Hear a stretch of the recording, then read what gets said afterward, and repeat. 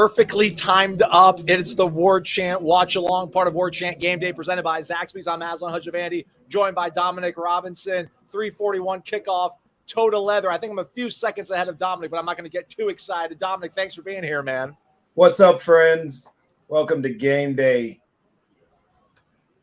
Fired up. All Garnets. Thoughts on the All Garnets real quick, D-Rob? Oh, I love it. Okay. Love the Garnet. Anytime we wore the Garnet pants, I was pretty fired up. I love wearing the Garnet pants. They do it all the time now, though, Dominic. It's lost Yeah, its novelty. no, we only wore them. I think I wore them twice, maybe 3 times in 4 years. So yeah, it's a little bit different now. But man, back then we wore them so rare that it was we'd be fired up when we got to wear those I remember what game for sure you wore them in, 2003 in the Swamp. Yes, sir. That was my favorite uniform combination when we would go white, garnet. I don't love the garnet on garnet as much as I love the white on garnet. I think just looks real good. What do you think about this opening play, Dominic? Very curious. I love it, man. Let's go. Right out the gate. Yeah, right out the gate. We know they're going to be explosive offensively. So let's go ahead and take a shot. Try to get one of our players, going. Try to get a guy going. Try to get him a big ball. Would have liked to seen some separation there, but I love the call. Yeah. On the injury front, it sounds like Jared Verse did dress out and participate in warm-up. Same with Amari Gaynor. We'll see how they look on defense. 2nd and 10 for the Noles now. Pistol formation for Jordan Travis and Florida State. And go right back to him. Let's go. Easy. Too easy. Oh, no stay off, Johnny. Too easy. Yeah, man, you just – I don't know. I don't want to say force it, but I still – how do you have him and that he's not involved in your game plan just excessively? I love it. I think if you look back at last week's game, I think Coach probably regretted not getting him involved as much as he probably should have been. It was a great gash on the run. We love those. Love those early, man. Good, clean, easy reads. Good, clean holes to run through, man. Good start from the Noles crossing midfield. Yeah, just looking back at last week's game, I feel like Coach definitely felt like he had such a hot hand coming off the Louisville game. I think he wanted to make an effort right here to get Johnny the ball right away. Try to get him going.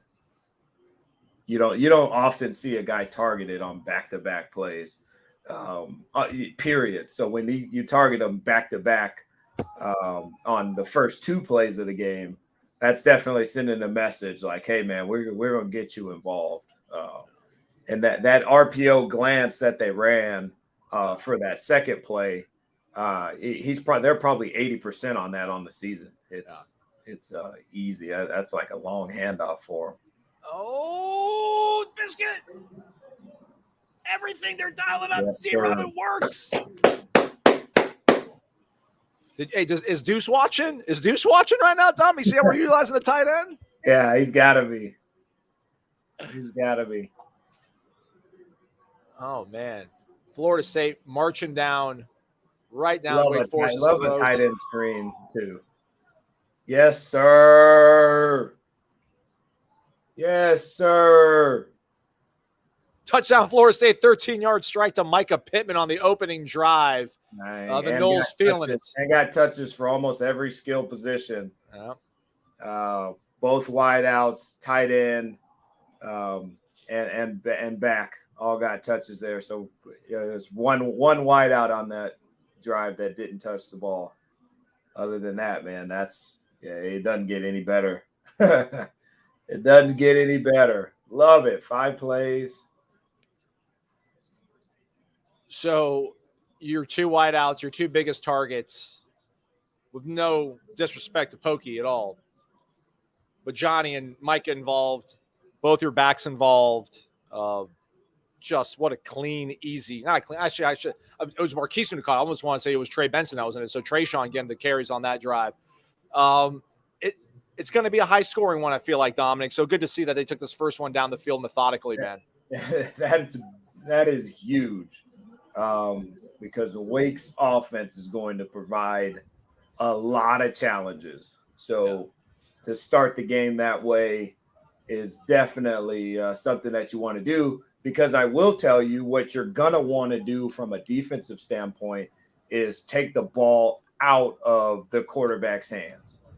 And it's hard to do that when, if you're playing from behind type of thing. They're in control. They can call what they want. They can call run or pass. You want to make them one-dimensional, which sort of renders the long mesh and sort of their RPO stuff. It renders it less powerful if an RPO becomes a PPO, meaning you got to pass. When you take the run portion away from it by getting ahead, and we're not there yet. There's still plenty of time to run the ball. So don't. I'm not trying to get ahead of myself, but just understanding that teams like this, the advantage that they gain is keeping the ball and being able to play patiently, handing it off, giving the ball. They just want to stay out of negative plays. And so it's harder to stay out of negative plays when you're having to push the ball downfield. It's harder to stay out of negative plays when the clock is running and you're going, hey, we're behind. You're going to try to force some things. The quarterback is this offense is very quarterback centric.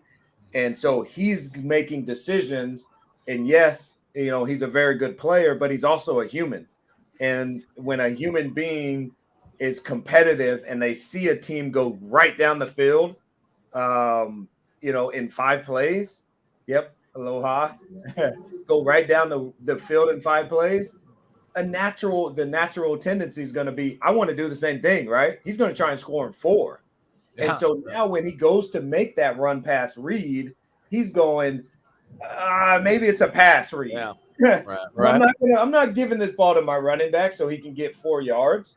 I want to give it to my wideout so they can get 15 like Johnny just did, or 25 like Micah just did. So you want to put them in those positions. That start was very important. It was very important that we got out. I don't know who won the toss. It would be really cool to find out if we won the toss and took the ball, because that's not real typical. But when you're playing a team like Wake Forest, who has an offense that's a really ball control type offense, that's exactly what you want to do. You want to get the ball and you want to score and you want to force them in a position where they got to push it downfield. Wake won the toss. They chose to defer, Dominic. So okay. Yeah, found that that's out. What I figured. That's what I figured. But that would have been a really cool thing to do from a coaching standpoint. Is like, you know what? We're going to put you in a position. We're at home. We've got the advantage, with the fans. And now we got ourselves our hands full with this guy, man. This is going to be a great challenge for our defense. This is definitely, if not the best player we're going to see this season.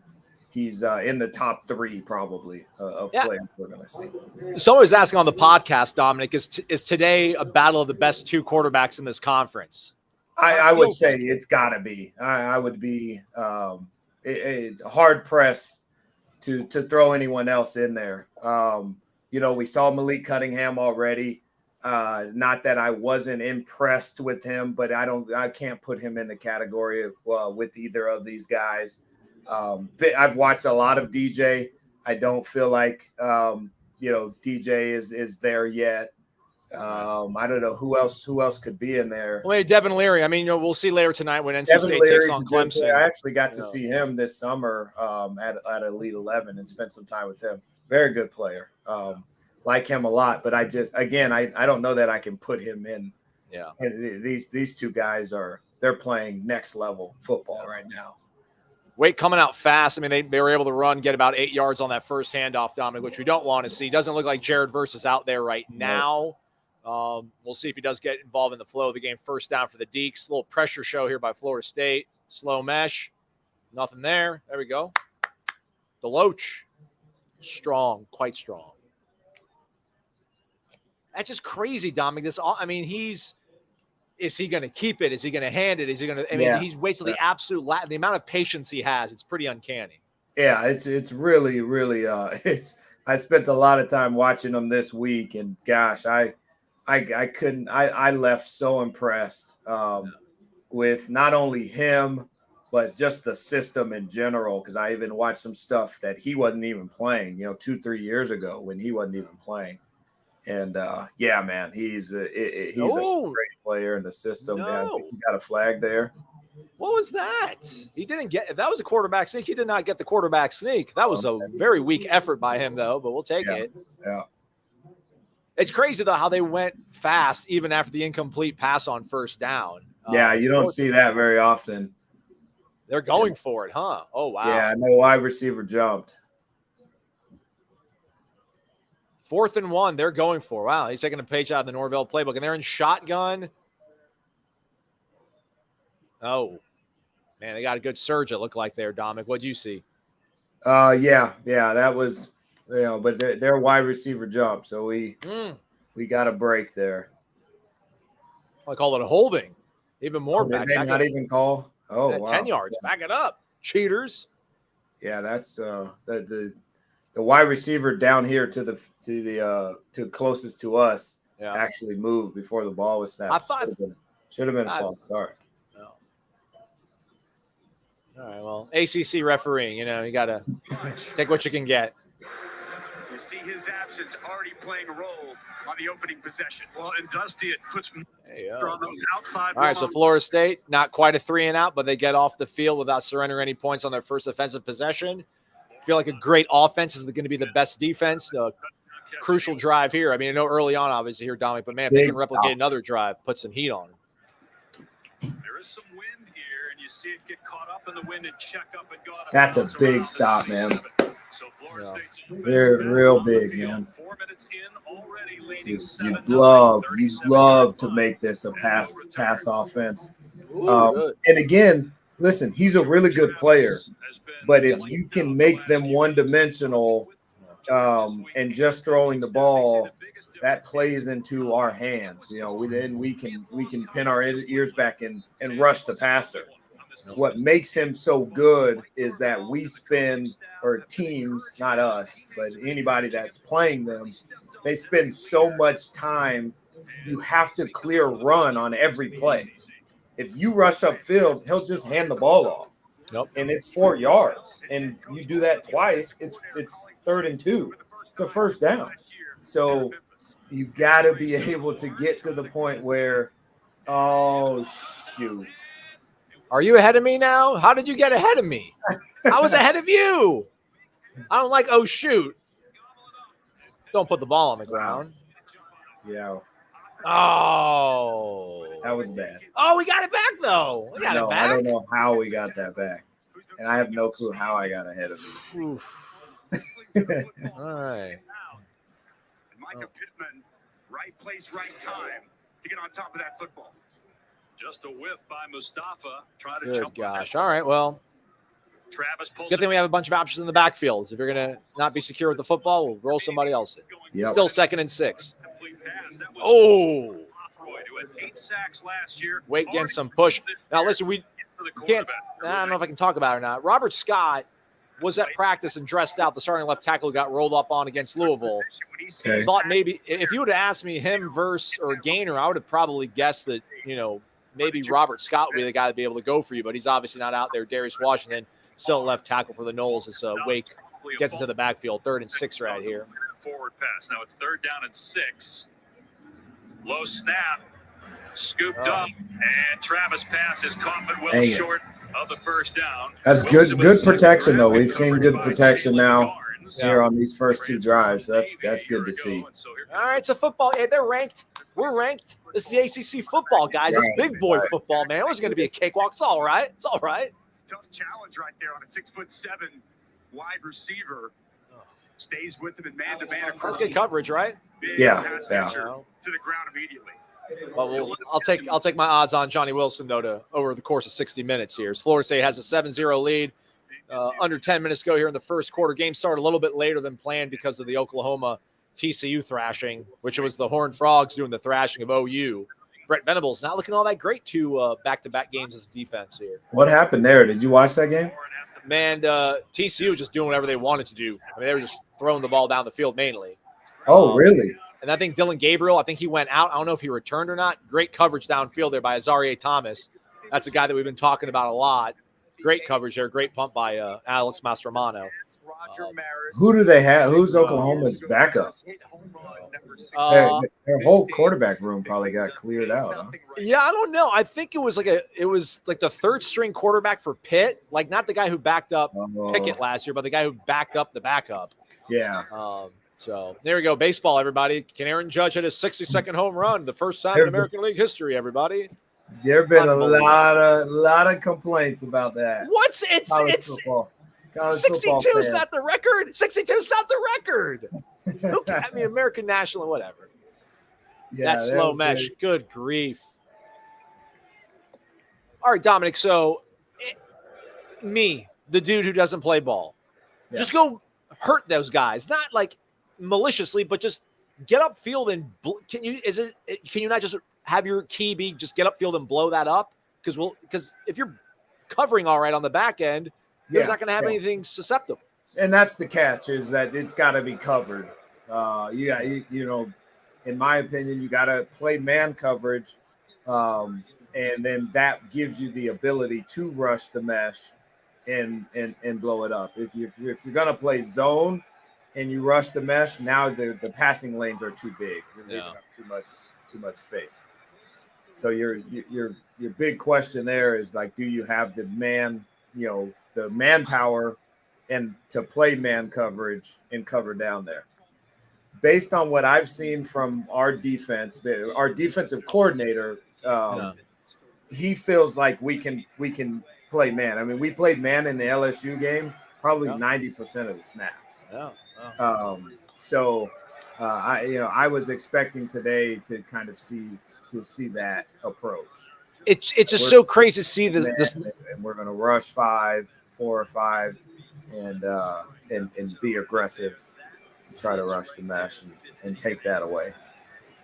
It's just crazy to me that they run at such a high tempo, yet during the actual play, they're just so nonchalant and slow. Right. I listened to their coach talk, and that's essentially what he said he wants to do. Is he wants to play at multiple tempos. He wants to play hyper fast, but then also slower than everybody else. So that way they're sort of on both ends of the spectrum in terms of when you're preparing for them. You can't just harp on all week, hey, they're gonna go fast, and just practice that way. But you also can't go, hey, they're gonna play slow and prepare that way. You really have to be very versatile in your preparation, which makes it tough. It's tough on defensive coordinators and staff and all of that to prepare your guys that way, because it's so radical. Well, there's a good play right there. Florida State keeping them behind the chains. Akeem Dent. We'll call it a pass breakup. We'll be generous to the DBs. They don't get a lot of help these days. Probably a drop though. 2nd and 10. Wake on the Florida State 32-yard line. There's that slow mesh, and he hands it off. And there you go, DJ Lundy. And here's the deal, man: is you got to be able to stop the run with 4 guys, with your front 4. As soon as you add a player to stop the run, then he'll just pull it and pass. Yeah. So you have to be proficient in stopping the run. Look at this crazy formation with 3 guys in a straight line almost up top on the field side of things, or the boundary side rather.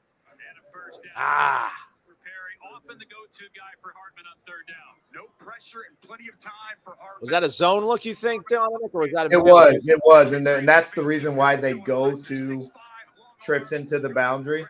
Is it really forces you?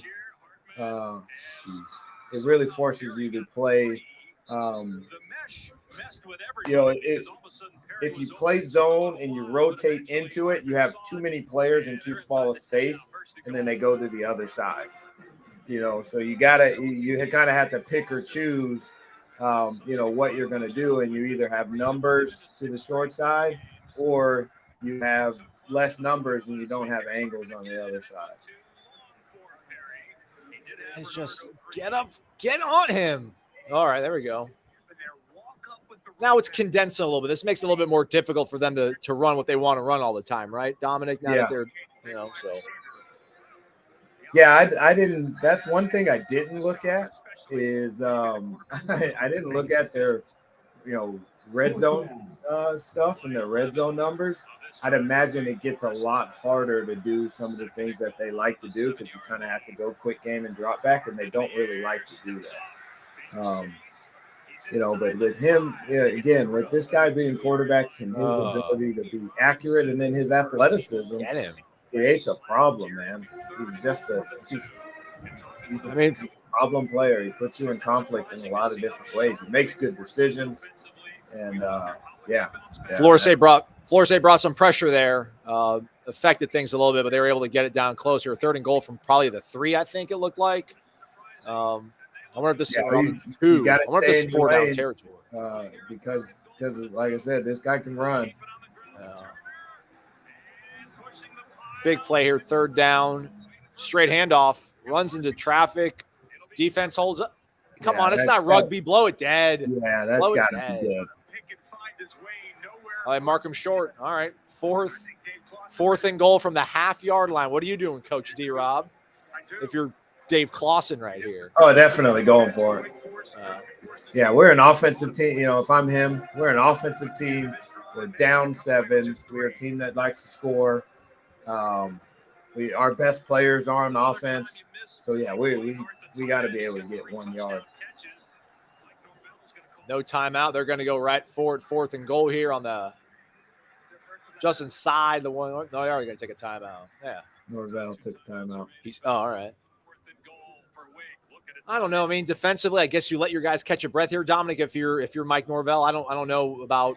I feel like that gives Wake Forest time to compose themselves. Or what do you think about taking a timeout in this position? Yeah, what happened? What happened there was because of the pace that they play. We were in a personnel that he didn't like down there. They probably had more of a speed personnel, and he probably wanted to go heavier up front. You probably take out a secondary guy or a linebacker and put another defensive lineman in, so we can get some push. Down that last play, you saw there was a lot of push there up the middle. They were able to push the pile even after the ball was stopped. So he probably saw that and thought, all right, if we get into another situation, we're not going to let them push us around. We're going to put some beef in there. We're going to put some weight in there and protect for that. So that's most likely what happened there. Warchant GameDay presented by Zaxby's, which is spearheaded here in the Tallahassee area by a 17-year Golden Chief booster. Check them out because pregame, postgame, or no game at all, anytime is right for a Zaxby's platters, just as long as you're hungry. Feed your team with your choice of traditional or buffalo fingers or boneless or traditional wings. If you're having trouble deciding, get the best of both worlds with a sampler platter. And don't forget the world-famous sauce. Satisfy your chicken craving with Zaxby's platters. Order online or in the app.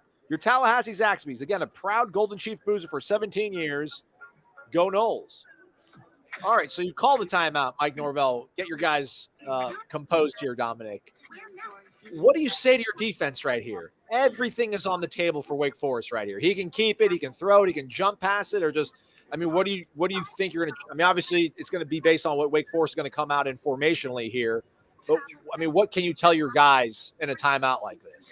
Yeah, I think a big part of it is personnel-wise, you're really trying to gauge, hey, what personnel is Wake Forest going to come out in? If they're going to spread us out and I got my big personnel in, I'm making sure our guys know, hey, if they do spread us out here, we got to do this, this, and this. Like, this is the adjustment that you're going to make. You're going to be on this side. You're going to play this leverage, and, we're going to try and hold up that way. And so that's all you're kind of going through the scenarios, the different sort of cases. You're reminding them of what we saw throughout the course of the week. Hey, we know they like to do this. This is their run. This is their top pass. This is their top run. And so you're just kind of reminding them, hey, this is what they like to do. Alert for this, especially since this is the first goal line possession. You don't know what you're gonna, you don't know what you're likely to see, so you're basing it off of your last 4 weeks film. And so they're trying to decide, personnel wise, okay, what do we do if we go heavy? This is what happens if they go light. If we are going to play light and they go heavy, this is how we're going to handle it. And then reminding them of this is what they want to do. These are their top things that they're doing. So it looks like we're playing heavy here. All right. So that's something we should be prepared for.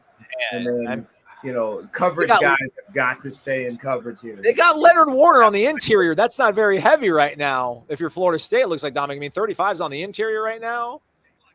False start they were calling for. They stuffed them. Man. I don't know. Oh, come on. Yeah. Ruling on the field is a touchdown. I mean, I think all scoring plays in the ACC will be reviewed, but I mean, if it's called a touchdown, it might be hard to overturn that one, but it seemed like they had a stop on that. At least they got some good surge.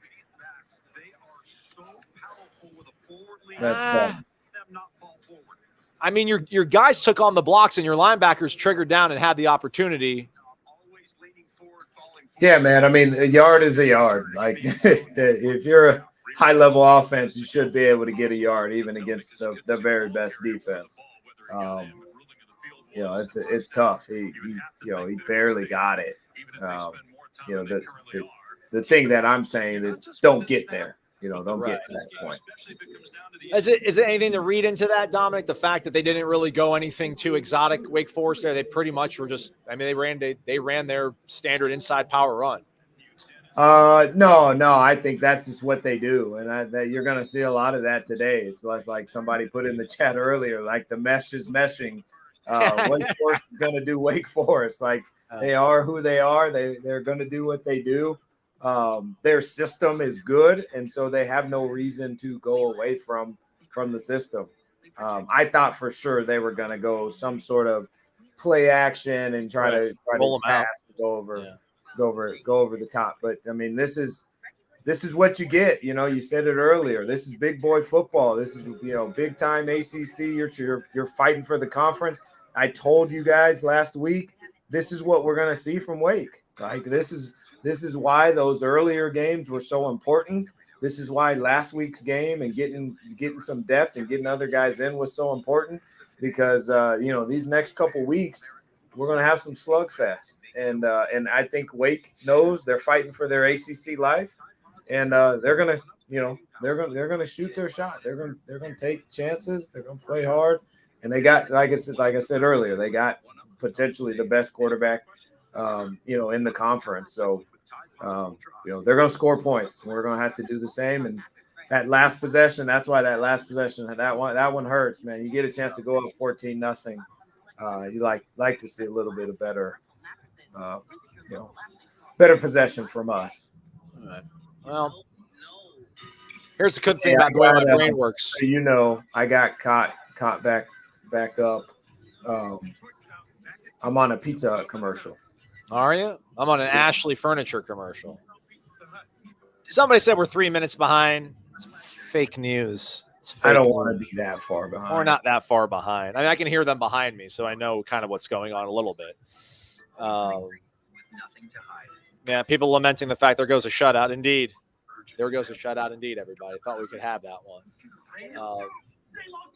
7-7 Tigers joining us here on the Warchant GameDay watch along with myself and Dominic Robinson. Second half will be Tom Lang and Dominic Robinson. They'll take it to the post-game show with Gene and Tom. We'll have full coverage of the game over at warchant.com, which is no longer a buck, everybody. We told you it was a buck and it was going to end. And a lot of you were like, I don't care. I'm not going to subscribe. I don't get it. Just don't get it. But for those who did, the over 12,000 of you that subscribed, that's awesome. We appreciate it. We love it. But all the coverage will be over at the website, YouTube videos, post-game press conferences, and the Warchant wrap, all to come over on the site.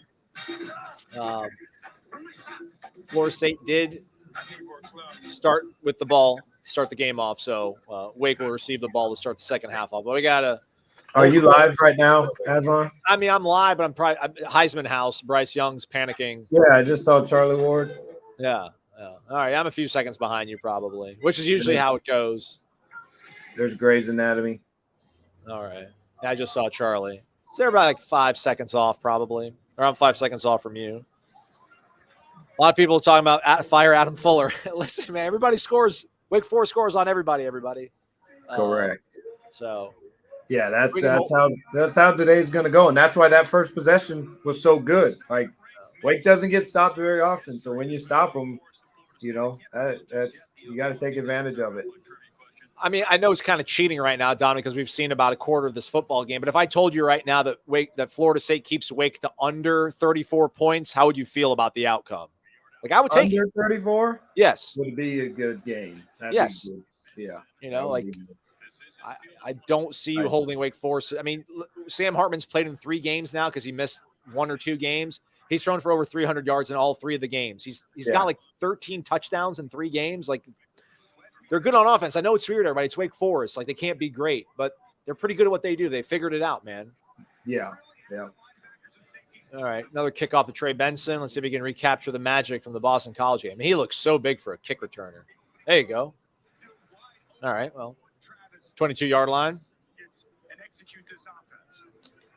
Talking about the offense about Wake, and they do so many things, put so much stress on you. And I keep mentioning this all the time. We do these shows, Dominic, but I mean, it's almost, wouldn't you rather be Florida State's defense defending Sam Hartman than Wake Forest defending Jordan Travis right now with the way Jordan's been able to find everybody, so many different formations, so many different players? Yeah, the difference is, oh, shoot. Jordan Travis. All right, complete to Johnny Wilson. I heard that on the PA. First down. Jordan Travis or Florida State's offense is a lot easier to prepare for than a Wake Forest offense. Now the person, yes, I would certainly rather Jordan Travis his level of compete is off the charts.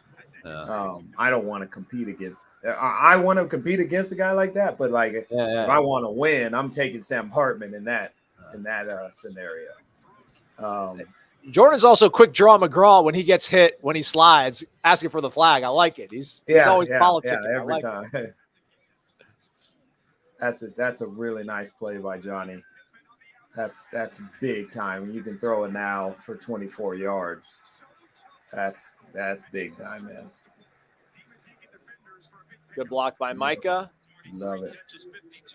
There you go. It takes 3 dudes to take that guy down. Just feed 14. Feed 14. But yeah, the difference is though, like I said, Florida State lines up in they don't do a whole lot formationally and schematically. So from a coordinator standpoint, preparing for the offenses would be a lot different. Comparing for Wake's offense is they're a lot more multiple in what they do than what Florida State does. Took a little bit of a hit there on that incomplete pass. 2nd and 10 for Florida State. Feel like it's a running situation here for Florida State, probably. Yeah. Cam McDonald out there. Who do we got in the slot? Is that Kentron? Looks like we got Kentron Portier in the slot. Hand off to Toafili. Good tackle by Wake. All right. 3rd and 9-ish, but still. I don't know. Maybe you attack this as 4-down territory and you can just settle for 6 yards and see how you feel after this play. I don't know. What do you think is in Mike Norvell's head right now, Dominic? Yeah, I think I think he's, you go ahead and try and get this one here. You're near midfield. You're not really worried about taking a sack or anything like that. So go ahead and call it back. I've never seen a tight end line up ahead of the tackle. That was crazy on Cam McDonald ahead of Darius Washington. That pass goes incomplete over the head of Malik McLean. So after that good gain to Johnny Wilson, punt unit comes back out for Florida State. What do you see on this one as they draw it up for us? Yeah, I see they got the Wake Forest coach complaining about how deep the tackle was set, like you were just saying. Yeah. That technically that's illegal. His head has to be within the framework of the guy next to him, the guard's body. I think he was probably set too deep, and there probably should have been a penalty called there. There you go. Need a big stop right here, man. You don't want to absolutely let this team get ahead on the road.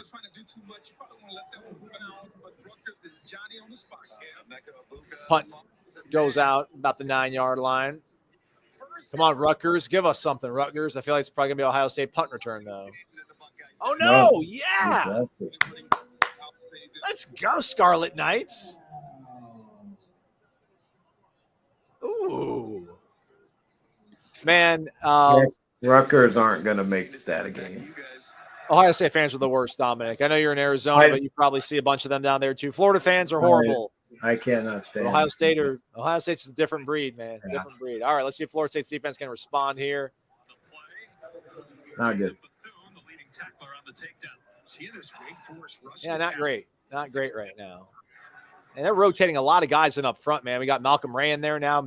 You know, Robert Cooper's back out there. We've seen Josh Farmer getting a lot of burn, Jarrett Jackson getting a lot of burn, McClendon's so there it is. There's your rush in the mesh right there. They take 38 from the safety position. He's the 7th guy, so he's this 7th, run support defender. And instead of having him play back and kind of stay passive, the guy just went ahead and rushed the mesh and didn't worry about whether he was in between run and pass. That was nice play. All right, 3rd and 3, pretty compact formation there. That was too easy. Looks like he found a soft spot in the zone there, or did he just beat his man? It's probably man. A.T. Perry, I think he's a Florida kid. Just one of those dudes that Wake Forest finds, gives time to develop, and then turns out to be a good football player. 1st and 10 now. Hartman with all sorts of time. That's probably... Yeah, it appears we're playing cover 1 man, which means you are going to have a linebacker in coverage, and that's that can be a tough ask especially for a guy like DJ Lundy. We like DJ Lundy's ability to tackle, play in the box, but in space, maybe not the best. I thought you can face guard in college. But hey, there's 3 flags, so what do I know?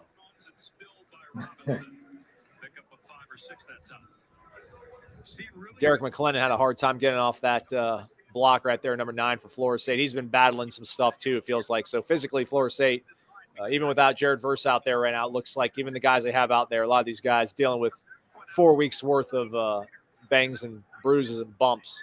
Yeah. Yeah, and that's something that I definitely spoke of earlier, that's probably my biggest concern with this group. And my biggest reason for pause with all the success that we're having and everything is,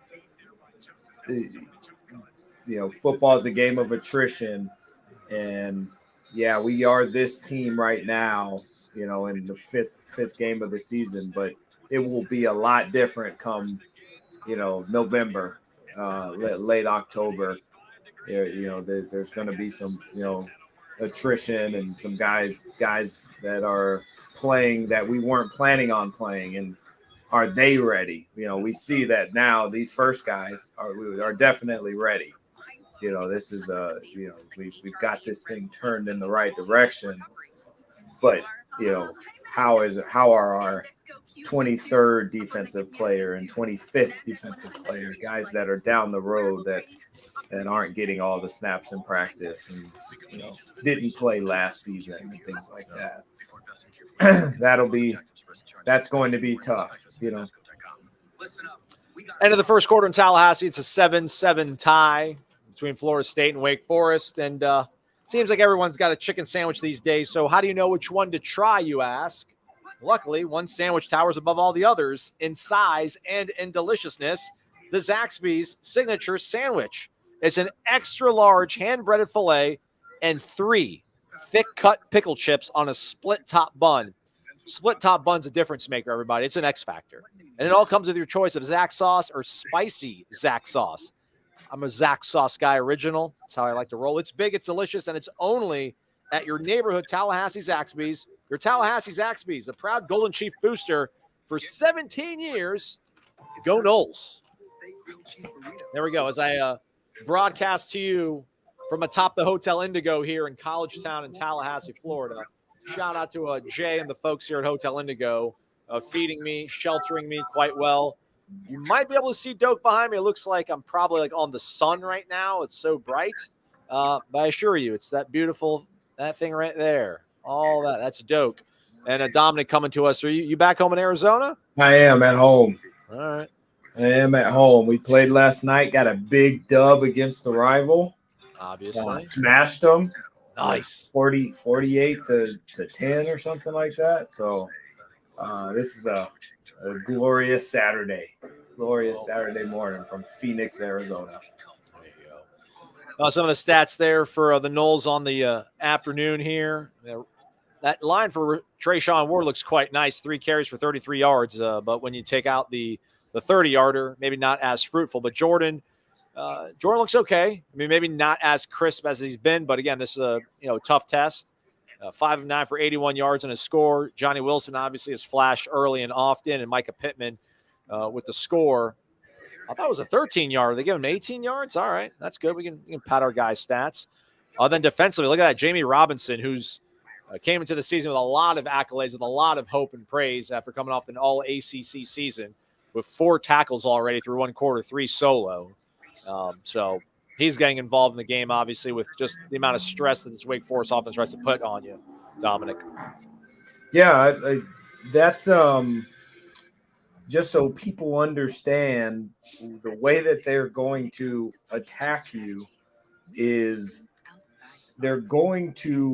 you have to decide what you want to give up because they're going to force you. Their structure of their offense is to force you to make a decision.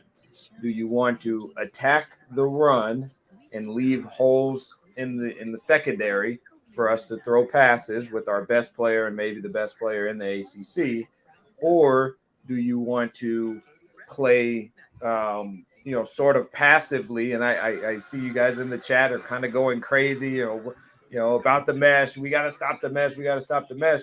Understand the second that you commit an extra defender to do that, you leave holes open, in the secondary for pass plays. So you have to just be patient and force them to be extra patient. It's just what you have to do because it's either big play or you let them go, 4 play drive, death by 1,000 cuts. Yeah. Correct. So you kind of got to choose one. And I will tell you right now, you don't want the ball in Sam Hartman's hands. Let him hand it off. Let him hand it off. The thing that you guys should understand at home is that when he does hand it off, he's handing it off because the numbers dictate so. Oh. And so that makes it very tough because we have the numbers are saying we have 6 guys that are dedicated to the run. And here's my point exactly. They brought a lot of pressure on that one too, pressure. And so he's just going to go ahead and take a shot. And we got lucky. That was man coverage. Going to be holes in the secondary. So you want to give them the run. Let them run the ball 50 times tonight. And if they beat you because they run the ball 50 times tonight, then that's going to be on your offense because you weren't able to score with them. But you do not want Sam Hartman to throw 4 touchdown passes of over 30 yards. Because you were playing so overly aggressive because you got tired of them getting 3 and 4 yards a rush. It's just the way it is. They're going to run the ball, and they're going to run the ball well because the numbers will dictate. You're going to have 6 people for the run, and they're going to have 6 people blocking you. So you have to beat those guys, and that's why not having Jared Verse today is Fabian Lovett. I was just going to say not having Fabian Lovett is a killer right now because he would be wrecking. Yeah. You got to have the guys. And that's because you have to win one-on-ones. And they're just saying, hey, we've got 6 to block your 6. And And I don't. so, here's an example. I don't want to sound like I'm. I don't want to. Dominic, I don't want to sound like I'm defending the defensive coordinator, but they blitz up. They do a run blitz up the middle, and he bounces out wide. I just, you want to blame the coaches. Some guys got to make plays. Yeah. You have to win your one-on-one battles, and it's again and this is going back to the depth thing that we touched on earlier. When you're not at full strength, winning one-on-one battles becomes a larger task than it seems. When you're saying it in week one, and everybody's healthy. Hey, Clinton. Yes, it's okay. Please. It's everybody. Okay, it's okay, everybody guys. Needs to relax. Like, we act like we've been beating everybody by 40 points all year long. There's been some close ones, guys. There's a lot of football left. It's going to be all right. Everybody relax. Yeah. We're okay. Somebody did ask earlier, Dominic, does a lower scoring game favor one team over the other? Do you think it does? I don't know. I wouldn't say that. I would say if it is a lower scoring game, I would say if you said, hey, it was a low scoring game, I would go, oh, wow, FSU must have played well.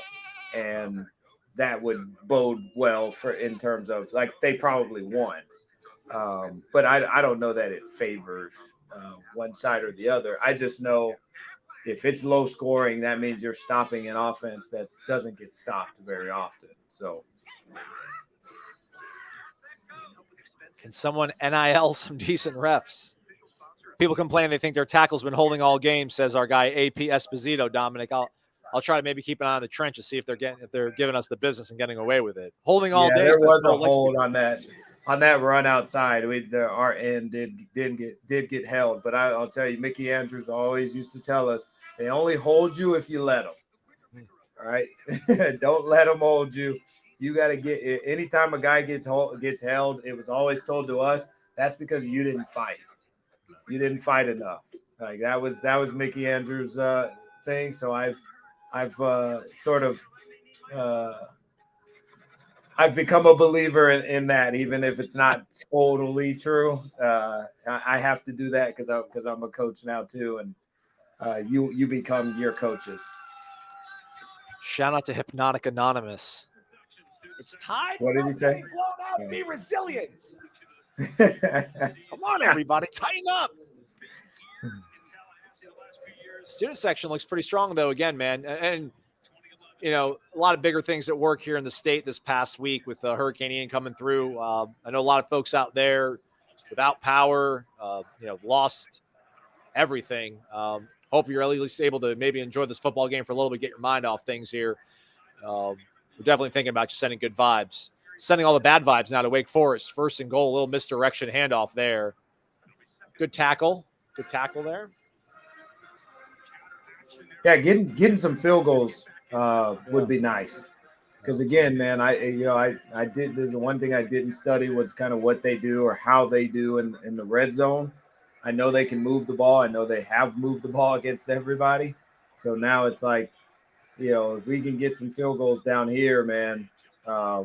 I think that goes back to your question earlier about the low scoring game. Low scoring. I think if we could force some field goals because we know they're gonna eat up yards. Jamie Robinson's name I hear being called here on the telecast. Good play there by the Noles. 3rd and goal. I mean, you say holding the field goals, but I wonder if they're going to bring a butter knife to this shootout. Although maybe the scoreboard doesn't reflect it, but 2 high octane offenses. I wonder how much of this is 4-down territory. 3rd down. Man, they don't like to spread things out a lot, huh? They do a lot of this cluster bunch stuff. Dang it. Why did you say dang it? Oh, yeah. Oh, come on. All right. A.T. Perry. Decent football player. Wake Forest cashes in.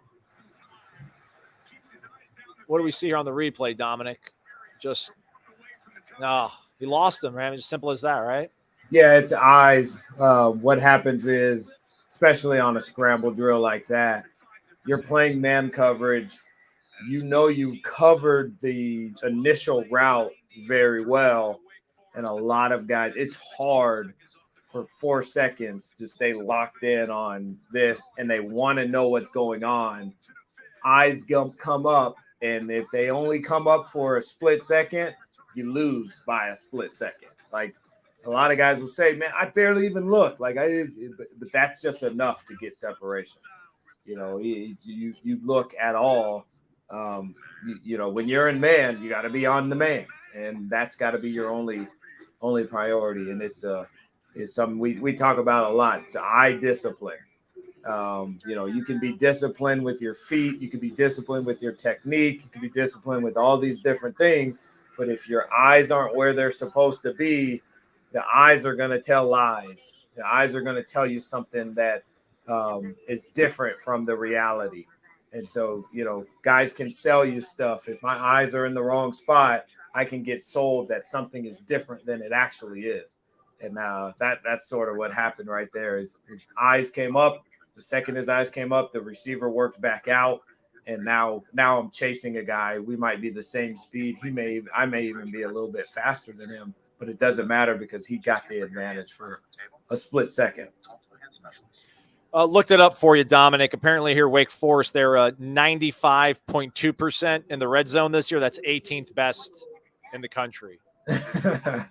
Yeah, that's a problem. Like I said, these guys are good. So we've been saying we're good. That's something that I said last week. So now we get a chance to see. Now we get a chance to show it. But we don't have to freak out because it's a 1-score game. You know, where everybody's freaking out because the game was tied. It's like got a lot of game left. I know it's like I'm sure like Mike Norvell felt such relief and joy and happiness after the LSU. Like I bet Mike Norvell felt so much joy and relief after the LSU game and like love. But it's like, yeah, man, there's probably people just that whole last drive, like, we got to fire this guy. It's over. Get rid of him. You know? Oh, yeah, for sure. Here we are. Well, all 22 look here. I mean, golly, there was 4 Noles down there for 3 dudes. But they had it covered. They had the numbers right. Yeah, they did. Everything's good. And again, this kind of goes back to what I was saying earlier about when you get a one-on-one, you got to win it, you know, and nobody's winning their one-on-one there in terms of the pass rush. You know, he wasn't even flushed out. He released out because there was nothing there, but there was no pressure to even force him to go out that way. You know, we got to do a better job rushing the passer. There's not going to be a lot of pure passing situations because that's what Wake does. They take that away by running RPOs on every down. But that was one. That was one where there was no run. Oh, don't catch that in bounds. Thank you. Get out of bounds. Oh man. So that's. I mean, I don't know why you don't let that bounce. Yeah, you cannot lose. What you do is you put your foot out of bounds and you touch the ball. It's out of bounds, and it's a penalty. So Sky Ninja says they're freaking out because the optics, the offense seems stopped, and the defense seems inept. They stop us quick and have long, easy drives. Opening drive was quite great by Florida State, obviously. Then a 3 and out. And I just saw a fumble pop up on my screen. I don't like that. Why does it say FUMB? Why does it say FUMB? They better not have fumbled it. So I see your point here. But again, it's early. They could fall behind 2 scores. This offense, we know what they can do and what they're made of. So,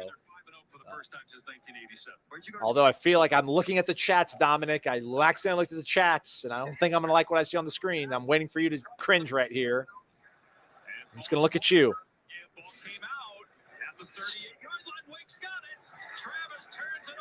That's can't do that. That was a pretty pedestrian shot on a guy. I mean, can't lose grip on the ball that easily, and definitely does not give your defense any favors after that drive to run back out there.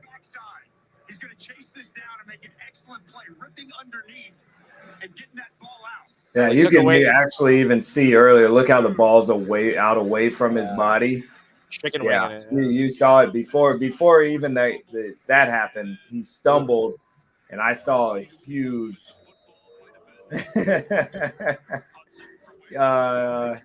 No, you can't freak out yet. Yeah. We're okay. We're okay. It's a long football game. We're early in the second quarter. Okay, so Maybe the defense will surprise us here. Rise up. Oh, safety blitz, 12 yards from down. Look at Jamie Robb.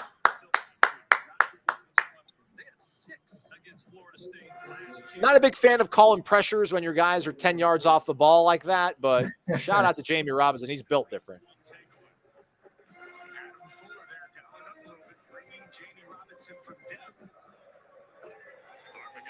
Second and 10, the Warchant blaring. Florida State fumbles the ball after Wake gets a go-ahead score here. Pass rush not doing a lot, swings it out. Yeah, and there's another one of the situations that I'm talking about. This is your pure drop back pass. They don't do this a lot. When they do, you have to take advantage of it. They do not major in that. That's not something they're good at. It's not something that they're prepared, necessarily for. You have to do better on that situation, because that's the reason why you send that run pressure there on first down, is to get them in 2nd and 10 so that you are in a must pass situation, so that you can pin your ears back and rush upfield. That it all sort of works together, and you want them in 2nd and 10. They don't like being in 2nd and 10. They're not in 2nd and 10 a lot. Well, 2nd and 8, not bad. Play there, 3. Another crazy blitz by Jamie. And that's what happened. Oh, play the hands. Play the hands. Good coverage there by Kevin Noles. Very good coverage by Kevin Noles. That's a great play right there. Playing the hands. Staying, no panic. All right, that's a tough position to be in for a defensive player. No panic. That's the one-on-one stuff you're talking about, right, Dominic, that they got to win. Got to win front and on the back. And we lose them. Blitz, heavy pressure. Oh, give me a break. I mean, you get mad at whoever you want. I don't know who you want to get mad at. That's just a good play, man. That's just a good football play. I mean, that's a great play. How do you defend that?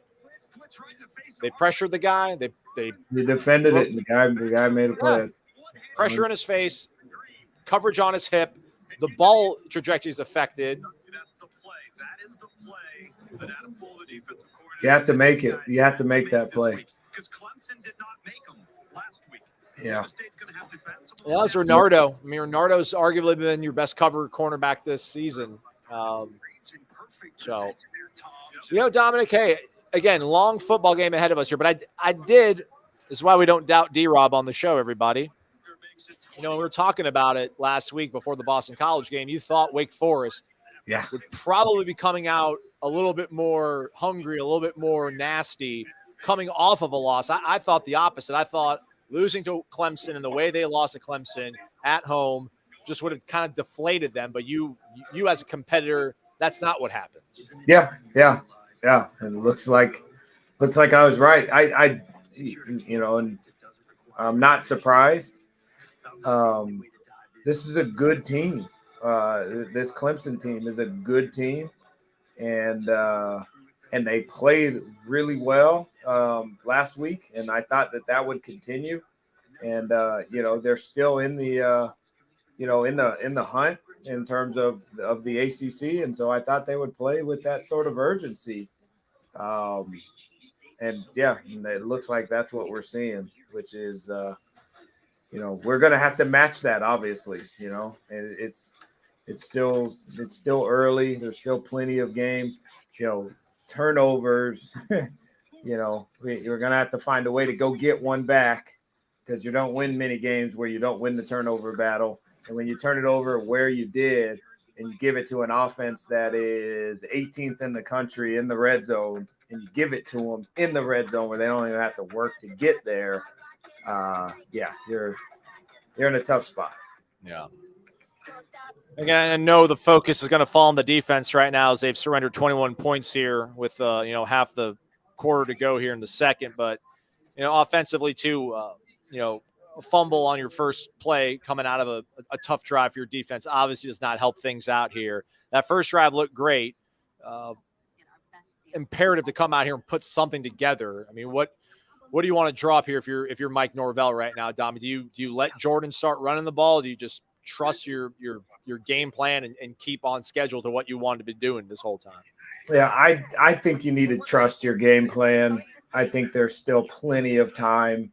You are worried. Honestly, yeah, I think you need to trust your game plan. And I would just, from following and watching him, I think he's going to try to establish the run here on this drive. I think he's going to kind of see what he's got with Benson and the guys, and to try to just settle us down to give the defense off the field. Remember, the defense was on a drive, gave up a touchdown, sat down for a minute. We fumbled, and now they're back on the field again. Now they just gave up another touchdown. So, I know a lot of people will want to go big here and want to score fast and all of that stuff, which is fine. But you got to think about where your defense is at, just mentally, psychologically. This is a great time to sort of settle them in, settle them down, make some adjustments if you need to. But honestly, just give them a break from the constant pressure that Wake Forest puts on you, and try to establish a little bit of run here if you have it. If you don't have it, you got to do what you got to do. But well, here's the thing. We can say we want Bama. It looks like Bryce Young exited the game with an injury, so if we get them in the first round of the playoff, we'll be all right, everybody. This helps. There we go. Yeah, we love the head coach yelling at the special teams coordinator. What are you doing? Oh, man.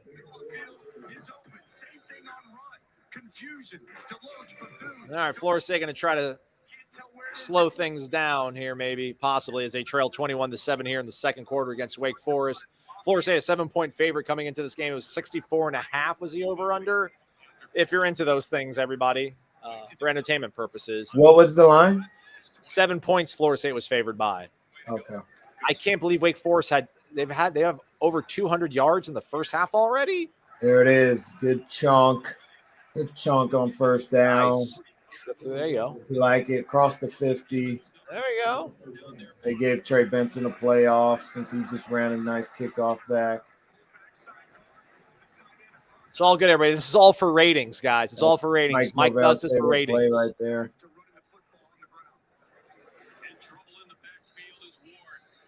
All right, keep running it. They've only got 6 guys down in the box, but you can't get whipped like that up front. Yeah, that's bad. That's bad. You see him just get up the field right now, north and south, create that penetration. I mean, And force the negative play. what's the concept there? I mean, they're running counter, and he got upfield before the down block could even get there. Just slow response. all right. Well, there's a good thing about Florida State now. In years past, you get behind the chains, there's a death sentence, but now they've got a quarterback that can function. A little bit wide. They just look out of sorts, man. Just Jordan's always seen things really good here the first few weeks. I don't know if you've seen what they thought they'd be getting, or guys aren't getting open here. Yeah. I don't see Wake doing anything different than what they do, so it's kind of surprising to see him like this.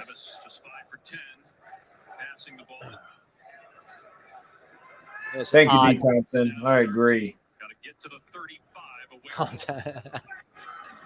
But we were thinking, we were dreaming big. And we're still dreaming big. It's early on. I mean, we want to set up for a better punt, So almost back to the original line of scrimmage. Off comes Jordan. Man, what is he at right now? May not be nearly as efficient as he's been in the past here. He's 6 of 11 now for 83 yards. It's a 55% completion percentage, and back the ball will go to Wake Forest. Maybe root it for a muff here. But Master Mon will pin him deep. Make it a field position game. Mike's telling him to calm down. See that, guys? Michael's even telling the quarterback to calm down. He's telling all of us to calm down. You know, I'm getting the feeling that this is that game where, and this happens every year.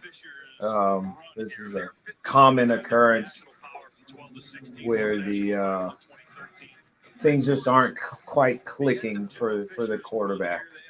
Yeah.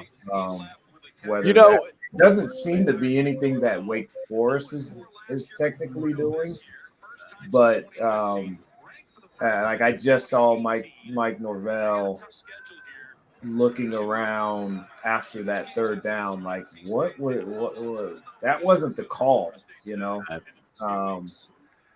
And then that's when he went over to Jordan Travis, like, hey, what were you doing? And then I think Jordan Travis had a sort of a harsh sort of response. And that was like, hey, man, calm down. Like, we're just communicating here. Like, I was just trying to figure out what you were seeing, what you're thinking. Because he probably was saying, why are we doing this, or whatever it was. They got true. That Sorry, Dom. They got was not meant to be a ball to the flat. There was some mix up there where either the call got in wrong. Jordan Travis interpreted what the call was different than it was meant to be. Something similar, something like that. A big third down. See if Florida State can get off the field here. They got 5 guys dropped up, and then everybody else is within 1 yard of that football. They bail out of it and make a tackle, guys. That's just bad understanding of leverage right there. They had 3 defenders. 2 of them went to the sideline side, not using the sideline. As you use the sideline as an extra tackler. And you had 2 guys outside the ball. Look at that. That is – it makes no sense that this stuff works. Yeah, they tried Jared Verse there. Just choose that in.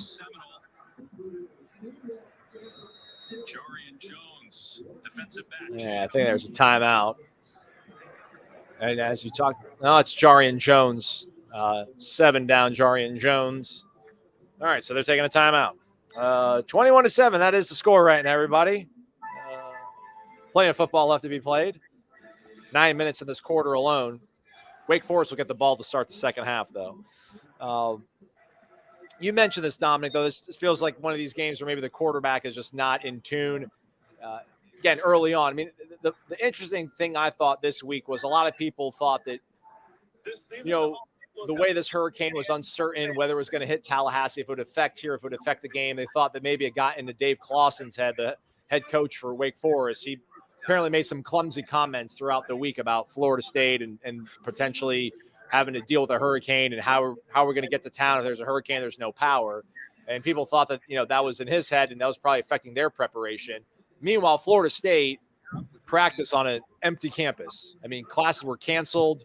The campus itself was closed on Thursday. So I almost feel like Florida State had more distractions than Wake Forest. And I don't know if that's dealing with anything that we're seeing on the field right now here, but there was a couple flat moments that felt like in practice that we didn't really see in previous weeks. But Mike Norvell seemed to like the way his team was practicing, judging by his comments after game. So I don't know if that's something that's in effect here right now, if it's more of a mental thing when it comes to the execution, or if it's Wake Forest really giving them problems, or if it's more self-inflicted stuff right now, Yeah, I think you nailed it. And again, I don't want to discredit or I want to make sure we understand also, like, you're playing a good football team. This is not to be unexpected. Like, this is what you should come into the game expecting.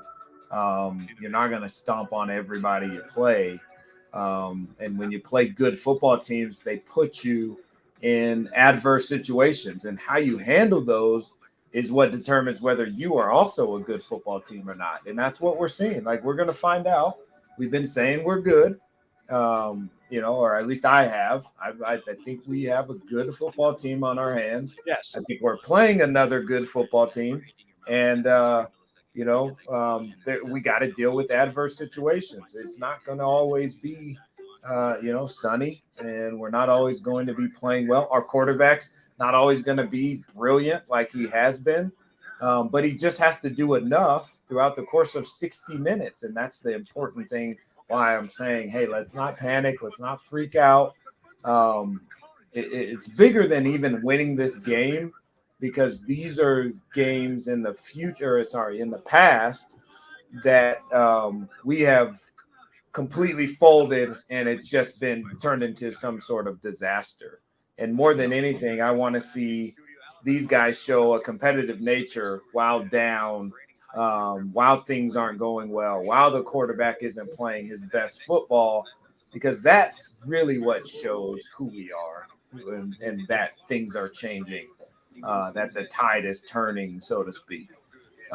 Is like, okay, who are we now? If you can only be, if we're only amazing and we're back, if we're only back when we're playing, whoever it was, and we're up, then are you really back? Like, this is when you show, I think, when you're playing a tough opponent at home, and things aren't going the way that you're planned. And like I said, quarterback, your best player, isn't having his best game. You got to be able to win. That's what good teams, like really good teams, they win when they don't play their best game. Yeah. Well, I think that's why we felt so confident coming out of the Louisville game, right? Is that you didn't have your quarterback in that game, and Jared Verse goes down in that game, but you still rose up and you played really well. So I agree. Man, they're bringing a lot of pressure, and that's good. I mean, again, it sounds like I'm an Adam Fuller apologist, but they are mixing up playing coverage. I mean, they're mixing and bringing in pressure. He's dialing up what he can. He just doesn't have a full deck right now, it seems like. But I do, man. I'm actually seeing some really good things that they're doing schematically. But I'm just seeing guys losing one-on-ones. I mean, that third down there, that wasn't even a one-on-one. That was a 1-on-3 or a 3-on-1, depending on whose side you're on. Yeah. And the 1-1 and the 3 lost, it just, I'm seeing a lot of, individual battles being either lost or coming out as a draw. I'm not seeing a lot of individual battles being won by the guys in Garnet. Well, that's 4. That's going to bring up 4th down. That's a sneaky big stop right there on 3rd and 1 for Florida State's defense. Yeah, I wish I could be excited, but I feel like they're getting this 4th down. Well, can't get them all the time. They got to, this is, they're playing the heck out of Leonard Warner right now. And Leonard Warner is not nearly big enough to play on the interior, and he's not fast enough to play on the edge, but they're squeezing everything they can out of him. This is Daniel Lyons is on the interior on 4th and 1. I mean, that's not a strong personnel grouping. I mean, I'll criticize that. That's a very dubious personnel grouping for that situation. That was way too easy. I could have tiptoed through that.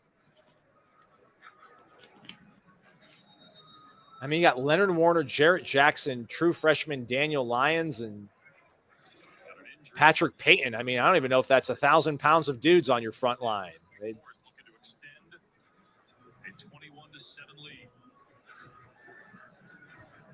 The timeout on the field, though. 6:15 left, 21-7 Wake Forest up on Florida State here.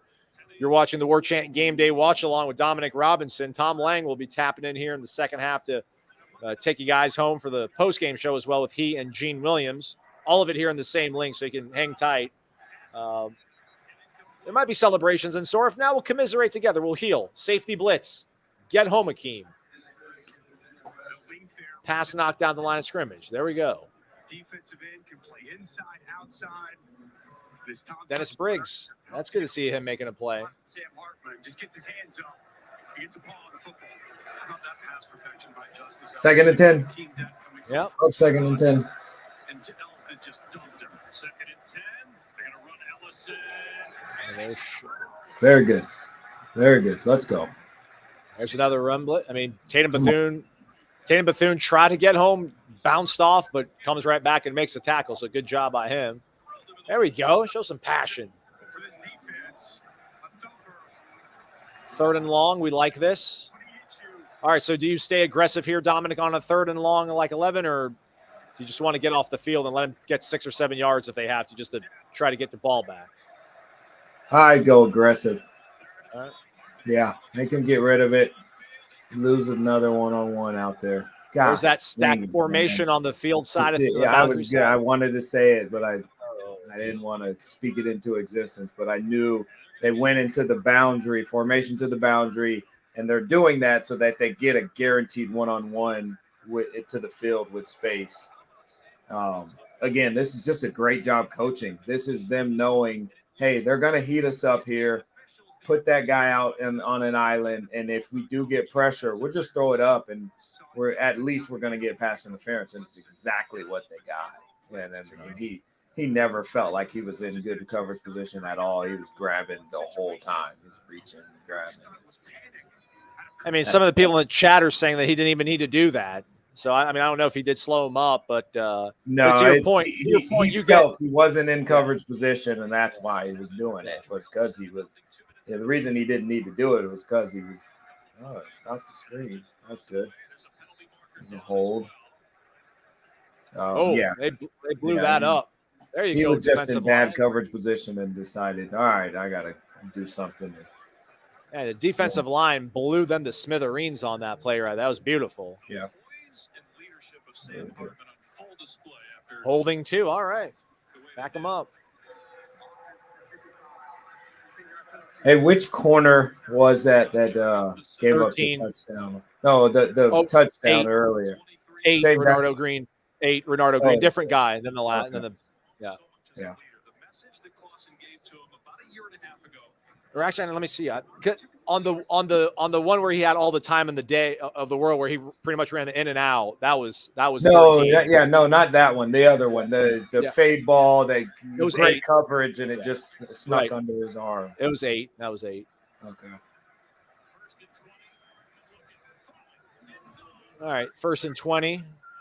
Let's keep this leverage up here. So, Deloach was on the line, and he drops back into coverage, and Azareye'h Thomas back there. All right, so they'll put young guys back there if you're not making plays. I just heard a roar, a soft roar. So curious to see what happens here on this next play. All the time in the day for him there. Oh, man, he almost caught that, huh?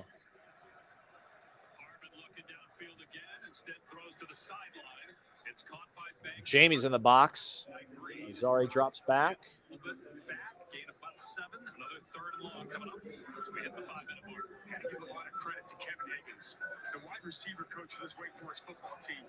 Man, sure would be nice to hold them to no points here and then get something before the half. Yeah. 3rd and 13. Again, these are positions that Wake does not get in very often. Right. These are must pass drop back situations. We get to actually rush the passer. We're not worried about run, and get a sack by Verse. Those are the things that's how you get back into this game. That's how you win this game. Is you have to stop the run on 1st down. Wake just doesn't. They don't get in this position very often. That's what makes this offense so potent. Is they're just not in 3rd and long ever. They're never in 3rd and long. So when you get one, you got to take advantage of it. And there's what I was saying earlier. There's your one-on-one. Worked, yes. You win your one-on-one, and you're okay against them. They're going to force you to win your one-on-ones, and then miss the field goal. Let's go. We gotta capitalize on this, man. That's wide right. There we go. I can't express enough how important it is that your guys win their one-on-ones, and we haven't done that yet so far tonight. And Verse right there, that's what makes him such a good player.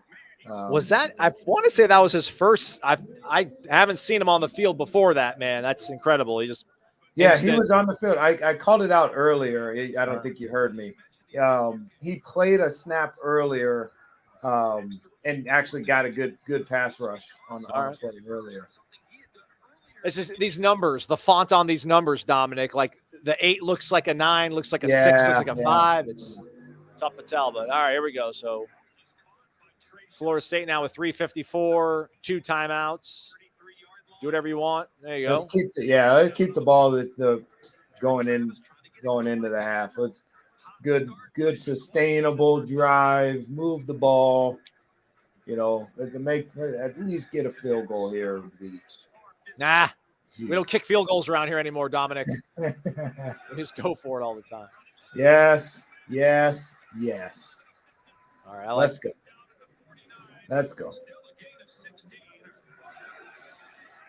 And Trayshawn, just hand him the ball and he gets 8 yards, it feels like every time, if not more. Good blocking by the offensive line there. Good vision. Let's go. Noles marching. Got 6 yards. He got 6 yards per carry, 7 yards per carry? 9 yards, 9.3 yards. 9 yards per carry? Goodness. I guess he had the 30. Yeah, the 30-yarder kind of skews it a little bit, but whatever. It happened. Johnny out there, looks like. Are they going to – safety looks like he's shading maybe over towards Johnny. He's just off. Gosh. I just don't feel good where Jordan Travis is. This is where we just got to get that. I will tell you, man, this is a very precarious position to be in as an offensive coordinator.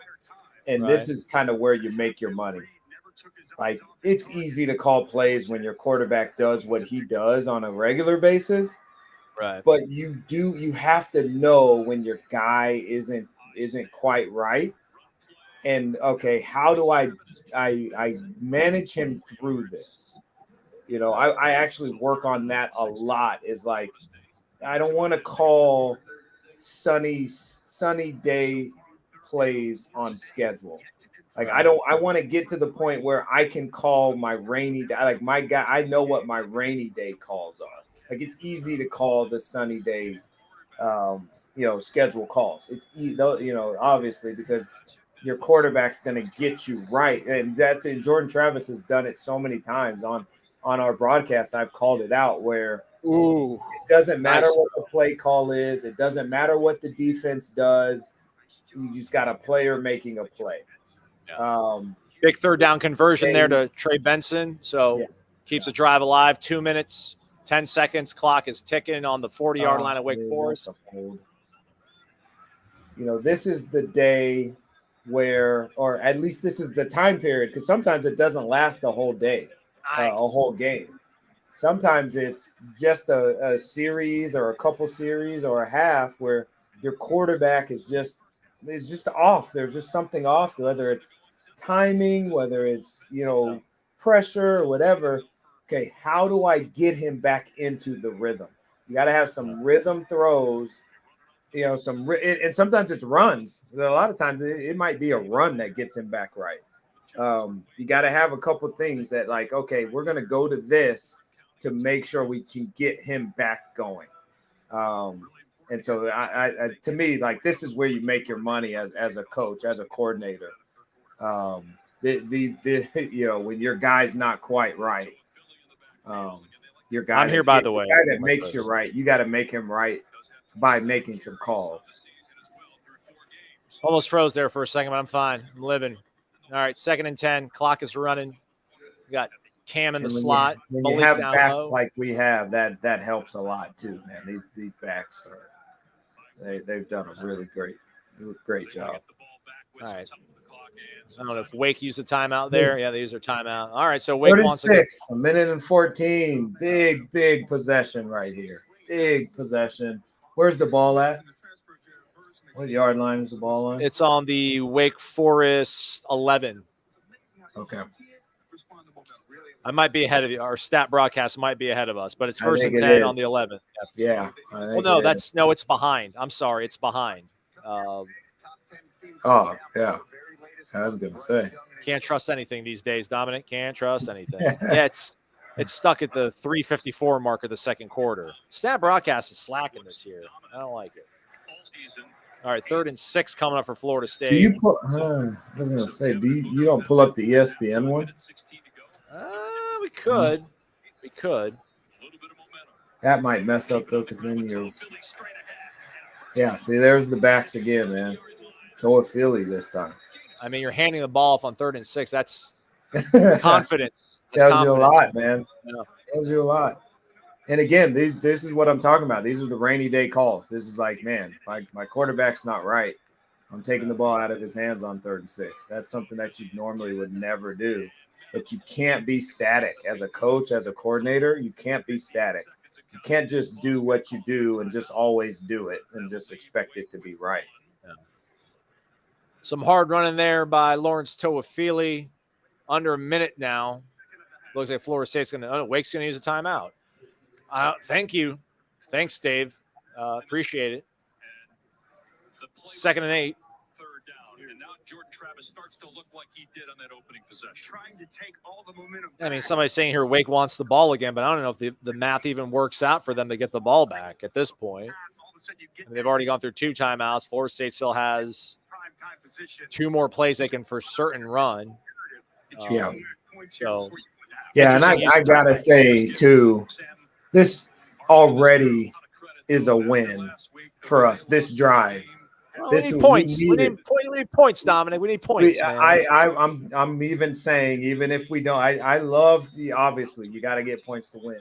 But I'm telling you, we needed something. Look back at the drive charts that you've been showing us the last couple of drives. We had a fumble. We had a 3 and out. I think we had 2 3 and outs and a fumble or something like that, right? Hasn't been great. That's for sure. That's. So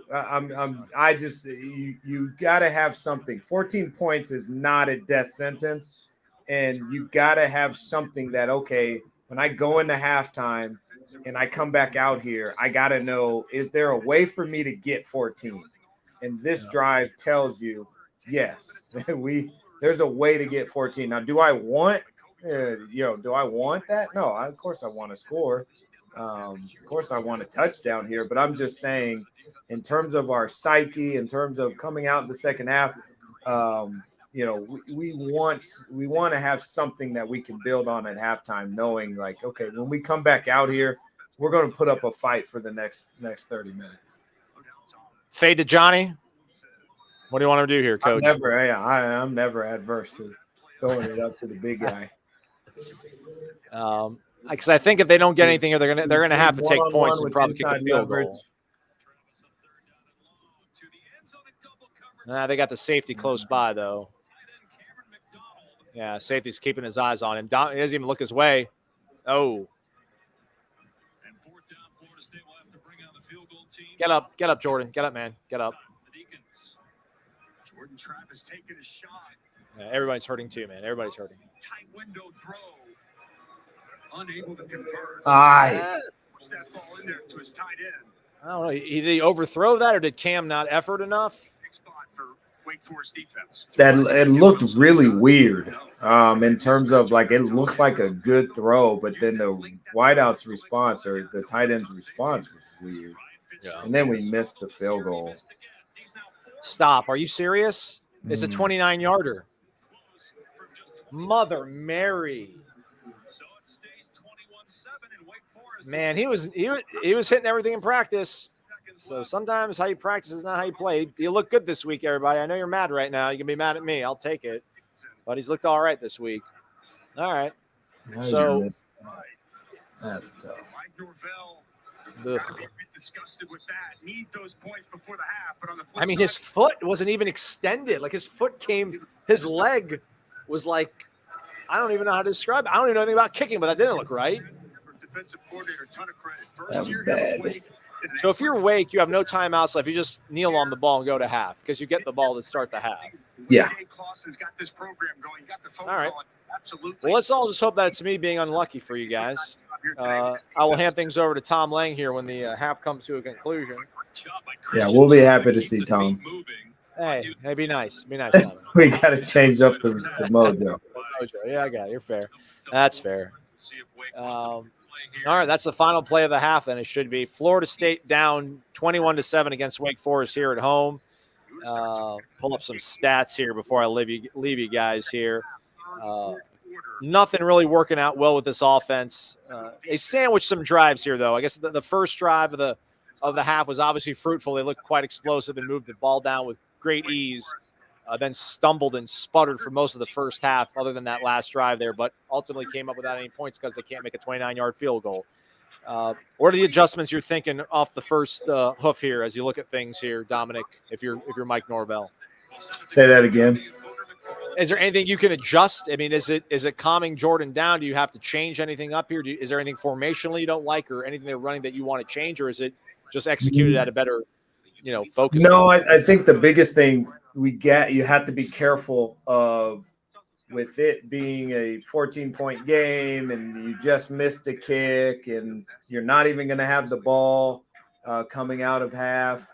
You really have seen the ability to run the ball at a high clip there during that drive and previous drive, the first drive, the two drives that were sandwiched.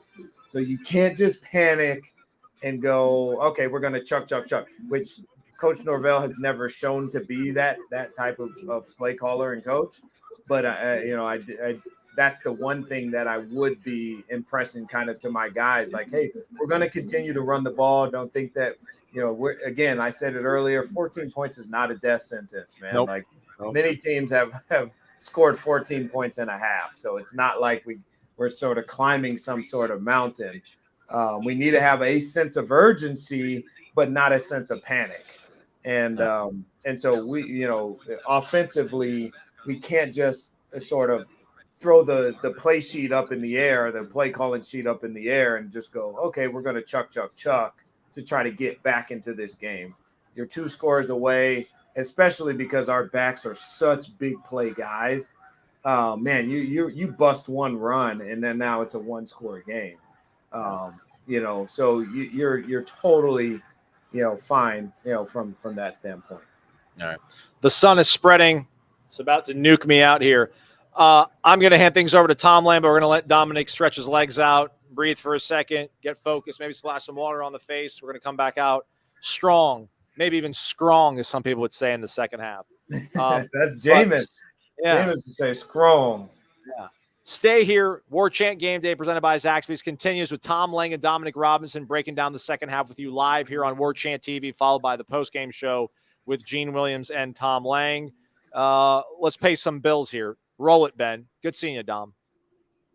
Something big, something huge is taking over the world of chicken sandwiches.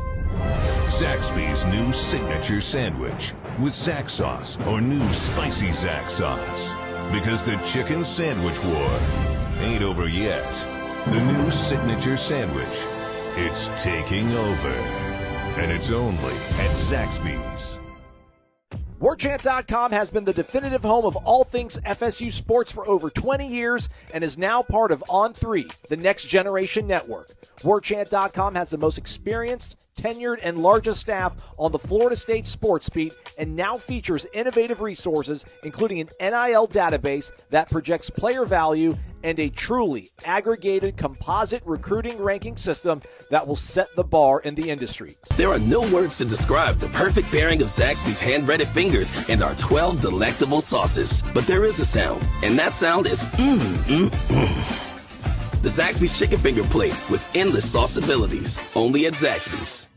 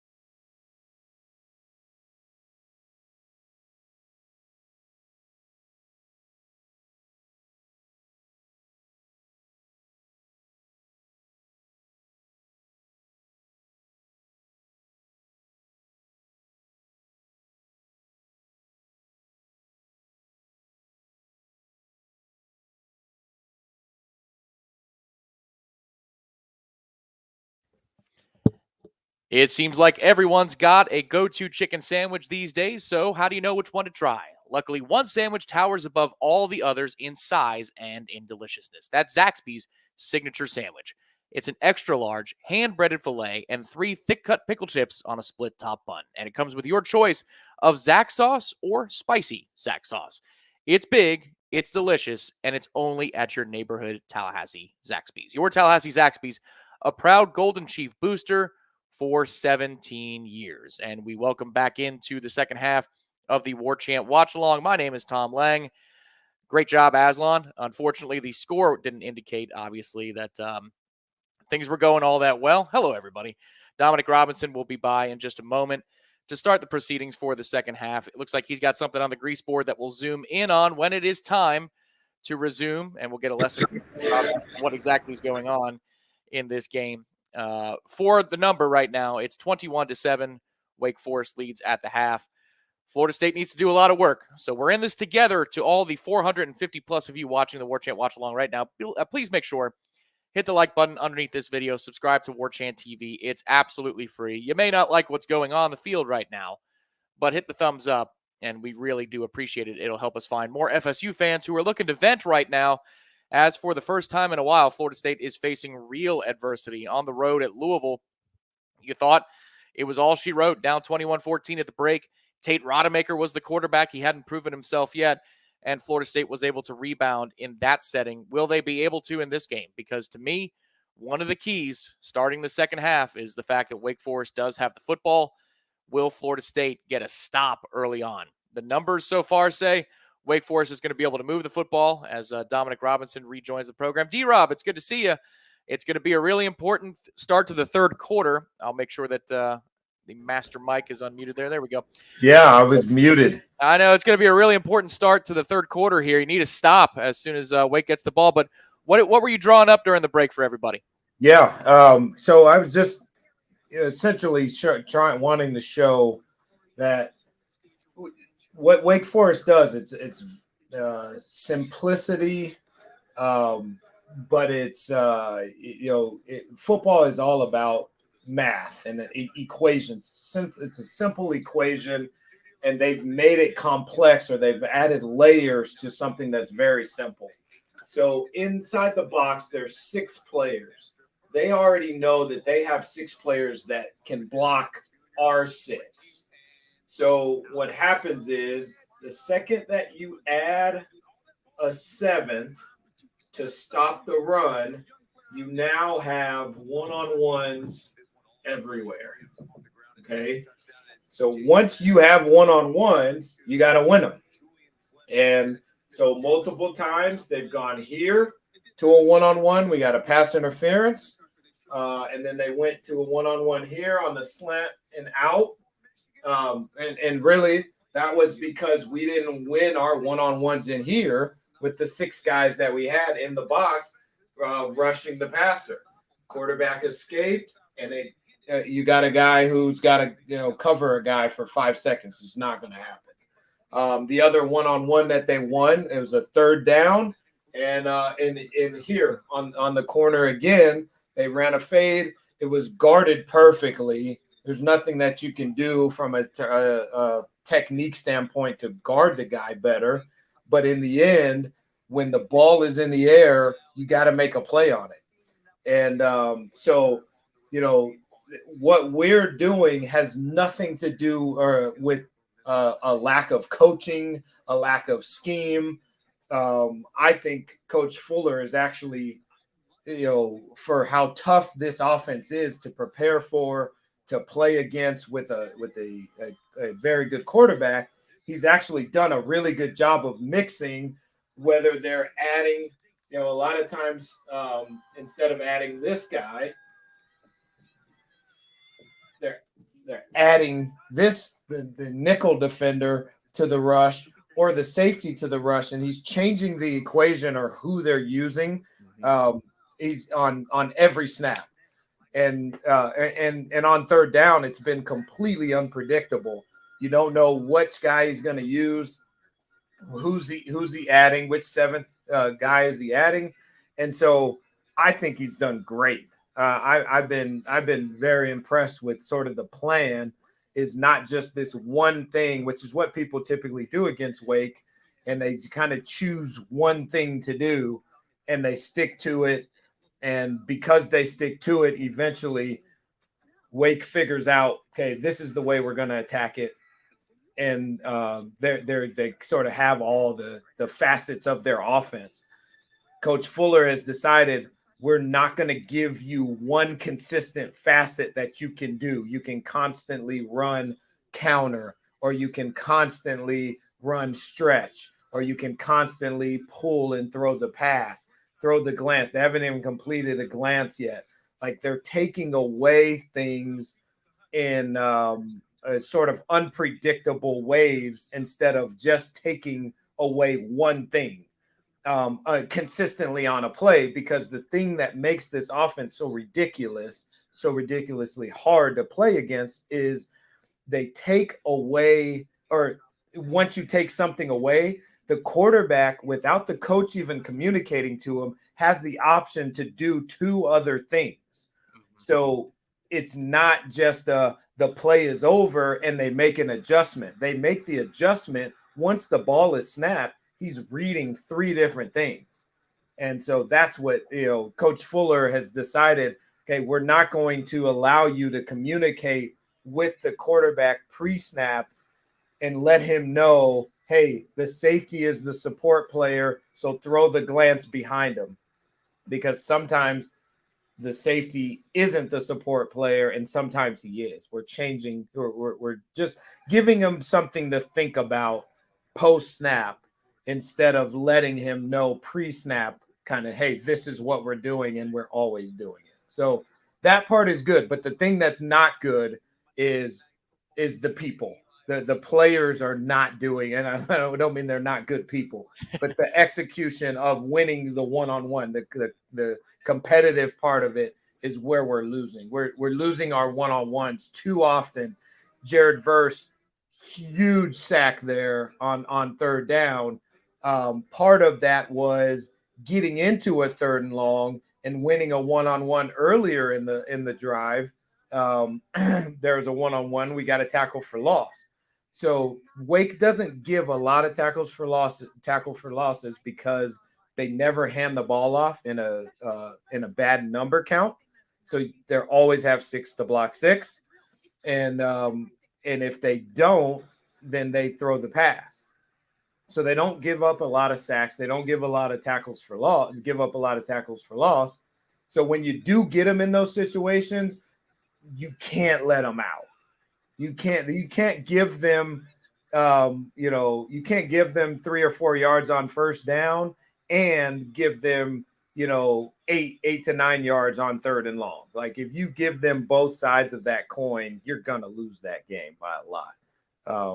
So you gotta get them in when you do get them in third and long, because you're not going to do it very often. And they're not very good at doing that because they don't practice it a lot. They don't have to. You got to take advantage of it. And we did it there, but there were a couple times earlier that we didn't do it. So we got to start winning those. Yeah, I could tell you that just in watching it, 13, Amarian Cooper has been victimized a lot in those one-on-one situations. He was guilty of the pass interference, but in a lot of plays, Dominic, where it was either 2nd and 10 or, 1st and long or whatever, 13 loses a one-on-one, and now they're in position. They're ahead of the chains for either a short conversion or he's outright allowing for that conversion. The Renardo Green was the back shoulder, prayer on third down. That's a perfect throw. He's in perfect position, but they come away with a play. I mean, you look at it, it's deceiving. I understand that sometimes stats are, but in the yards per play, Florida State's actually ahead of Wake Forest, 6.2 to 5.3. But look at the third down conversion number. They're in third manageable a lot, and when they're not, they're either getting a PI call or they're outright winning a one-on-one in those situations. One of those for touchdown, and then the other one where, the throw's not even close to the receiver, but Omarion is panicking because he's not in good position. I heard your breakdown of that on the fly. That's a player who doesn't feel like he's in a good enough position. He's going to get roasted. No idea where the football is, and so therefore it's an easy flag for the official, even though if it's just a pitch and a catch opportunity, he's going to miss the target and it's incomplete. So that's one thing. The other thing, D-Rob, that I saw, and this is massive here. Look at that. 18-41. You know, there are times in the first half where freshman Daniel Lyons is on the field for the defensive interior, and you're saying, why isn't Cooper out there? Why isn't Josh Farmer out there? Well, they're gassed. They're just running so many plays. And so the problem now is if you don't get stops early in drives, you're going to have depleted energy from your defensive front because you don't have guys like Fabian Lovett available to you. And that's where the body blows can start to add up in the second half. So FSU's got to get off the field early in these drives if they can find a way to do so. It hasn't been easy so far. Yeah, man, and you just made a beautiful point. I actually heard Wake Forest's coach say, I listened to his clinic this week, and he said that he consistently teaches his coaches that, hey, every play doesn't need to be a first down. We got to give body blows. We got to give body blows. And you just said that, hey, some of these plays are just body blows. They're not the knockout punch. He likes to think of the football game as a boxing match. And hey, we got to get body blows, which are, again, this is what I've been talking about the whole first half. And earlier this week when I did the breakdown is it's about having positive plays, just positive plays. Because when you have positive plays, you end up looking like your time of possession ends up looking like what you just showed us. Yeah. You gain because of those body blows, those positive plays. You keep the ball, you possess the ball, you call more plays, you get more information to call better plays because you're out there longer. The defense is more tired because they're having to play more plays because of those body blows that you're taking. And then on the other side, we had negative plays, so we're not on the field as long on offense. It's just the perfect sort of complementary football that they're playing right now. Wake Forest is, and so this is going to be a tough second half, and again, sticking to the game plan. If you can get a stop, if you can't get a stop, you can't even really stick to the game plan because you're down 3 touchdowns. Yeah. You know, but man, these guys, they just do such a good job of keeping them out of negative plays. Just the scheme does. And then when you have a quarterback like him, you got to win your one-on-ones again. It kind of all comes back to the simplicity of when you get a one-on-one, you got to win it. So I guess we'll sync up after this drive. I know I'm ahead, so I'm going to keep my poker face on. I've got a good poker face, D-Rob. You won't know anything. You won't know what's going on. I got some slack because Aslan was behind. I'm 1350. Okay, I'm at 1346. Give me 1 second after this play. So far, the news isn't good. I'll tell everybody that, and I'm sure you already know if you're watching 1340. 1340. Okay, let me know when you're at 1335. Oh, it stopped at 38. Oh, and then it started 35 now. Okay. All right, we're good. A.T. Perry, then it cuts back to Hartman. Yep. Hartman's barking out the protection. We got 13:25, 24 on the clock. Yeah, we are perfectly synced up. I love it. Aslan and I can never do that, and it drives me crazy. Oh my goodness. Didn't come out with a lot of bravado this half. It didn't the start that we were looking for. Nope. No. Missed tackles. They're running the ball well. They still look confused, too. Throwing it. They're kind of got everything going. One of the early plays in this drive was Hartman calling his own number because he saw the safety blitz on a pitch, and he just decided to run it straight up between the tackles. That's a whiff. What are you doing, Jamie? Oops. All right, yeah. I guess Dave Pash thought the same thing. I can hear that. Yeah. I can hear the background a little bit. The whiff. Got to make a choice here, guys. And insert themselves in this run. Yeah, no doubt. I was just going to point out the same thing to you. They're trying to cheat late. Allison waiting for the hole to open. We're getting whooped up front. Oh, that's whooped there. One thing I'd say, D-Rob, just a logistical thing. If you don't mind turning that TV down a little bit, we might get dinged on a copyright because it's coming through pretty clear. Thanks. Yeah, that was my fault. I turned it up at halftime. Well, I turned it up. yeah, not that the news is good. Touchdown, Wake Forest. Not laughing for that reason, folks, as Robert Cooper gets double teamed and moved off the ball. And then Tatum Bethune guessed wrong.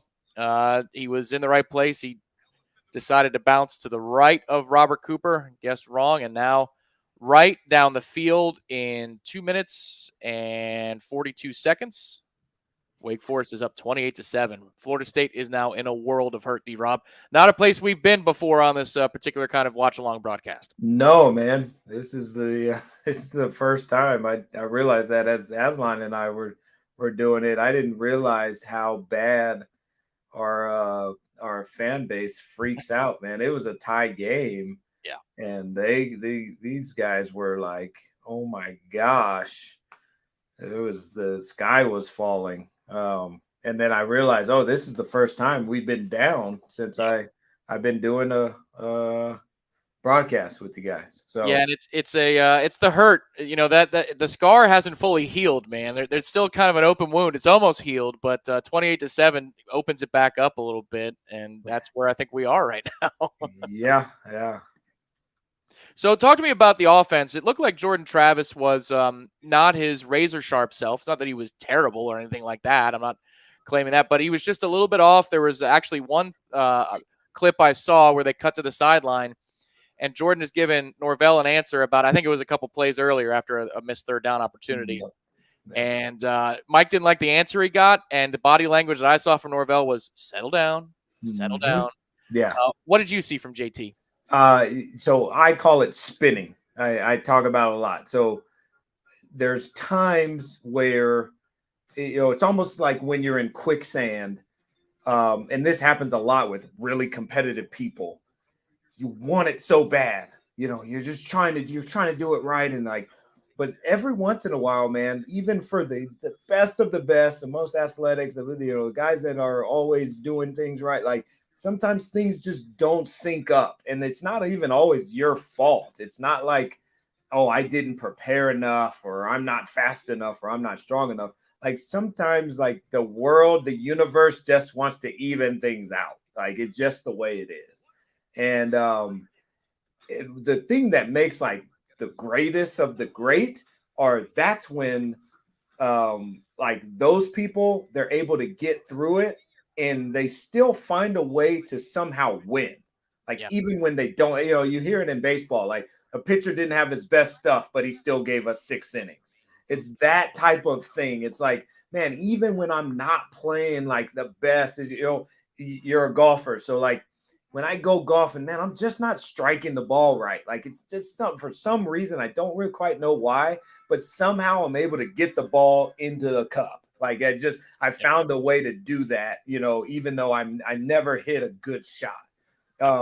So when you're off like that, and, obviously they're competitive guys in a heated environment or whatever, I think Coach Norvell made a 3rd and long call and was expecting the ball to go somewhere else, or for a play to be run a specific way.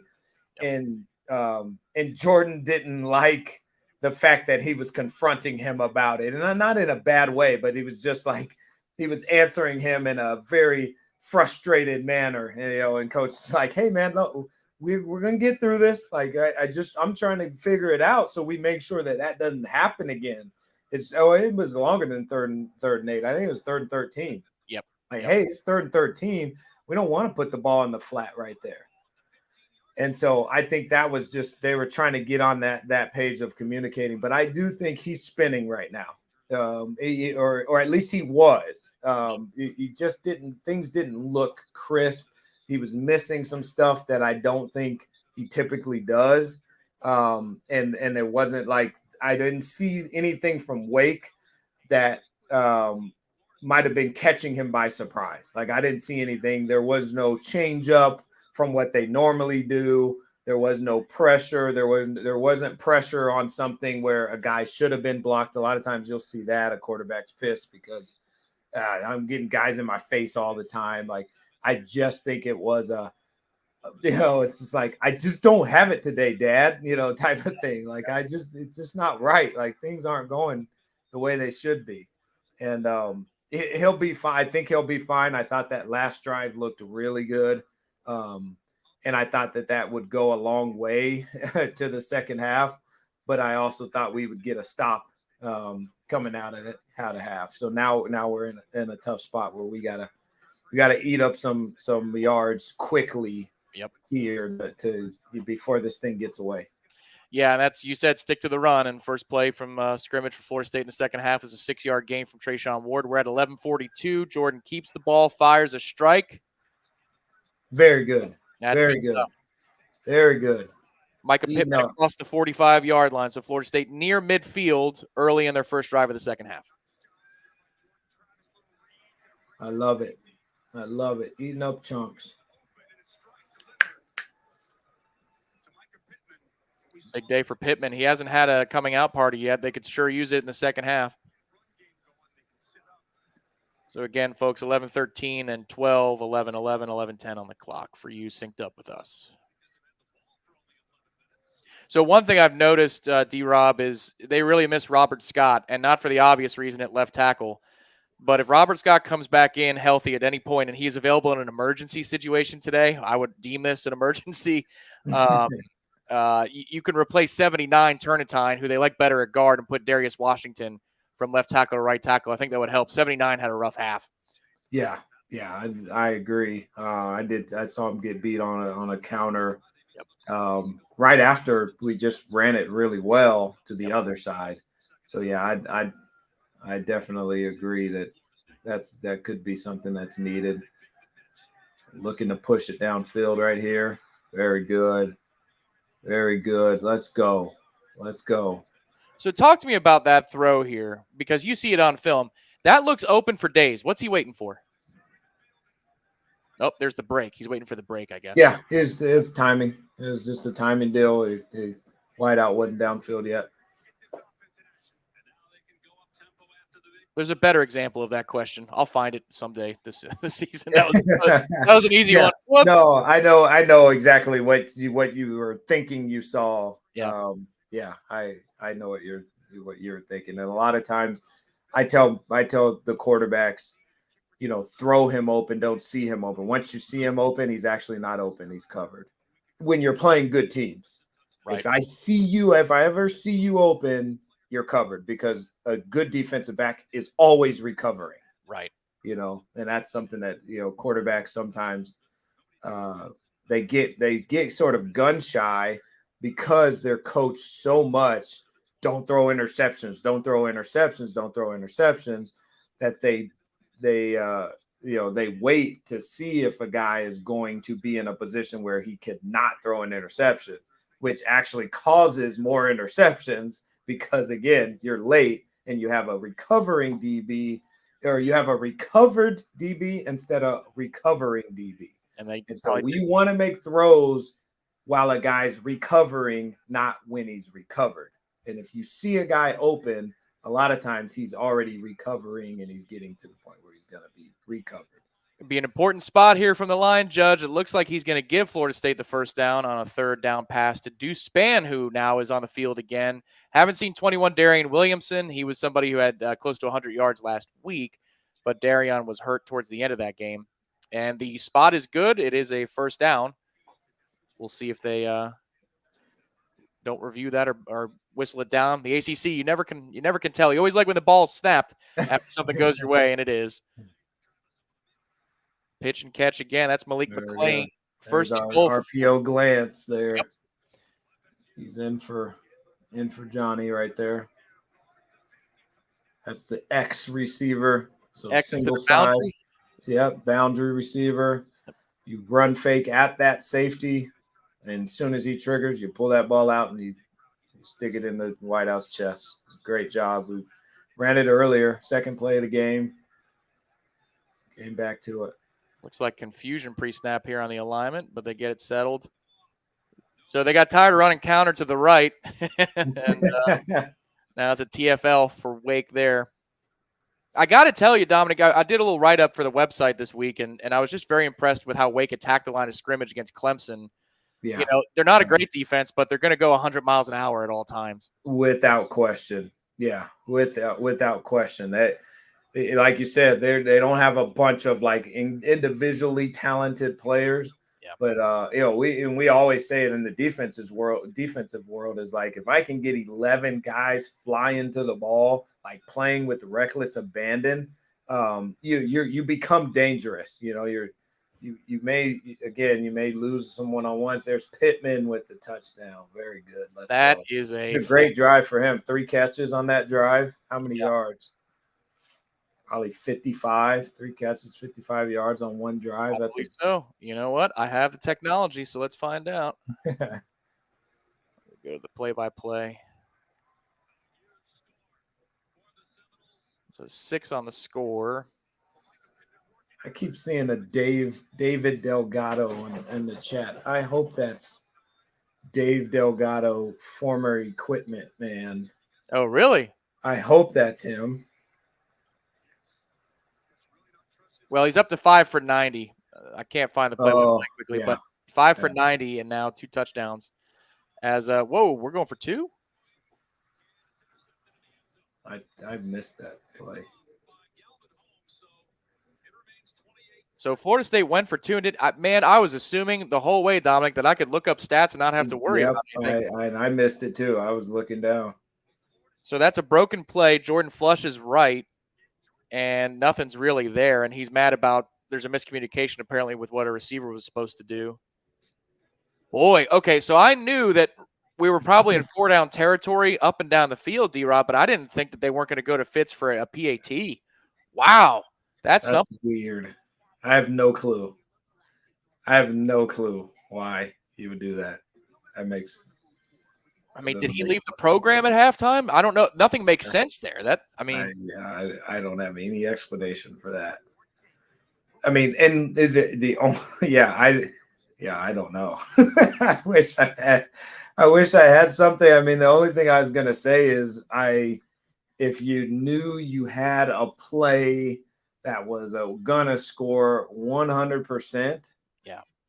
But I still don't know that I don't know why I would use that there. Yep, save it for a better leverage situation, right? To get 15, like to be down 28-15. That's confusing. I mean, is he thinking that they're just going to give up so many scores that you got to bit by bit and go for 2? I mean, I can't explain. You know what?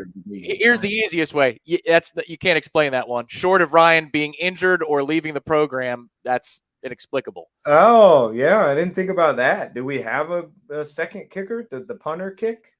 They've got a walk-on, and I don't know if he dresses on game days. I would think they would dress right now. You know what? There's an explanation. Is at halftime, they said this guy's terrible. He missed the field goal, and we're not kicking. Well, I'll tell you what, D-Rob, what'll be interesting is who kicks the ball off right here. If it's 88, it's going to be a very fascinating deal. So actually, I'm interested to see who the hell's kicking the ball off. Nobody cares about who's kicking the ball off. That's a big deal now. Yeah. Yeah. What a strange deal. That would make for an interesting second half if we can continue to score also. Yeah. Is like, hey, we're going for 2 every time we score. And if you don't get, like, you just didn't get that one, so now if you don't get the next one, when you score that touchdown to tie it up, or what would potentially be tying it up, you're now not going to be tying it up. Even if you get it, you're going to be down 1. That's kind of a interesting subplot here. It is. I can't tell. They're going super zoomed out. That looks like 88, dude. That is 88. Oh my goodness. Well, is Ira there? Yeah, he's there. I could text him. I wonder if there's a guy. If the guy's even on the sideline, that would be funky if he's gone, if he just left. So I'm texting Ira. I'm texting him, and here it is, folks. This is behind the scenes Warchant chatter for you. So did Mike just say we're never kicking ever again? And we'll see what Ira says.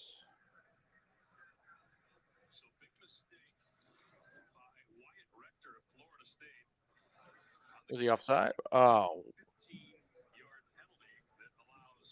Rector is flagged for 15 yards on was that a touchback? Oh my God. Yeah. On the kickoff. Not good. So now the ball's at the 40. Great. All right. See if we get a response from Ira Schafel, who is all right, here's the replay of what's going on here. 19. He's on the hash mark. They're calling that You're calling that a personal foul? All right. Yeah. I mean, it's not smart, but I don't know that qualifies as a personal foul.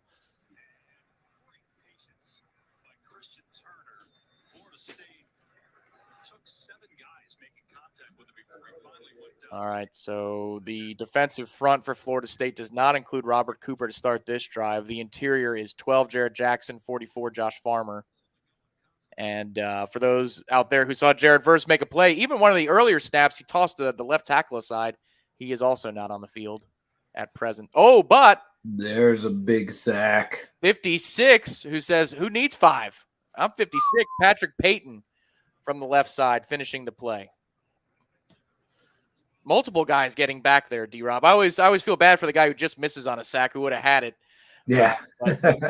9 and 56 meeting at the quarterback. A good job, Patrick Payton. Interesting position, though, there, man. Like, usually Wake, they had good run on first down. Second down, you don't see them drop back a lot. Drop back. That's right. Good call. Third and when they do, he typically gets it out. Like, he's a smart quarterback that doesn't usually just stand back there and back-to-back sacks on back-to-back plays. Wow. Man. Like, you have no clue, guys. Like, I've been watching a lot of Wake. They don't give up sacks. They do not get sacked, and they do not get tackled for loss.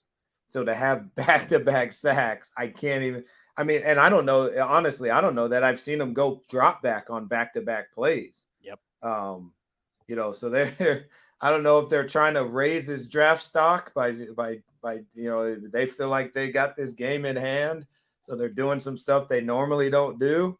But holy cow, that you have no clue how little Wake gets sacked. It is very, very low. Really cool to get back-to-back sacks right there. Wake punts the ball away. Pittman is returning the ball. There's a flag on the field, folks. Don't get too excited here.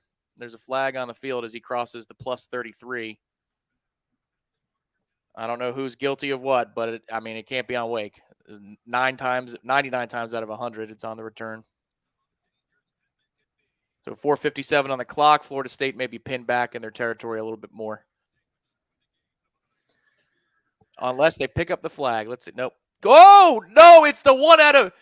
Wow. It's the one out of 100. It's the 1 out of 100. Wow. All right. How about that? Tom.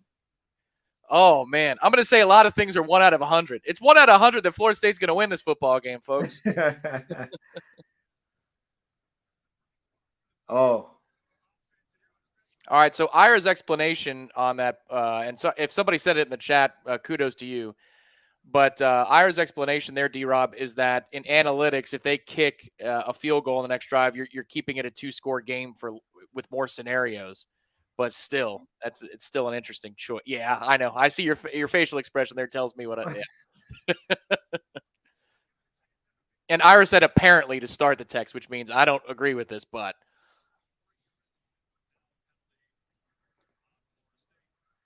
So Florida State on the plus 33 is guilty of a false start. It'll be 1st and 15, 4:57 to go in the third quarter.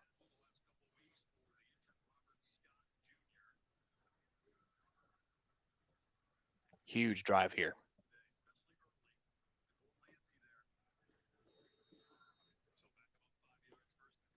Don't need to change much of anything, do you, D-Rob? That last drive was No, but that's why getting a penalty there to start the drive is just that's so much. It's so bigger than you think, man. Yep.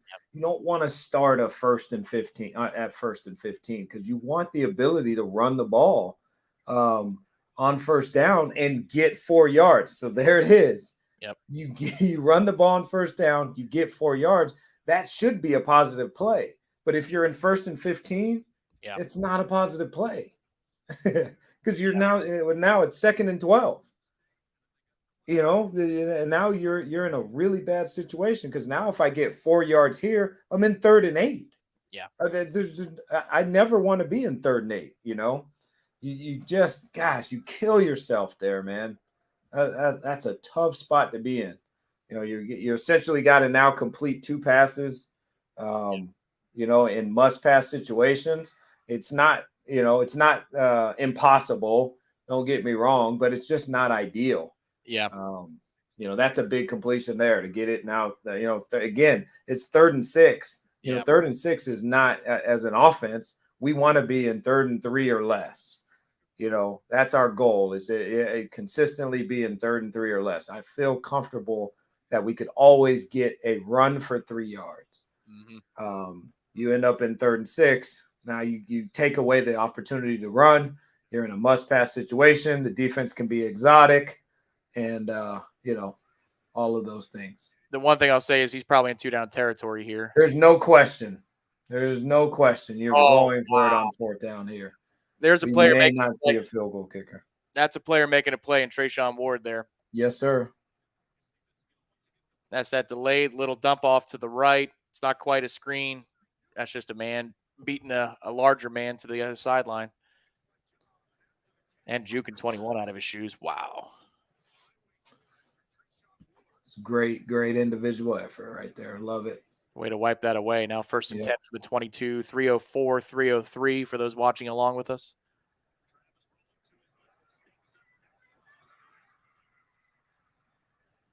That right there, D-Rob, is also like a triple option, isn't it? He waited. It is. It's not like a triple. That is a triple option play. That's a very good triple option play. Oh, did we get lineman downfield? Oh, holding. Hold. Yeah, because nobody was downfield. I got the replay over here, so that's. I don't know whose number they what do you do? You have your iPad? Yeah, I got my laptop over here. So laptop. This is like a big desktop, massive guy. And then I put it about 5-6 seconds behind. That's from covering the team back in the day in the press box because the TV was behind it by about 5-6. I loved it. You watch the game twice before it's over. Yeah. That helps a lot. I actually meant to set up my iPad today, and then I've left it at the school on accident. Well, you're usually manning the sidelines, So yeah. You only get one crack at it. 1st and 20. Let's see if Florida State can erase that. Oh, man. A downfield shot. They motion Toafili out to the right pre-snap, and he's open. That's a tough throw. Just missed him. Like that call. Really like that call right there. Got him. That's a good matchup, and just missed it. Just overthrew it. So now you've got 3 plays to get 20 yards because they ain't kicking.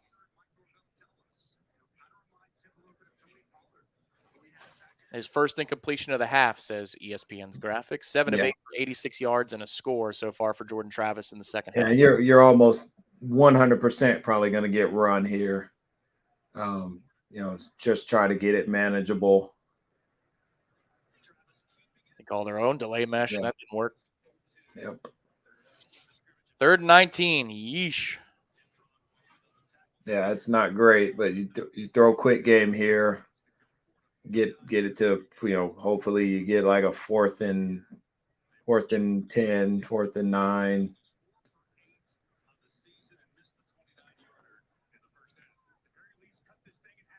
Worst case scenario, let's say it's something like an incomplete pass here. You still kind of have to go for it, don't you? Yeah, I think so. 148, 147 on the clock.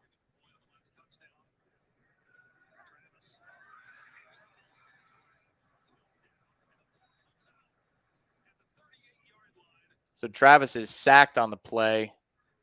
Boy, a really tough sequence of events. Darius Washington. Remind me never to talk him up. He's a good player, but remind me never to jinx him like that again.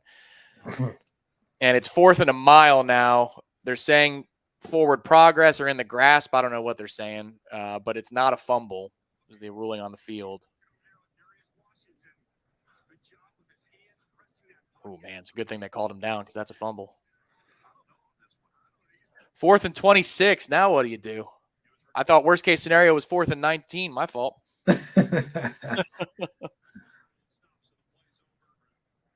Yeah, I wasn't expecting that. Like I said, I thought they would throw a quick game, try to get to 4th and 10, 4th and 9. They're taking a delay a game, it looks like, for a punt. Man, all right, so a great stop by the defense. Can't cash it in. Yeah, and controlled the football, and then again, man, I'm telling you, starting first and 15 kills you. Yeah. Even though you get it, even though you convert, you don't. There's not many drives where you start in the negative that you end up, being successful. Just that doesn't happen. So Florida State started at the plus 33. They end up losing with penalty yardage, quite a bit of yardage, and there's a flag on the field as FSU marks the ball down at the 7. We'll see what that flag is about. Really quick quarter here.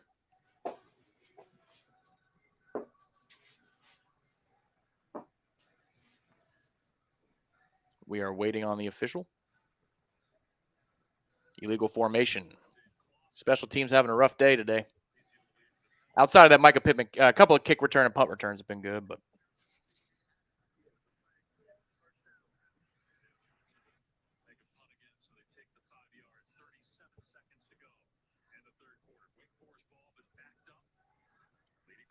all right, need another stop. 28-13 is your score to the nearly 500 of you who are watching with us as they head to a commercial break. Going to be a lot of commercials here in the next little bit. 37 seconds, so they'll have the quarter break. But hit the like button and subscribe to Warchant TV if you would. He's Dominic Robinson. My name is Tom Lang, and you are watching the second half of the Warchant Game Day Watch-Along presented by our friends at Zaxby's. Need another stop, D-Rob. And what will be tough here is, you get into the fourth quarter, like how many possessions are you going to have? Mm-hmm. If you're down 2 possessions, to tie, and that's only if you get your 2 point, are you going to get 3 possessions this half or this quarter?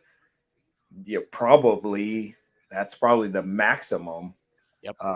With what Wake Forest is doing, if they don't turn it over, and even if they go, they get a couple first downs, like you're not looking at very many possessions, period.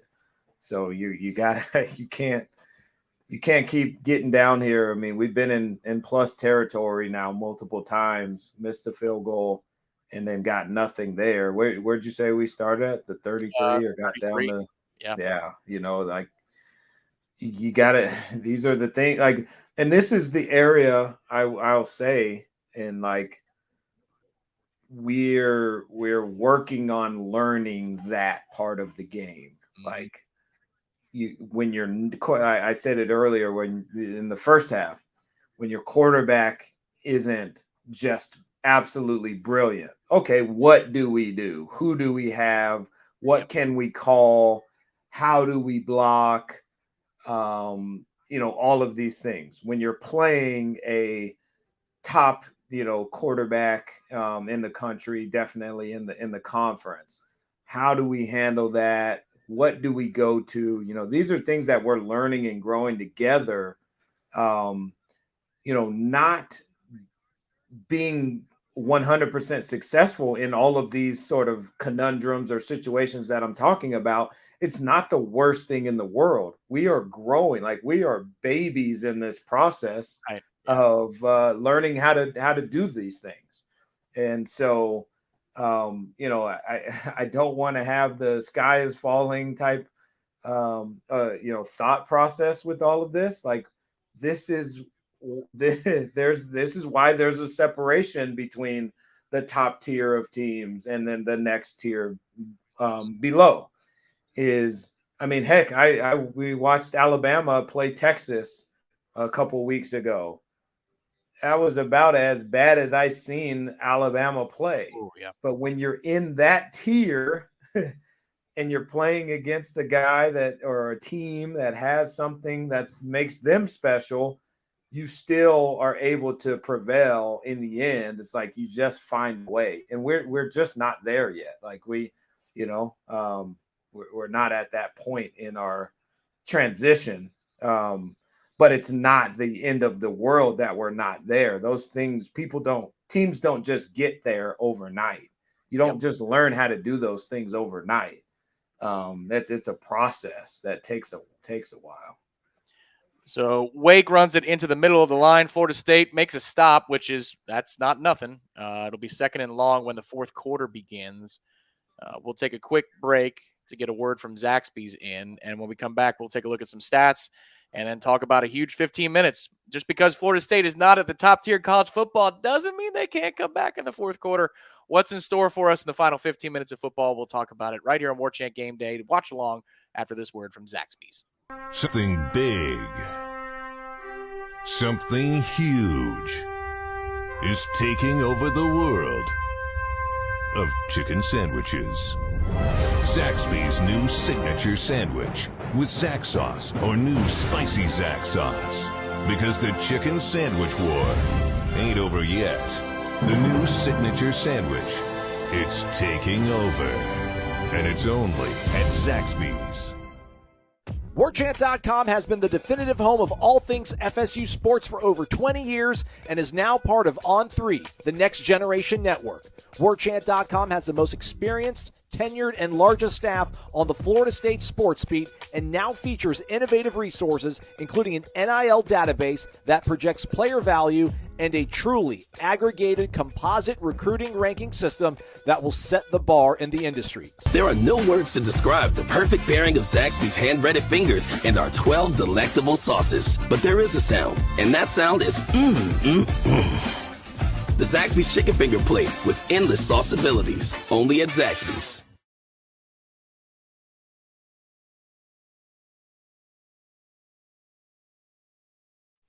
Welcome back to the Warchant Game Day Watch Along. He is Dominic Robinson. My name is Tom Lang, and you're seeing the stats as we begin the fourth quarter. Florida State down 15 points. A good job by Florida State in terms of time of possession, D-Rob. FSU now up over 20 minutes, nearly 21 minutes. Wake didn't have the ball a whole lot, but when you're down 3 touchdowns, which is what Florida State was after Wake Forest scored on their opening drive of the second half, you need stops, and you need stops quickly here in order to try and mount an unlikely rally to beat Wake Forest and improve to 5-0. Yeah, this would be a tough. Can you hear me? I can. It sounds like your microphone switched from one to the other. Did it? All right. I can still hear you though. Yeah, no, they got to do a better job. It's going to be a tough task because, again, this quarterback is a special player. The offense is good. It's going to be a tall task for us. It is indeed. And again, I see the comment in there that TOP is not that big of a deal when you're down 2 scores. Point taken. But if you want to get off the field, you need fresh front 7 and front 4 players. And Florida State was on the field forever. 55 plays for Wake Forest in the first half. And now the task is in front of Florida State. It's second and long. As we come out of the quarter break, it'll be starting in just a moment. But FSU responded, got a stop, and a great punt return from Micah Pittman to the plus 33-yard line.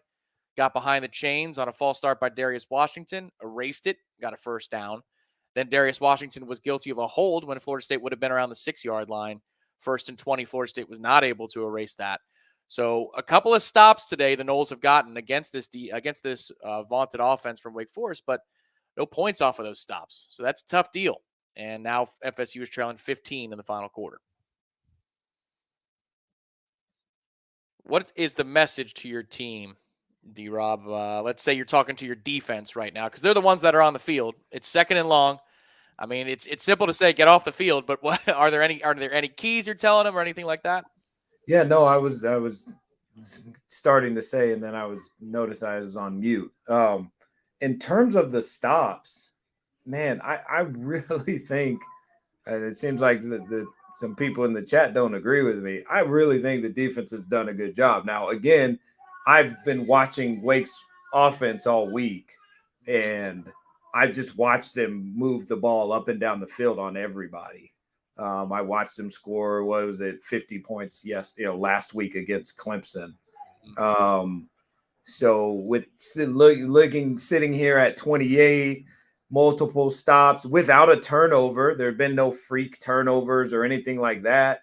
It seems like the defensive plan has been great. It's been phenomenal. It's not that they're not getting stops, you're in a really tough spot. It's like you need a turnover. So you kind of stick to what you do, but look for an opportunity to knock a ball out. Try and get pressure on this guy and try and get a strip sack here. They're an inch away as Jared Verse came on the field on third down. He nearly affected the play, and then a great catch in traffic. DJ Lundy in coverage by 83 for Wake Forest, so they move the chains. And again, they will be in 2nd and long. And what's interesting, too, I heard you talk about the body blows point last quarter, D-Rob, but they told the broadcast crew last week for Clemson, did Clausen and the coaching staff, that we don't care about no gainers or even some negative plays. If it opens up the shot downfield, it feels like even though they want to run the clock, a shot downfield is coming here on 2nd and 11 or in a play or two. Yeah, I wouldn't be surprised. I think they have enough trust in their quarterback that they'll do that, and they know he's not just going to chuck it. Yep. But again, their offensive system lends itself to, if that's not there, he has other options. They don't run a system where you call the chunk play, you call the shot play, and the shot play is the only thing there. Their system is, you have these two other options. You can always hand it. You can always throw the quick game or screen, and then there's the shot. And if they take away the shot, you're still in a good football play. And that's that's part of the beauty of what they do. Potentially terrible news for Florida State as Jared Verse is down and being attended to as they went to commercial break. He was gutting through something. Looked like, obviously, we all saw the clip against Louisville. Looked like a knee injury. But he is down, and they've gone to commercial break as Florida State has forced a 3rd and 11. Jared Verse will not be available for that play at the very least. Here's hoping he's available soon after. But that is a scary sight for somebody who is obviously not 100%, D-Rob. What's that conversation like? I mean, you've got to be, first of all, medically cleared. Nobody ever is allowing a player on the field who's not medically cleared, right?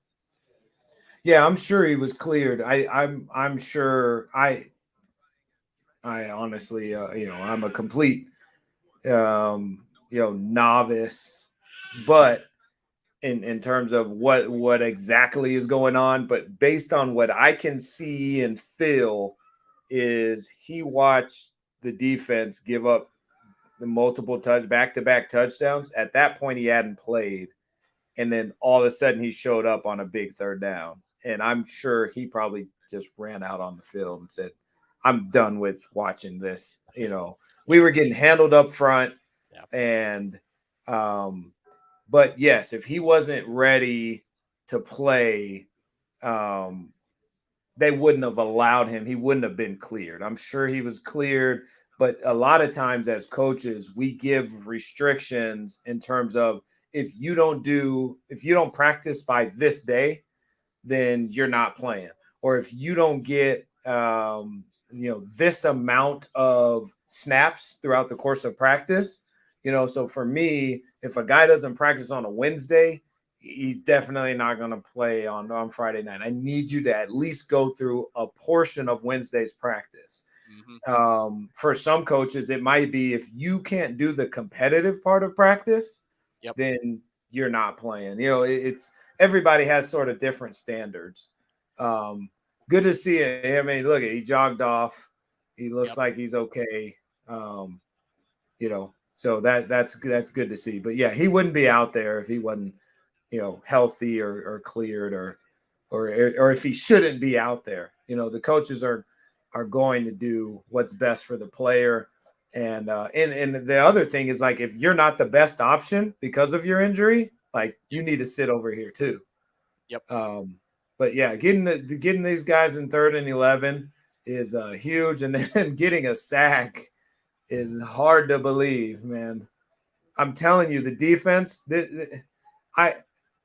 We've got to get better individuals. Are individually they've got to get better, but man, they're playing really good football. They really are. Like it's not individually. There's not a bunch. Heck, even the Jermaine Johnson kid, from last year. Like we don't have any guy like him. Jared Verse isn't even him. We don't have like a standout. Jamie Robinson is the standout guy, but geez, for what they've done up to this point defensively, it's really, really, it's really impressive. Just being honest, man, they're holding these guys that we're at 28 at this point. I think Aslan set the number at 34. Like if I told you could hold them under 34, would you say that was a good, a good outing by your defense? And I would say, heck yes. Yeah. After what I watched this week, this is an offense that it's just, and then I didn't even realize because I didn't watch a lot of red zone. I was really just trying to get a feel for like what the intentions of their offense, like what is the base philosophy from the ground up. And so I didn't know how they were in the red zone. And then Aslan told me they're 18th in the country in the red zone. They're like 94, 95%. And so I was like, goodness gracious. Like they essentially don't really have like a weakness. They kind of do everything above average. I wouldn't say they do anything like off the charts, but they make up for that with the fact that the whole system is comprehensive and they have multiple options. So they can play in cold weather, warm weather, rain, snow, sunny, heat, whatever it is, because the options that they have on every play, it's built into their system. So again, I love where they're at, man. I do. I love where they're at defensively. We definitely need to get, a dominant player at each level would be good. A dominant defensive lineman to rush the pass, a dominant linebacker to chase down runs and play coverage, and then somebody dominant in the secondary. Definitely got to get better. But again, I even with us needing to get better, I watch defenses across the country, man. Like you're gonna give up points. You're just going to give up points. Modern day offense is too good. The coordinators are too good. The systems are too good. The quarterbacks are too good. You're going to give up points, man. Can you get stops when you need them? Can you get stops when and can you keep them from doing whatever it is they want to do when they want to do it? Like I said, they never give up sacks. They do not like to give up sacks. We've sacked, I think we got 4 sacks at this point. Mm-hmm. Does that sound about right? That sounds about right. Yeah. Yeah. One person in the chat commented that, D-Rob, you're an excellent football counselor. I feel better about things now. So good job putting on your counselor hat. I'm an eternal optimist. Yeah. And honestly, I do have a very rational way of thinking. I'm a rational. It's what helps me, be a decent coach, is that most football coaches aren't very rational. They sort of fly off the handle. It's always the worst thing you've ever seen or the best thing you've ever seen. A guy makes a play and, oh my gosh, he's going to win the next Heisman. And then a guy doesn't make a play and he's the worst player you ever coached. Like I'm never that guy. Like if you're really good, then you're really good. Even when you do something really bad, I'm a real rational thinker. It's just the way that's my natural personality. So yeah, I am a good person to talk to if you are thinking that the sky is falling, because I'll definitely but I'm not a good person to talk to if you want like irrational happiness. Like I'm not just going to be like, oh, like when we were not a good football team, I couldn't tell you like, hey, we may win 7 games. Like I was being honest saying, hey, like this team is not a bowl, this team's not going to make a bowl game. I'm not that guy that's just going to tell you something, happy just to say it. I say it because it's real. Yeah, I need the counselor here to feel better about things because you have a false start and then that screen pass, if Lawrence catches it, as Jordan takes a deep shot. Oh, I think we just got a gift there on a PI. How did you get ahead of me and I'm live? That's unreal. I'm sorry. I have not touched my dial one bit. Yeah, no, it's just weird. I don't know how that happened. So I'm ahead of you, huh? I think I accidentally paused at some point. All right. Well, we'll sync up on the play clock. I think I'm back on now. So they're showing the replay of Johnny releasing post. That's tough. That's a tough call right there. That's a tough call, man. But we'll take it. That drive was. I mean, they were shooting themselves in the foot left and right on that. It was anytime you're in 2nd and 15, like honestly, as an offensive coach, you're going, we just got to not throw a pick here. That we're in a must-pass situation. 2nd and 4 now as Florida State is ahead of the chains. That if Toafili doesn't drop that screen pass, though, that might be out the gate. At any rate, 11:52. Big play. Oh, you ahead of me now? Yes, you are. Cam McDonald. Oh, that's a nice play by Cam McDonald. I was trying to catch up to you. And man. Well, you ran by me. Yeah. Playing fast here. I love it when we go fast. Like Rocky running by Apollo Creed. You're just running right by me on the beach, which would never happen. Carl Weathers was one hell of an athlete, but I digress. Hollywood. At the 14-yard line, I've got 16 on the play clock, 15, 14, and they snap it. Good news for Trayshawn Ward. That's about 6 or 7 yards on first down. All right, D-Rob, now you probably want to pick up the tempo a little bit here, or is 11 minutes on the clock enough time that you can set? No, I want to go fast, man. Right. I want to go fast. I just said that after last play. Let's get going, man. And not necessarily because of the time, although, that is a factor. Yeah. But because we kind of got them on their heels a little bit, we found something good. The run game has been effective. So, you go fast and run the football, you got yourself some good options. Little triple option, and Jordan decides to keep on the speed option element of it with Deuce Spann as his escort, and Jordan keeps the ball for a 1st and goal now for Florida State. Little momentum here. Yeah. 1st and goal from the 3. Now, this is interesting. There are times, D-Rob, where I don't agree with how we try to get in the end zone. I feel like there are a lot of tricks and gadgets, and this feels like an opportunity where you might be able to do something standard, but we'll see.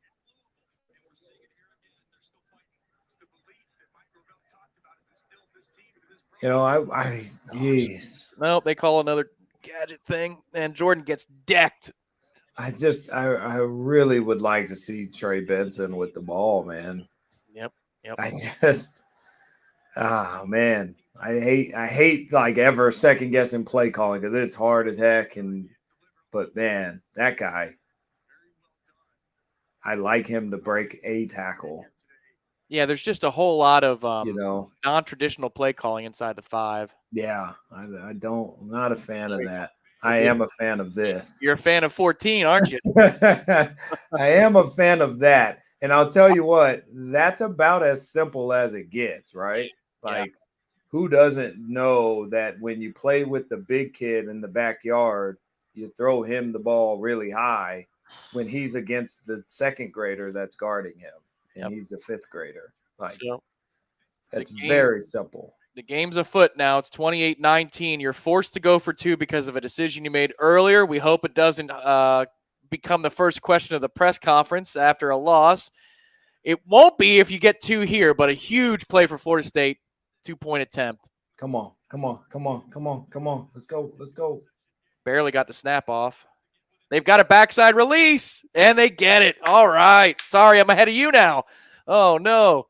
Marquiston Douglas, that play D-Rob used to work on us. Miami ran the hell out of that for about 15 years.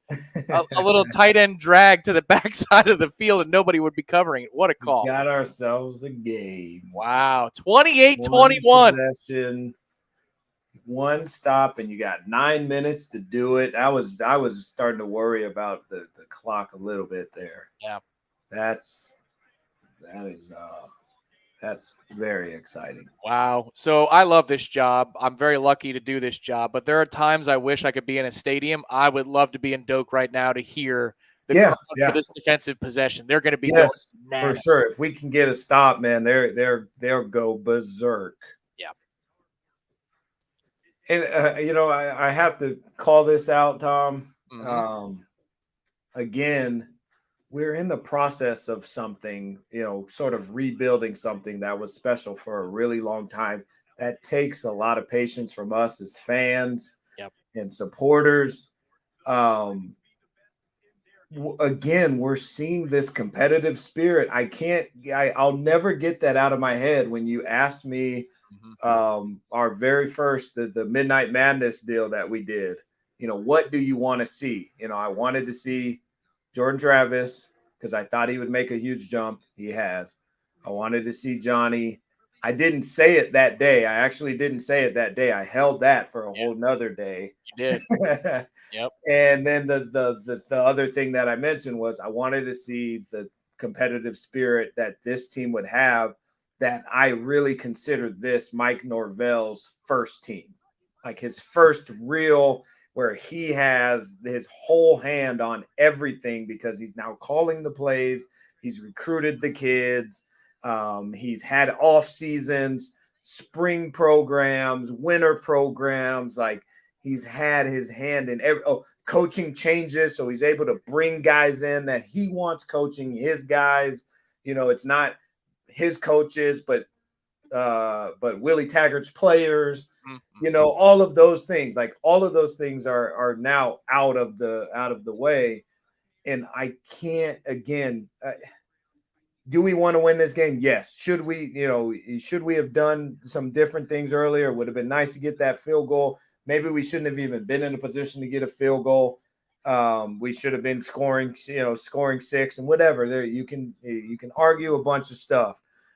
But you cannot argue that this team under him has not played with a competitive spirit that you can be proud of as a fan. For me, as an alumni, as a former player, I have not felt the way I feel about watching the game and going, these guys, man, the way that they play, the spirit that they play with. I said it. I saw it live in the Clemson game last year, but I did not see it all season. Here we are in the 5th game, and I'm seeing it again. This is a game that in the past does not turn out to look this way. At some point, this one gets away from us, and it ends up being a 3 touchdown deal. Loss. I just see, man, I again, a night where the quarterback's a little bit off. Mm-hmm. The defense is facing a top player in the country, all of these things. And I see some really good things, man, along with some things that need work. I'm not saying we're there. But I'm seeing some really good things from our guys. Good play on first down. I've got 9:23, 9:22 on the clock. Hopefully we're pretty close to sync. We are very close, yeah. Okay. It is second and long. And now, conversely, for Wake Forest, they have not been in a rhythm in multiple drives. Can they find it when they need it? Give me a time check again. 9:08, 9:07. Ball snapped. You're a little ahead of me. I'll be quiet then. Yeah, it's just like a second. All right. First down, Wake. 1-on-1 win over Greedy Vance there for out of the bunch. That's tough. That is a good design, good play design by them. And this is, again, them knowing, hey, you're getting single coverage, what they're doing. And this is something that you do when you get in condensed sets. Mm-hmm. and you're getting what, our answer for them is we're going to play cover one. We're going to, play man coverage on their receivers. We feel like we have an advantage in terms of coverage. Well, when a team does that, you bring them in condensed sets, and it's harder to play man coverage if you have multiple players, in a small area, in a small space. So that's a tough look. You go condense, you go in a bunch set, and now I got to guard a guy, but there's two other guys that can obstruct my vision. And that's not including my own teammates. So it's really, 4 or 5 other guys that can construct. Huge third down here. Yeah, this is it, man. This is. Hartman had time. Oh, my goodness gracious. Are you serious? You can't be serious. You cannot be serious. Florida State's in position to make a play. Get your hands up, 21. Oh, man.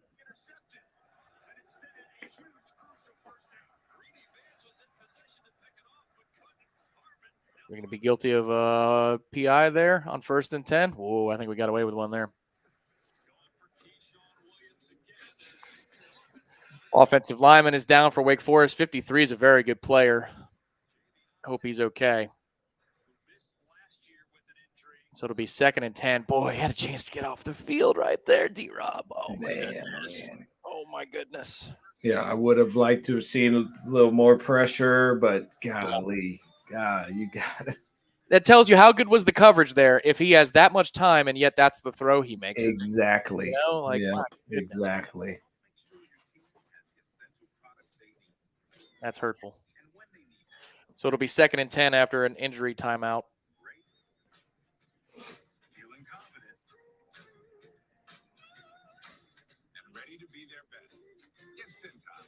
Huge sequence here. Florida State not out of it. Felt like when it was 28-7, that was almost a wrap, and it wasn't. So, like you said, I mean, you mentioned the crowd, what it would be like to be there on that possession. Imagine what it would be like if defensive back picks the ball off right there. Like that is one of those that makes the season highlight film at the end of the year. Like that leads the season highlight. You know what I mean? Like that is a big. That is we all go berserk. And the way the receiver went up for the ball, it didn't look like he was going to be in a position to tackle 21. So there would have been a return there. Oh, yeah. Man, I felt really good about that. Yeah, as the ball is approaching. I was just like, wow. Because that pick wasn't even really in my mind as that ball got snapped. I more so was just thinking, get the ball on the ground, like it'd be great to just get a stop. And then he throws it and I'm going, oh no, yeah, right. That guy's in position to get an interception. How great would that be? Short field, with 8 minutes to go on the clock. Like, wow. Thought that was an interception, man. To set it up, Wake now has the ball 2nd and 10. It's the plus 43, the FSU 43-yard line. So they're not in scoring territory just yet, everybody. And the defense needs to summon it. This is a big sequence here, a couple of plays. And I'll bet if they're inside of 4th and 3, they'll probably go from it on this part of the field, D-Rob. So you'd like to keep them from not even gaining 6 or 7 yards to think about going for it on the 4th down. Yeah, it'll be tough here. This is going to be a tough position. I'll say my guess is we're going to apply some pressure here, meaning we're gonna mess with the number count by sending. We've had some success sending that safety right at the mesh to be the 7th support player. Yep. And when we do that, we're going to be exposed out wide. We're going to be in 1-on-1, and we're going to either need the guys to hold up, or we're going to need to have enough pressure on the quarterback that he misses on the throw, and that's just something that we don't see a lot of. With him, he's very accurate passer, and so I'd be interested to see what Wake is going to do. Well, 53 is their left tackle, so you wonder if that's the side you overload there. Yeah, exactly. That's kind of the point that I'm making is I think they're going to bring that pressure and hope that he gets it out. And that's a really smart call by them. It's a really smart call. You move the pocket. Yep. Move the pocket instead of going straight drive, because that's what I was wondering about. Is I didn't think they would go play action because I've noticed he's struggled coming off of that fake when we rush the mesh. He hasn't completed many passes where he comes off the fake and then has to throw. So I thought they would go, drop back, but they haven't been successful in drop back either. Sprint out was a really good call by them. 3rd and 10, they call a run. It's going to get them 6.5, 7. So that's probably with a huge play here. They're going for it. Going for it. Here we go. Inside of 7 minutes, 4th and 3 and change. This is exactly where I didn't want the ball to be. Yeah. For 4th and 3. When you brought up that scenario, this is exactly what I thought was like. I just hope it's not 4th and 3. Here we go. They're going to run stretch to the. Oh no. An underneath route is wide open. Yep. Gain of 3.5 or 4, and they move the chains. That was pitch and catch. Was that out of a bunch again? How did they get that? Yeah, it's bunch. So you're playing the leverage game. The guy that's guarding him has to play outside leverage because of the bunch. There's 2 other guys there. If you go inside leverage, then you give up. No matter where you line up, you give up leverage somewhere. You give up outside leverage. So you play inside leverage or you play outside leverage there. You have a defender inside, but then they clear that guy out too with the other guys in the bunch. Short of a turnover. And honestly, he knew prior to that play, that's what they were going to run. On 3rd and 10, they lined up in that same formation, and they ran away from the bunch to get us thinking about that and to just get some positive yards. They knew 100% 4th down what they were calling, what play they were going to run. And I saw Sam Hartman going like this, like, here we go. Like, let's do what we've been doing. Let's run that. And a back-breaking 1st down here for Wake on 2nd and 8. So run off the right side. And it is 1st and 10. Patrick Payton is now down on the play. So 5 minutes, 30 seconds to go, an injury stoppage, but Wake is now in the red zone, and we got problems here. You're going to need a turnover, a missed kick, or something lucky to get out of this situation because Wake has effectively now drained the clock down to where possessions are a problem. Huge problem. Yeah. And that's exactly the point that I was making going into the 4th was that they play very good ball control offense. That's the body blow theory. Yep. You only have to have 1 more point than the other team. You don't always have to score 50. So it's if I can control the ball, if you don't have the ball, you can't score. And how many possessions have we only had 1 possession? I think that's right. Yeah, I'll take a look.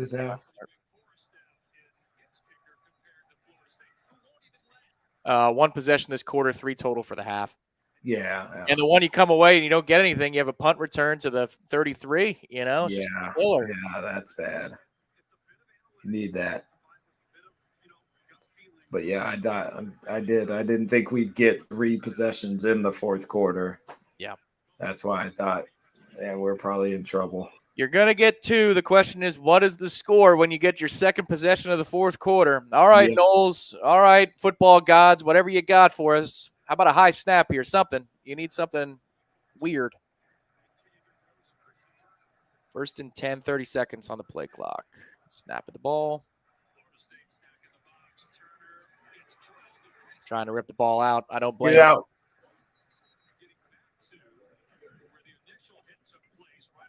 So we'll be ticking inside of 5 minutes, around 4.5, depending upon how quickly Wake wants to run its offense here. 2nd and 10.5.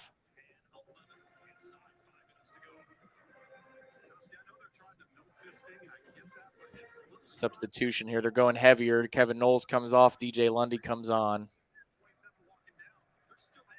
So you've got 3 linebackers out there in Bethune, Deloach, and Lundy. And they're late in communicating. And Lundy gets juked, and he gives up the leverage. Oh, boy. They got him out of bounds at least, but the clock doesn't stop this early out of bounds, I don't think, in college. At any rate, it'll be 3rd and medium now as Lundy lost the leverage on the right. There's no reason to stick your head in there. Exactly. It's not even his gap. There's a guy in the gap that he sticks his head in there. We don't need 2 guys in one gap. Man, correct.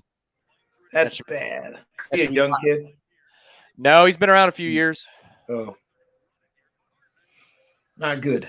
Not good. That's 3rd and long all day if you have your responsibility. No reason to stick your head in that gap. There's already a guy there.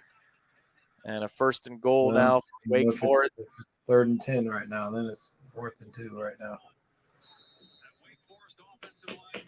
So inside of 4 minutes, is that a chain stoppage? No, we've called our first timeout. Florida State has spent timeout number 1. 28-21 the score. 3:59 to go in the game. It's been a valiant effort from the defense in the second half, but you were starting behind the 8 ball. That's the hard part here. Yeah. Again, I can't say it enough, man. I think defense has played well. They haven't done enough to fight the firepower that Wake Forest offense is going to bring. And too many possessions. Possessions are so important because they're going to play ball control. You can't get down to the 30 and not score. Again, you missed a kick. And then last time you got penalties that negated a good punt return. You can't do it. When you play a good team, these are things that come back to fight you. And again, like I said earlier, these are things that you're learning to do as a program on a rebuild. These are not, things that happen overnight. 1st and goal from the 4. It's got to be a run, one would think. It is. And it'll be 2nd and goal from the 3, maybe just inside the 3 for Wake. The 3 plays that stick out to me, D-Rob, right now are the broken play for the touchdown pass on a 3rd down. Hartman rolls right. And that's, it's not on Cooper because, it's 4 or 5 seconds. The PI on Cooper on the throw to the left. And then the Greedy Vance play, 21 right there, is in position to make a play on the ball. And yeah, that's a killer. You can't ask for much more there. Like I said, I'd like to have some pressure. Yeah. And again, when I say that, I don't mean blitz pressure. I mean you got to win one-on-one battles. I got 4 defensive linemen that I got to have one that's going to apply some sort of pressure. Hartman kind of just stood there for a while and then was able to throw. And even when he threw, he's able to, step, complete that pass, put it where he wanted to. That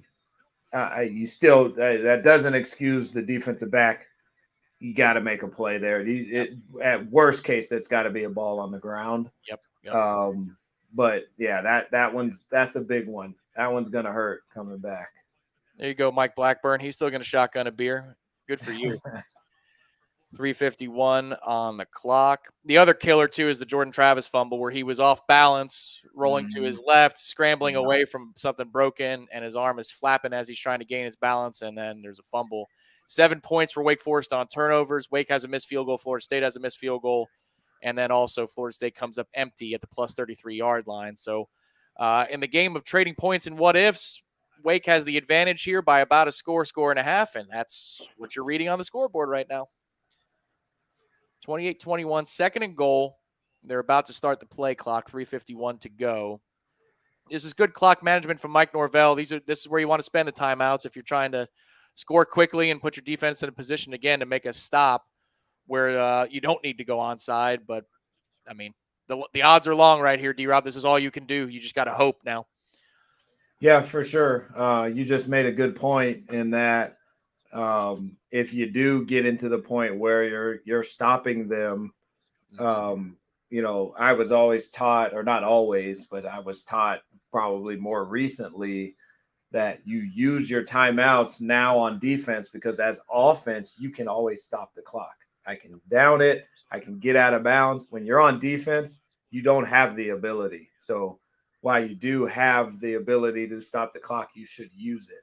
Yep. You know, don't save them for offense so that you can move the ball and call timeout, because now you're just giving yourself another way to stop the clock, but you can't stop the clock on defense. So this is the time. This is the time to use them. So the ACC does what it does, and now we're in a replay review of some kind. I'm assuming it's a targeting review, but I don't know. I'm not listening to the television broadcast. Yeah, Tony Greco, I'm not sure what they're reviewing either. Usually this is a targeting deal, or is it too many men on the field? I've got no clue, but we'll find out.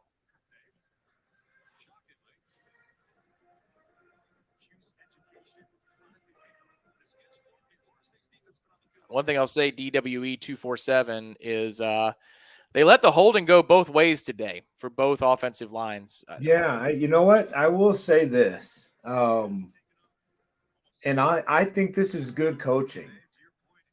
If you can gain an advantage by holding, it's worth it to get that call on a play at some point when you realize, like, to get that information. And then you just kind of, it's almost, again, going back to use a baseball analogy, if an umpire is going to give me a pitch slightly off the plate, I gain a great advantage because now an 18-inch plate becomes 19. Yep. And if I can play with the 19-inch plate, I would, right? As a pitcher, that's a great advantage to have. And so in this case, I've seen they have really let some holds go. You can argue whether it's slanted one way or the other, but I will say, and I don't know that Wake's coached to do that or not, but I'm just saying, if you are getting holding calls that are not getting called, they're not holding. Or if you're holding a guy but it's not called, then it's not holding. It's what Coach Andrew says. He used to say is, you're not fighting. Right. And so if it's only holding if they call it, and it's only holding if you let them. And so don't let a guy hold you, first of all. And then second of all, if a guy is getting held and he's not calling it, then he's not getting held. Continue to hold. Did they just review for what down it was? Because it is second. Like what in the world? Well, that was a waste of time. Yeah. It'll be 3rd and goal from the 1.5, depending upon the spot. The clock will not be ticking. Norvell will use his final timeout. And at this point, what's interesting too, Dominic, is on the defensive line, Jared Versus played. We'll see what his snap count is by the end of the game. 8 plays, 10 plays, whatever it is. You see how much of a difference that dude makes when he's on the field. I mean, it's and he came off the field in good spirits earlier in this quarter. I thought he's on the field now for this sequence of events. So that's got to make you feel better about your chances for the road trip to NC State and for the Clemson game. If you can just get Fabian Lovett back to go along with him, things change about how you can scheme your defense and the things you can accomplish on defense. But right now, they just need nothing short of a miracle in order to keep Wake Forest off the board and keep this a 1-score game. Yeah. He definitely makes a difference, and it doesn't seem like he's played 15 snaps, but his impact in relation to the number of plays he played is like astronomical. Because even there was a play that he didn't get a sack, and I think Sam Hartman completed it. Oh, big stop there. There you go. All right, you're forcing them to kick it. You're forcing them to make the kick, and there's Jared Verse in the middle of it again. Jared, whatever you got in that field goal blocking back pocket of yours from the LSU game. Oh, he's coming off the field. All right, then give it to 35. Give it to somebody. Yeah. Whatever that magic potion is. There was a play earlier. They're not kicking. They're going to run it all the way down, call timeout, I think. Oh, okay. Got it.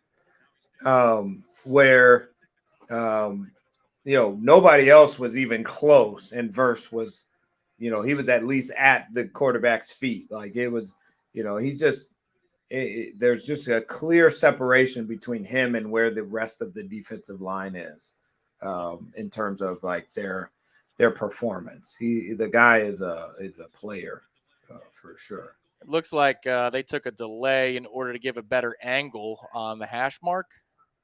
I don't think 1 second is that valuable for 5 yards, or a half a second.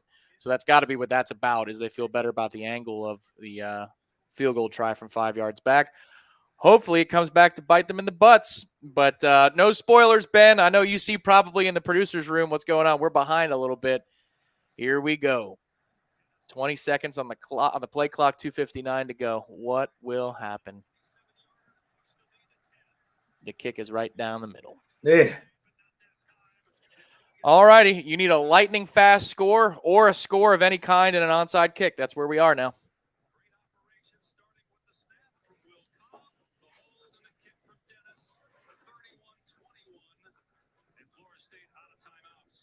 Did that kick just happen for you? Am I that far ahead? I'm sorry. No. Oh, okay. No. I was just.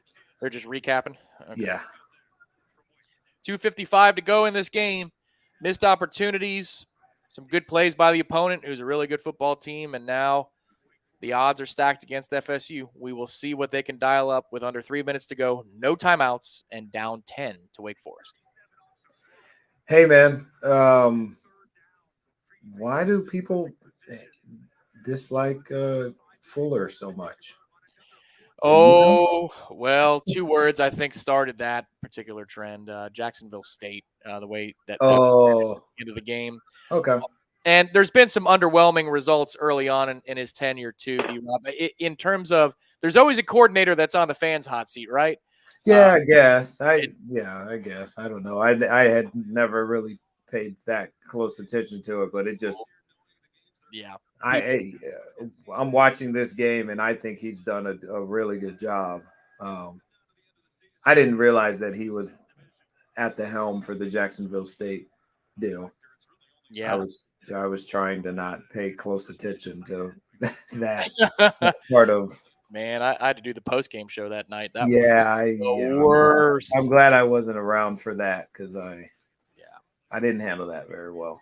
They're going to have to handle communication on little pooch kickoffs a little bit better. Micah wants the ball there, and Wyatt Rector calls a fair catch.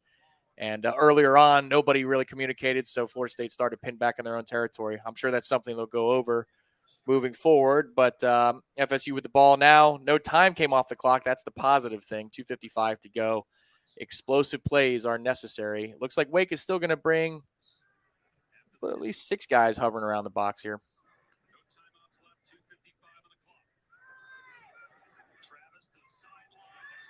Quick pitch and catch out of bounds.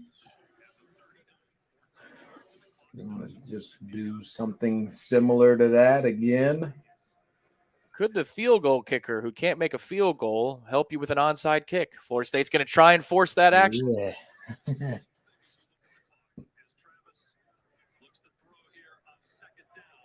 Boy, it's just the Johnny Wilson show. Get out. Yes, go. 12 seconds it took to get over midfield. Good job to start this drive.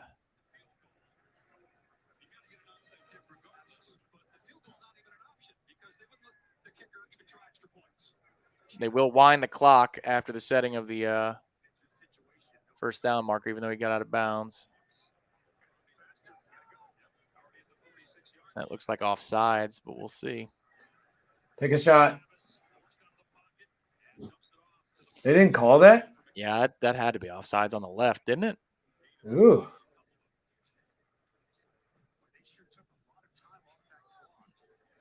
Yeah, that dude. Yeah. 2nd and 7. Jordan's taking a deep shot. Here we go. Nothing doing there. That looks like a lot of people would say is that PI, but he's using the sideline effectively. Isn't 8 there, D-Rob? What would you say? Yeah, and that's a tired. You can see that's the no huddle wide out. What do you think there? Now the replay is showing a little bit closer. You think that's that's good. That's clean.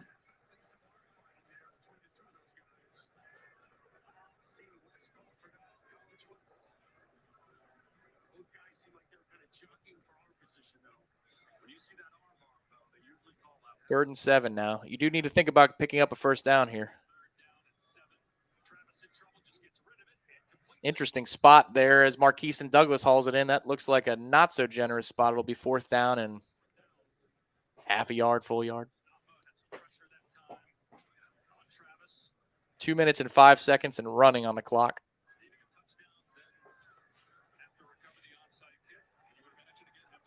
4th and 1. This could be the game if it doesn't go right, but it does go right. And Trayshawn Ward gets it down inside the 30-yard line. All right, now at this point, D-Rob, you're inside of 2 minutes, so there's really nothing you could do kicking the ball away. It's just about getting it right and scoring more than it is about the time in which you score. Yeah. Yep. Eesh.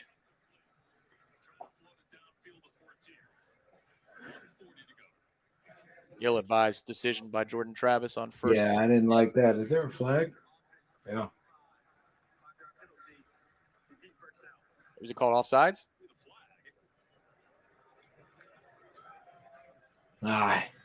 Eligible downfield. No. Okay. Oh, Douglas was covered? Okay. That's a pre-snap alignment issue? Yep. Wake timeout. Oh, yeah, you're a little ahead of me. No big deal at this point. I want to hear you celebrate, D-Rob. That's going to make me happy. So, 1:40 to go in this football game. Florida State down 10. So, more disappointing today than D-Rob. You like the way the defense played. It's got to be the 21 spot for the offense, right? More than anything. Yeah. And again, like, it's not that I'm like happy that the defense gave up 31. Yeah. And there were plenty of plays that they needed to make. And I said it earlier, and I'll say it, I felt this way even prior to this game, is individually we definitely have to get more talented, because you have to win one-on-one battles. But collectively, this is a defense that's playing hard. Yeah. They're executing their scheme. And I see there's a lot of good things. They're flying around. So it's certainly not, it's somewhere in the middle. It's not great, but it's certainly not bad. Like it's in a good place. That's exactly how Jordan Travis looked today. I think in the middle. Yeah, exactly. And that's hey, there's a hold. And that's sort of the where we're at is as a program right now is when you don't have your best play from your brilliant player, you're gonna lose a game by 10. Yep. And that's just where we are. You eventually want to get to the point where when your best player doesn't play his best, you have enough guys that you still can win a game. You still can find a way to win. It's built into the system, and you're talented enough. And there's sort of a correlation between the two. A lot of times you have one, but you don't have the other. If you have them both, you would really increase your opportunities. I will tell you that given what they didn't call today in terms of holding, I'm a little disappointed in that call. I thought it was going to be a lot more. I agree. Yeah, I agree. I agree.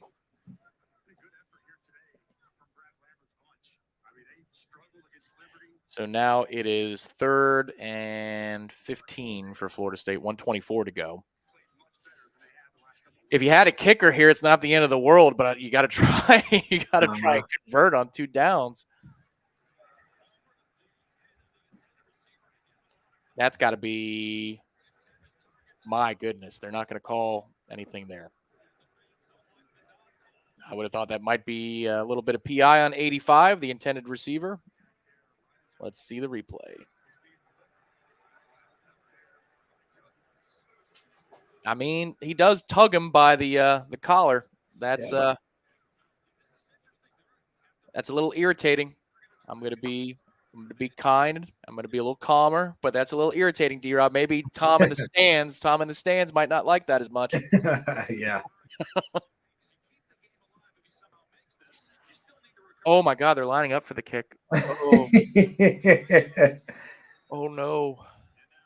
And they're going to take a delay of game. Well, that's just mismanaged to hell. If you're going to kick it, I mean, oh my goodness.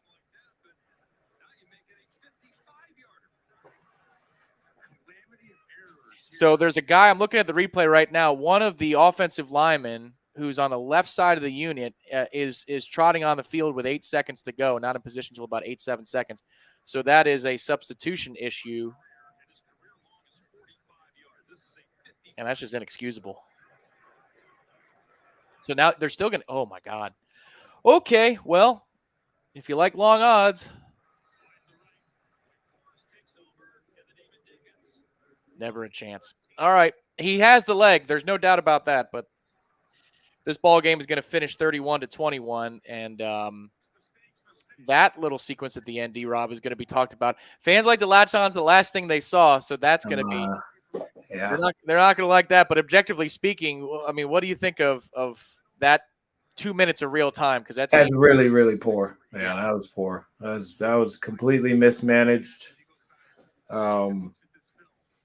The pass interference was pass interference. I will say though, you're still down 10. You're not down 3. Right. Even if if you get pass interference, you just get 15 yards. You still haven't shown like, hey, we get down there, we score every time. Yeah. Like, no, you've been down here a couple times and haven't scored. So it was, a pass interference there doesn't quite mean, okay, now we score and we get the onside and we get back down and we kick a field goal to tie the game and we score it overtime. It's like there's still a lot of things that needed to happen to get a win. But these are the things, man. This is why I said this stretch was going to be tough. I knew Wake would come down and I knew we would get a really good shot from them. I never would have imagined we would play this well defensively, to be honest, with no turnovers to hold them to 31. Yeah. I thought we didn't see the best of Jordan Travis tonight. And more than anything, it was more efficiency on their half of the field. Yep. Once we got to their half, we just stalled too many times. You don't have a kicker, so you can't afford to get back there or get on that half and then not continue to move the ball. Just gotta do better on that end. But not a bad game. These are the games that some legitimate growth can and needs to take place. You got to learn how to win these when, like I said, when your quarterback's not his best and you're playing a tough opponent and you're at home. You got to find a way, and we're learning. Again, I saw a lot that I love that I have not seen out of this group in a long time in terms of the competitive spirit, the bounce back. At halftime, right before halftime, they should have scored. They didn't. They came out and they went right down the field and scored. It's 28-7. Yep. Is that right? It is. Yep. That's curtains for the Florida State of the past 10 years. It's curtains at that point. At that point, I'm able to sort of turn the game off and go play catch with my son, or go get in the pool, or go on with my Saturday, because I already know how it's going to turn out. Where in this case, that's not the case. I mean, there was a lot to watch after that point that was encouraging to see. That tells you a lot about your coach, your coaches, your players, your program, your system going forward. So here's one thing I did learn is they were a little flat in practice, at least the day I saw on Tuesday. And apparently that was the case again on Wednesday. They practiced well before all the other games. So far, it doesn't always, you're a coach, you know this, and you played. Oh yeah. Sometimes Yeah. practice performance doesn't actually beget what happens on Saturdays, but for this group so far, the way it feels during the week is kind of how it plays out in the games. So Mike was not pleased with the way that they executed, especially on Wednesday this week, D-Rob. Yeah, and I you have to wonder. I was a part of a big hurricane year where we had something and had to sort of practice through the distractions of it, and you wonder how much that affected them. This week, the thought of, are we playing? Are we not playing? Oh, we are playing, but Wake doesn't even want to come down here and play. Their coach is scared, all the, whatever the narrative was on campus and with them. You wonder if that was affecting them. You wonder, some of them have family in those hurricane areas. You wonder if they're dealing with that and worries about that throughout the course of the week. And maybe that's why the preparation wasn't where it needed to be. There's a lot to kind of explore there, but just like Wake responded last week to losing a tough one against Clemson and then went on the road to beat us, we have a great opportunity now. We got beat at home to go on the road and beat a tough opponent, next week on the road. And everything can get back sort of on track. That comment right there, 4-1 for this group. We are still in a good spot. Now this thing could turn bad and ugly really, really quick, because you can lose the next two games, and 4-3 is not, where you want to be. But 4-1 where you are currently at is not the worst position, and you still have plenty of football. And again, you saw some signs of some really good things versus a really good team that you kind of go to a place where you go, okay, if we can clean up some of these other things, you're not going to see a lot of teams like this.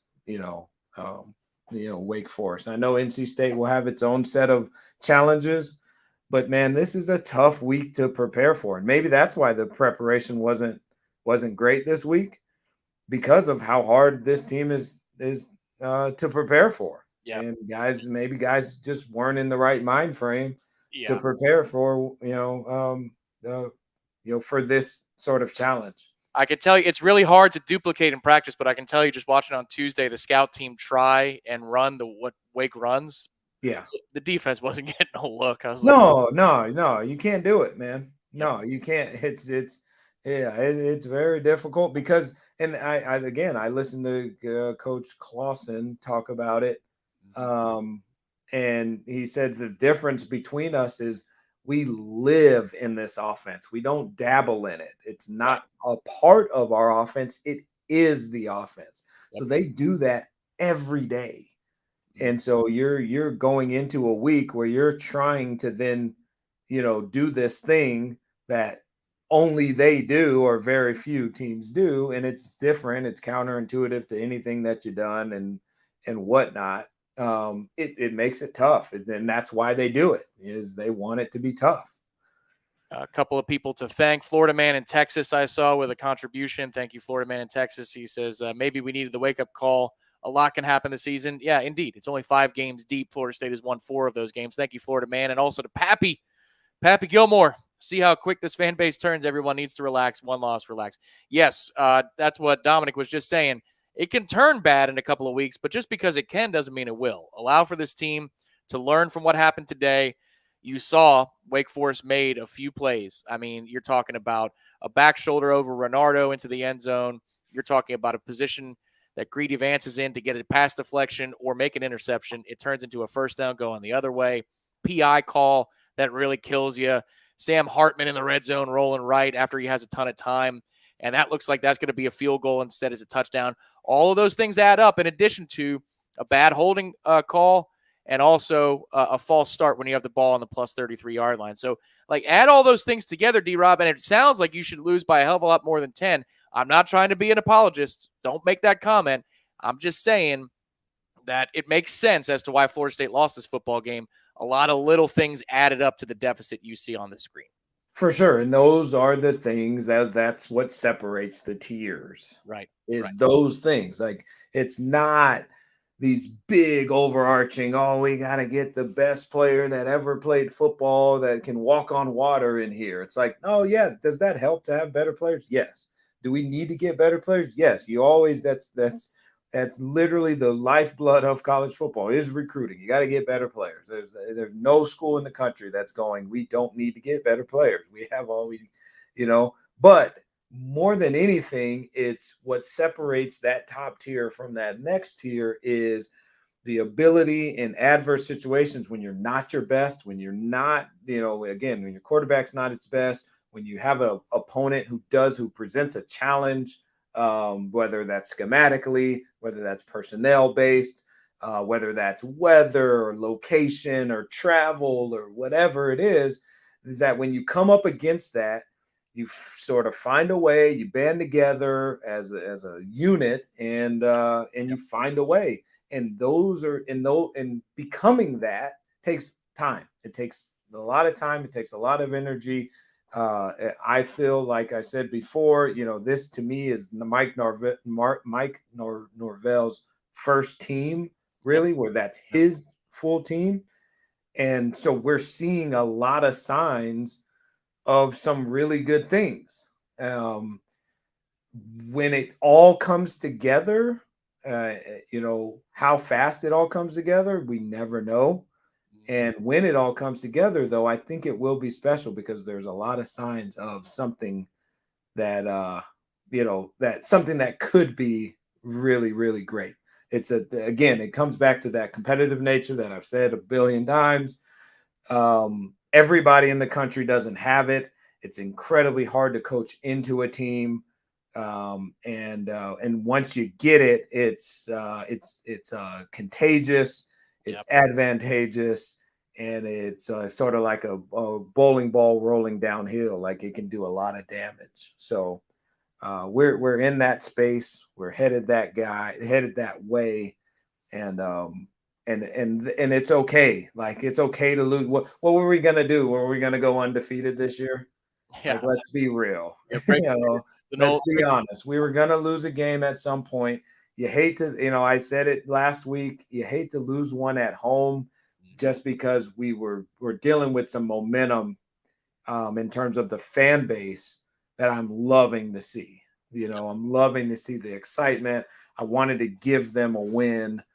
Back-to-back wins at home for them, for them to see it. To me, that's a really powerful thing.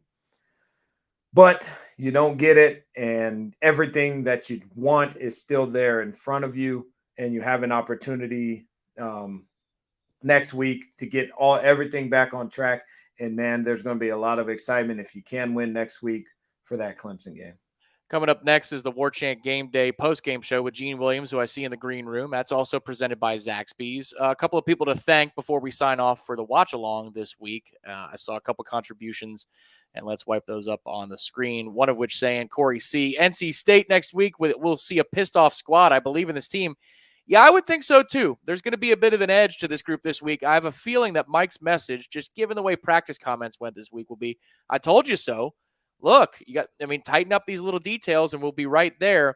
Florida State heads to the NC State next week. It'll be either a 7:30 kick or an 8 o'clock kick, a night game up there at NC State. A. Wright, thank you as well. Chill, y'all. Wake is better, a lot better than you think. Thank you, A. Wright. We appreciate you. And Master Glowin, I want to know why Fitzgerald. Oh, well, all right, we'll wipe that down. Goodness gracious. I understand why you're frustrated with the kicker. I am too. But we do appreciate the contribution to the program. D-Rob, any final thoughts before we sign off and hand off to the post-game show? No, I think we just watched a team that's going through what we went through. So look at those faces, Wake's faces, as that game ended. We could be in that same spot 7 days from now. So again, the sky isn't falling. Everything we want is still ahead of us.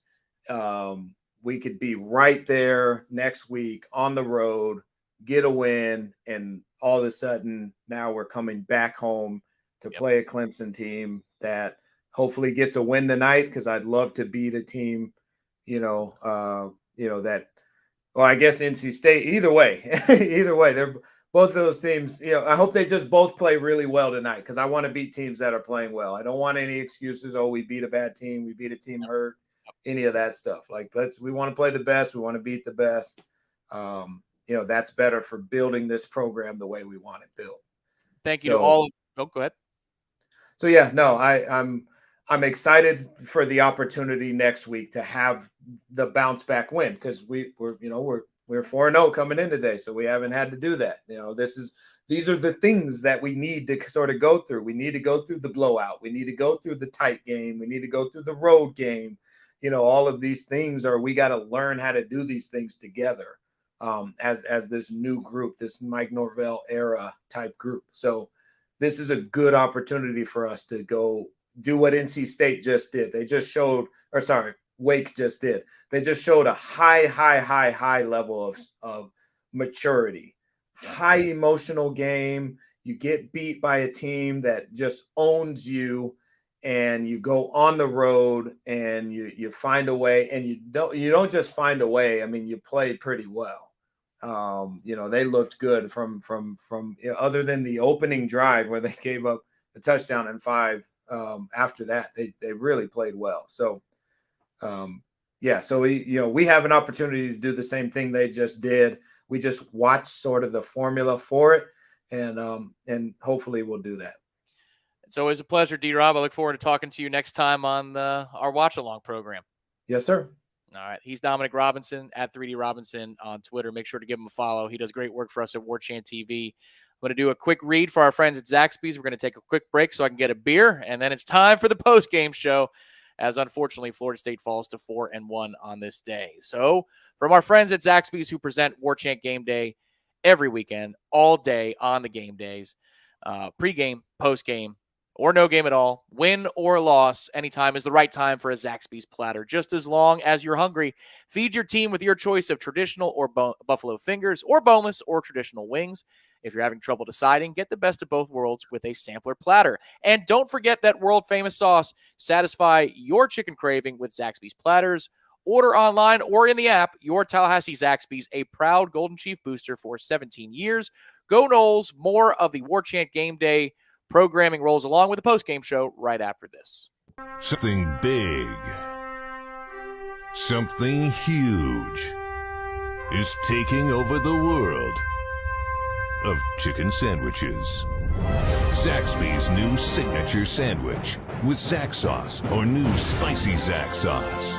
Because the chicken sandwich war ain't over yet. The new signature sandwich, it's taking over. And it's only at Zaxby's. Warchant.com has been the definitive home of all things FSU sports for over 20 years and is now part of On3, the next generation network. Warchant.com has the most experienced, tenured, and largest staff on the Florida State sports beat, and now features innovative resources, including an NIL database that projects player value and a truly aggregated composite recruiting ranking system that will set the bar in the industry. There are no words to describe the perfect pairing of Zaxby's hand-breaded fingers and our 12 delectable sauces. But there is a sound, and that sound is The Zaxby's chicken finger plate with endless sauce abilities. Only at Zaxby's.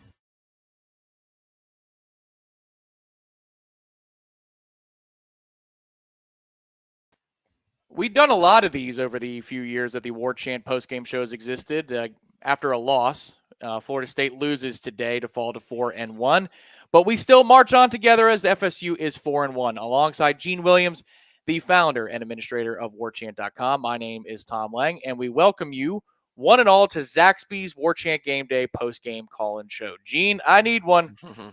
I don't know about you, but cheers to you, sir. You got the Oyster City. All righty, I got the Natty Light, and so we will commiserate for the next hour or so, hour and a half, for the Warchant postgame show after a 31-21 defeat at the hands of Wake Forest. Gene, haven't talked to you outside of maybe a text or two in the first quarter, so I have no idea what your thoughts are on the game. Please enlighten us all. First, it's just a killjoy. It was fun out at Hotel Indigo before the game, interact with the fans. It was palpable, all the excitement with the fans. And, it's a shame because I thought, look, this 3-game stretch, I thought it may not turn out to be, but I thought it was the most winnable game of the 3. So I thought, let's get the win for FSU. So you're going in, worst case, you're 5-2, you're still in pretty good shape going forward. So I hate the fact if you lose 3 in a row, it's really going to put a damper on such a great start to the season. But as far as the game, and I think you and Dominic talked about it during the watch along, they were sloppy during practice this week, and that was my number one take from this game. This team was firing on all cylinders last Saturday. They were clicking on both sides of the ball. They were efficient. They were getting lined up correctly. They weren't committing penalties. They weren't turning the ball over as they did a 180. They were sloppy. They were missing assignments. They had 11 penalties in the game. Just all guys, at the end, that last few plays are just reminiscent of what, kind of what happened all game long. Just a penalty on a situation like that. Even the play call, I just think, look, 4th and 15, you got a much better chance of picking that up than that kicker making a kick like that anyway. Just sloppy all around. And look, I didn't like the defense. Obviously, you don't like the way they moved the field up and down the field, but I think Sam Hartman, that crew's going to do that against everyone. They did it against Clemson. Yeah. They're going to do it all season. So I didn't have that much of an issue. My issue was the other side of the ball. And after that first drive, I mean, it was just pure sloppiness. It's disappointing. We saw the Jordan Travis, it seemed like, from about a year and a half ago. He lost, I think, after that fumble. I don't know if something set him off for a few series. And then the play calling, when they got down inside the red zone, they didn't like it. Yeah. It just was confusing what they were trying to accomplish a lot of times with stuff. But again, I think the bottom line is just very sloppy, especially on offense. I think there was some poor officiating. I think that 11-3 penalty ratio, you saw that pass interference should have been called. Look, they still probably lose the game. The deck was stacked against them. But that was enough. When you pull a jersey on a guy down on a play, come on, that's pass interference, ACC. And I could at least count a dozen times where I saw what seemed like a pretty obvious hold. Now, I guess there was some holding on both sides, but I saw that in the Clemson game. And a couple fans came up to me. They go, "You weren't very confident when you gave your pick in the game." And I said, "Look, I saw that Clemson game, and they were being held several times, and they were giving Wake the benefit of the doubt. If they're giving Wake the benefit against Clemson, Florida State certainly isn't given a break, knowing this history of this conference." So I knew they were going to have a real hard time getting pressure on Hartman. Now, thank goodness a couple times they did in the second half, and I was impressed. The defense second half actually played pretty well outside that last drive when they ran. Here's the other thing I want to throw out, Tom. I went back and looked. I don't know if you saw the set. You know how many rushing yards Wake had against Liberty? I don't, Gene, but you're about to tell me. Yes, I am. 43 rushing yards. Oh, buddy. Against Liberty. They gashed Florida State for 171. Inexcusable. Look, I know Fabian Lovett is out, and there's no way they do that if Fabian Lovett's there. There's no freaking way. That is a huge loss, but there has to be. Dominic talked about the depth on your team, man. You cannot let Wake Forest. I get Sam Hartman's going to throw all over you. He's an accurate passer. He's got some good receivers. He's been there for 30 years. He knows the system. But come on, man. You can't let Wake Forest gash you for 170. That's just ridiculous. Yeah, there's some difficulties they got to clean up. I think some of it is health, and it's not just Fabian Lovett's health. I don't think our guy, Robert Cooper from In the Coop here on Warchant TV, is playing at 100%. Malcolm Ray's certainly not playing at 100%. He's had to leave multiple games with injuries. You're seeing Daniel Lyons get some run in the second quarter of this game because Wake ran 55 plays, had the ball for over 18 minutes in the first half. A true freshman has to make his way out there because you're getting gashed. But that doesn't excuse at the same time, Gene, that previous to playing Louisville didn't run on anybody, but they ran all over Florida State up the middle. And the game had gotten out of hand against Boston College before long, so they couldn't stay and do what they wanted to do in terms of balance. They did so today, beating Louisville. How about that? But I thought BC actually ran the ball okay between the tackles on the few chances that they had. So this is a concern. This is a big-time concern that we can look at in the weeks to come. Certainly we will against NC State next week. They would be foolish not to try Florida State with traditional runs up the middle and see how weak the interior of that defensive line is. Hopefully FSU gets some reserves back. But, Gene, I'm looking at a few things, and we thank you, Drew. Thank you so much for your contribution to the program. Moral victories. We're not talking. No, this team's too good to have moral victories. No, that was not. Yeah. So here's the other thing. You look at the penalty disparity, the 11 for 96 and the 4 for 40. Some of that is, Gene, I agree. They were stingy on some calls. The only one that really I thought crippled Florida State on the offensive side of the ball, because there's 2 in this game total. It's the Darius Washington hold when they have a first down. The Micah Pittman punt return. They get the ball at the 33-yard line. Here you go. You're moving along. 1st and 15 off a bad false start. You wipe that away. 1st and 10, and now you get a holding call. And that one was just critical because they're starting with the ball on Wake's 33, and they come away with no points. They have to punt. You got to punt when you start on the opposite 33. And then defensively, the one call was the Amarian Cooper pass interference where he panics.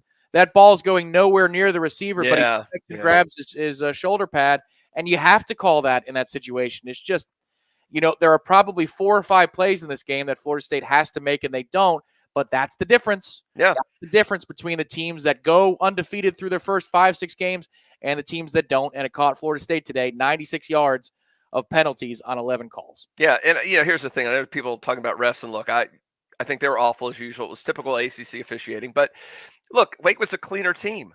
Wake was the better team. So the way they played, much cleaner game than Florida State. I have no problem with them winning the game. I am more upset at Florida State, the sloppiness, inexcusable. You're in your 5th game of the season. I mean, it looked like you hadn't practiced this week. I don't know. Like you said, it was a sloppy practice. And I get it. Anybody who competes in athletics, you may be clicking along and you get in a rut out of the blue, and then you got to work your way out of it. Unfortunately, that rut happened. I thought this was the worst game they played all season. Yeah. And it happened at the worst time because you're the first time you're ranked, you're at home, you're rolling right along, things are looking good, and you just played loud on both sides of the ball. You were just sloppy. I mean, Tofili dropping passes, key penalties at the wrong time. Guys missing assignments. There was a 3rd and long they had in the first half, and we had 3 defensive backs laying back 12 yards on a 3rd and 8 or whatever it was. Yeah. And they threw it 6-7 yards, and he ran up and just got the first down. Like, have one of the 3 guys maybe up on the receiver.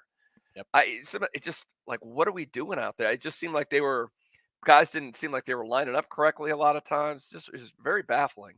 Yeah, the way you listed it out, Gene, maybe there's 10 plays that you need to make in the game, and Florida State made 2 of them out of the 10. They've been making those plays, and they were not. I mean, the Greedy Vance one, man.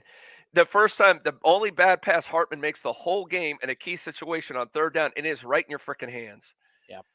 Yep. And it goes I think the game may change. I think if he gets that pick there, the game, or even knocks it down, the game. He knocks it down. They might win the game. It's a 3rd down. That's a huge swing. It's 4th and long. They're punting. It's a giant swing. Yes, they're going to punt, and you're down 7 points with all the momentum in the world on your side. And look, I mean, I feel like, Gene, the second half was the perfect opposite in a lot of ways of the first half, because the defense got a stop on the first drive of the game. You're feeling good about that. Florida State doesn't come back and score or do anything with the football, unfortunately. But in the second half, they give up a score. They go right down the field as Wake Forest, and it's 28-7. You're like, well, Jesus, didn't you adjust to anything? Where are the adjustments? You still look as confused as you ever have. But from that point, the defense battled and gave the ball back to the offense multiple times. It's just that when push came to shove, and you had to make the play to not only secure momentum, but keep momentum, they couldn't do it. And if it was a missed tackle or a missed coverage or a great play by Wake Forest, the back shoulder catch in the end zone on Renardo Green, he can't do much more than that. That's just, it's a 50-50 ball and a hell of a throw. It's just none of those things went Florida State's way, and most of it was of their own doing or Wake's doing. It wasn't, there wasn't a whole lot of luck involved in this. And they got away with a fumble early in this game where they might have been in trouble earlier. Great play by Micah Pittman. He's the one guy who came to play today. Great game by Micah Pittman, man. And that fumble recovery is something, because there was 3 Wake guys around that ball, and he came out with it.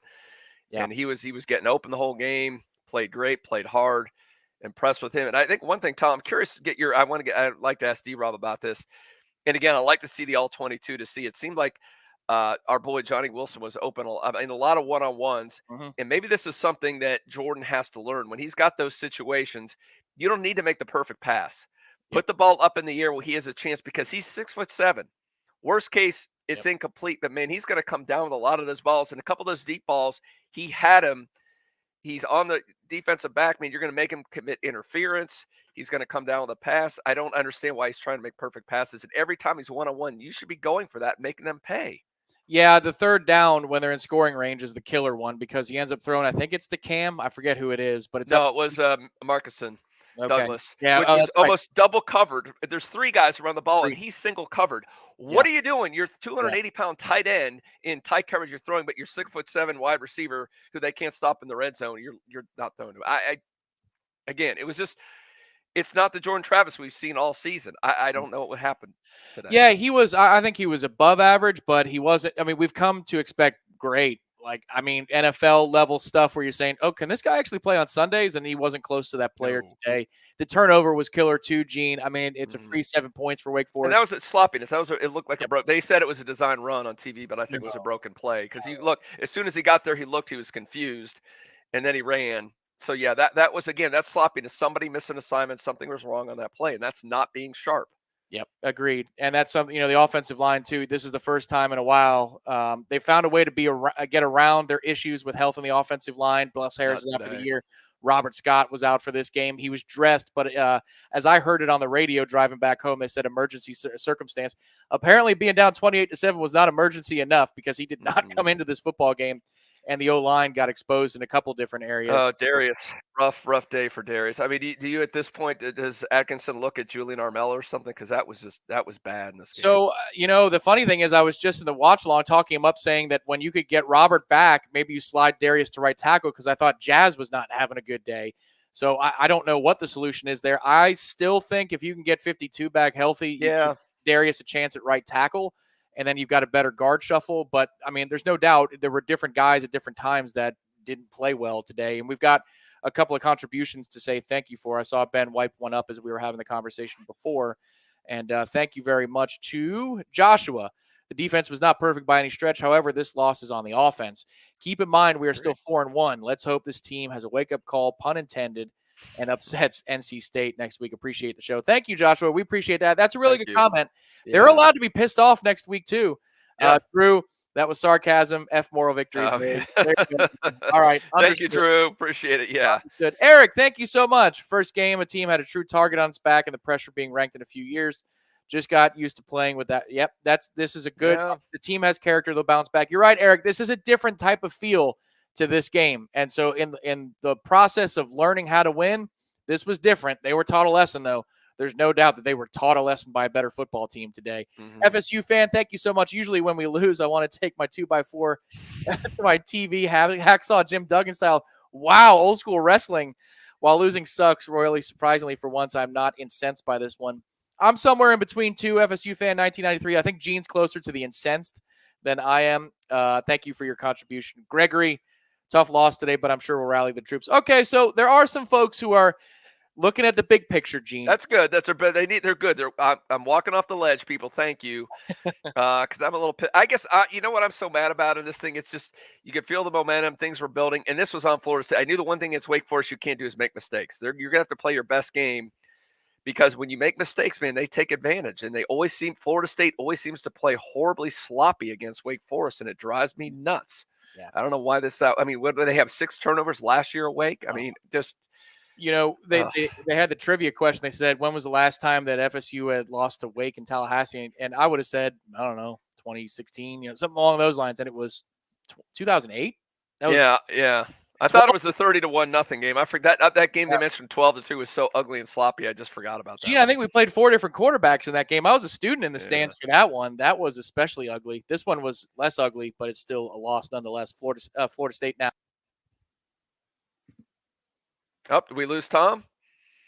Okay, well, hopefully we'll get Tom back on there. So I guess we'll take a few comments from fans while we get Tom. That was something. I hope he's all right there. I'm back. There he is. So, the StreamYard gods, if there's like a duck logo, was pissed off. It said, something happened. It's not your fault. Well, I'm like, it doesn't matter if it's not my fault. We're doing a live show. It wasn't the Aflac duck. Hopefully, it's probably Dion and his damn Aflac duck. Timothy says, I went to find a kicker. That's a really funny comment, Timothy. Well done. I'll drink to that. Thank you. I did 5 shots while I was gone. Yeah, that was craziness. Let's talk about, look, again, I'm not making excuses. Wake was a better team. But the play calling series on the last drive, and I've talked about this before, when the game is on the line with Mike Norvell,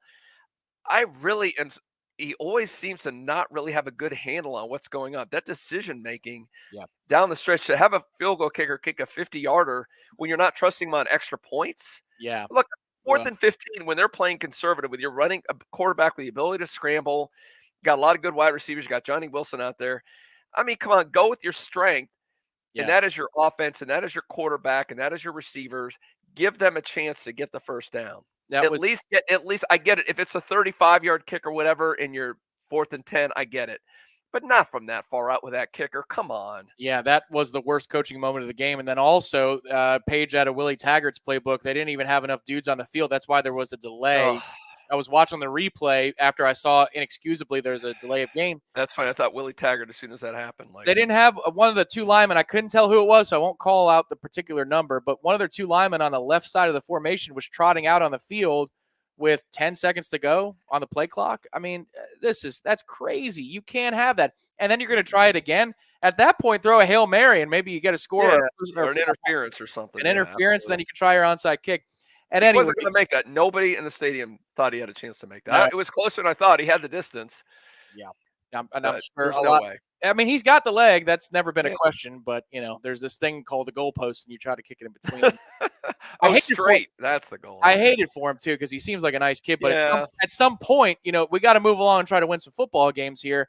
And to the 827 of you that are right now watching the Warchant post-game show, I'm sure you agree. And Z-Chan from the top rope, as usual. Wow. Frustrated by the game management. Travis was off, but we were still keeping it competitive at the end. Time to dig deep and get ready for NC State.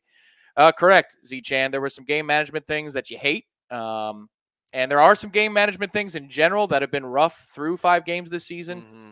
But if you count preparation as game management, this coaching staff usually has these guys prepared. And I think they were trying to send a message this week in practice that, guys, you got to lock it in a little bit better. It's not this easy. They'll listen to it a little bit more this week in practice, I think. Mike Norvell's words will be heeded. In about 10, 15 minutes, we'll open it up to the phone lines on the Warchant postgame show. I know screen caller Terry just texted me to say, when are we going? When are we doing the phones? I'd say about 10 to 15 minutes from now. But FSU fan, also, thank you so much. Another contribution here. If you told me we held Wake Forest 31 points, I'd say we win the game. This was on the offense. That's a fair point, Gene. Most of our score predictions, most everybody on staff had Wake in the low to mid-30s. So if you said before kickoff that the Demon Deacons were only going to score 31 points, you'd call that a win for Adam Fuller, wouldn't you?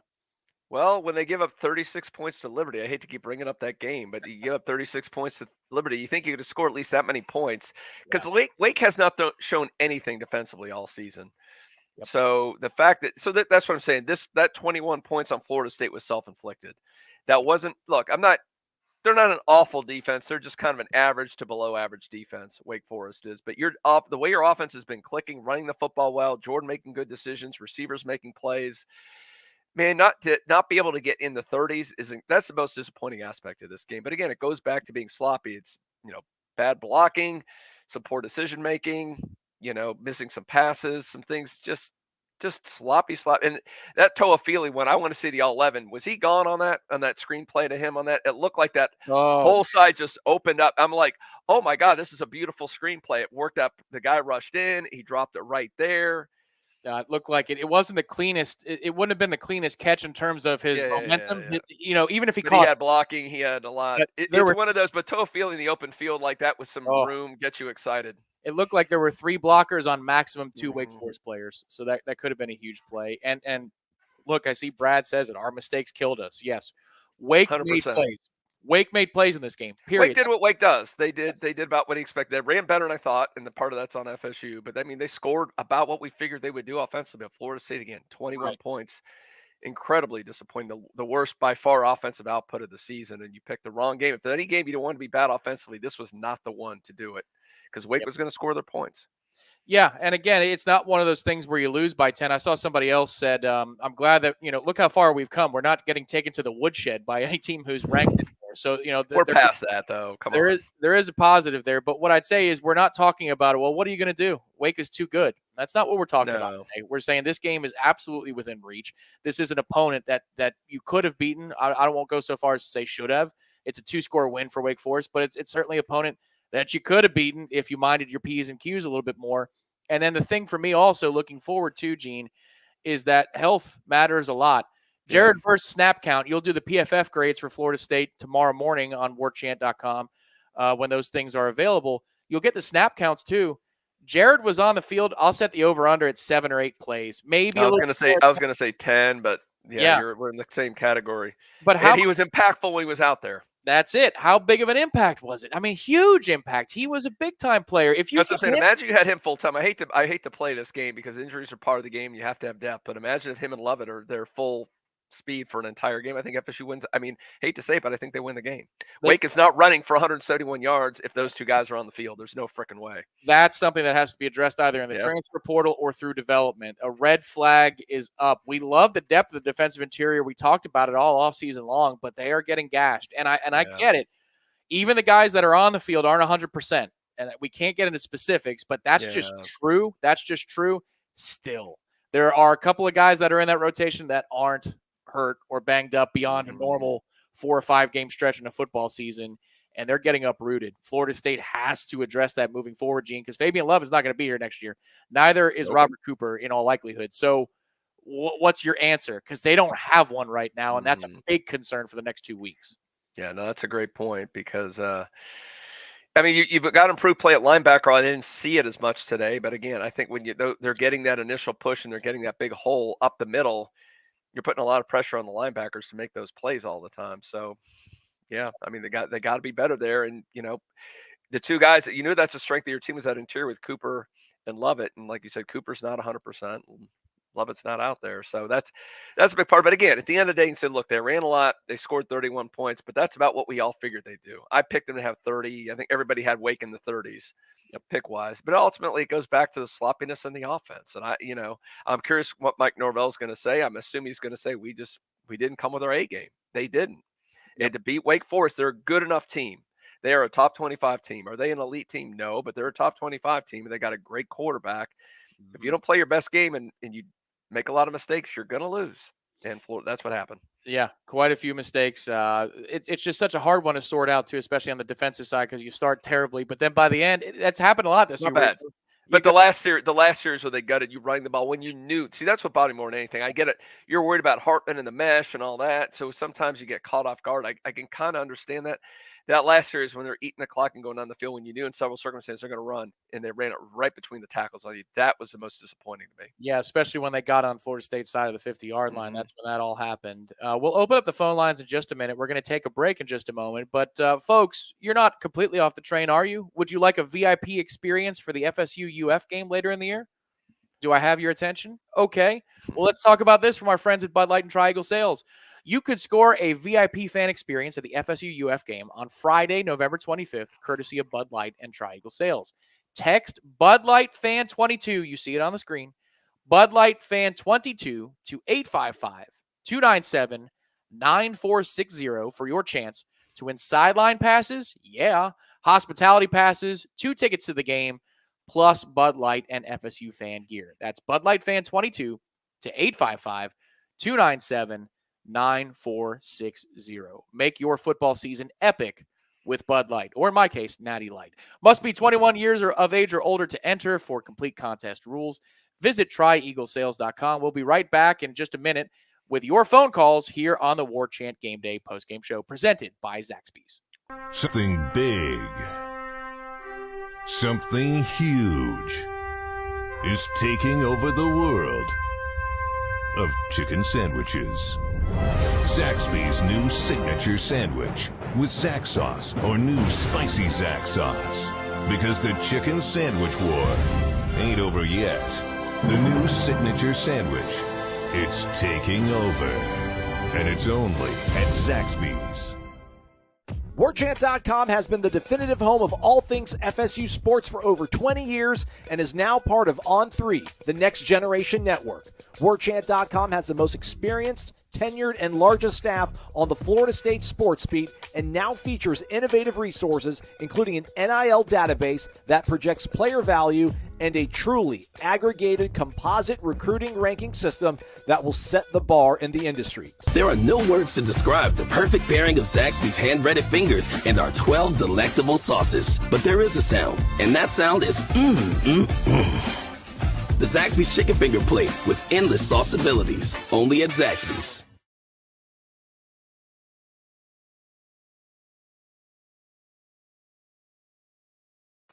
And we are back to Warchant Game Day postgame, presented by Zaxby's. And the phone lines are open. There's the phone number underneath. You can see it, 850-805-9730.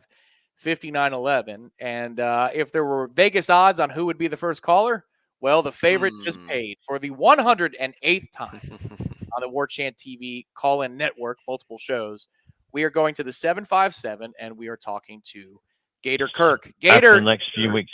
Oh, there we go. What's up?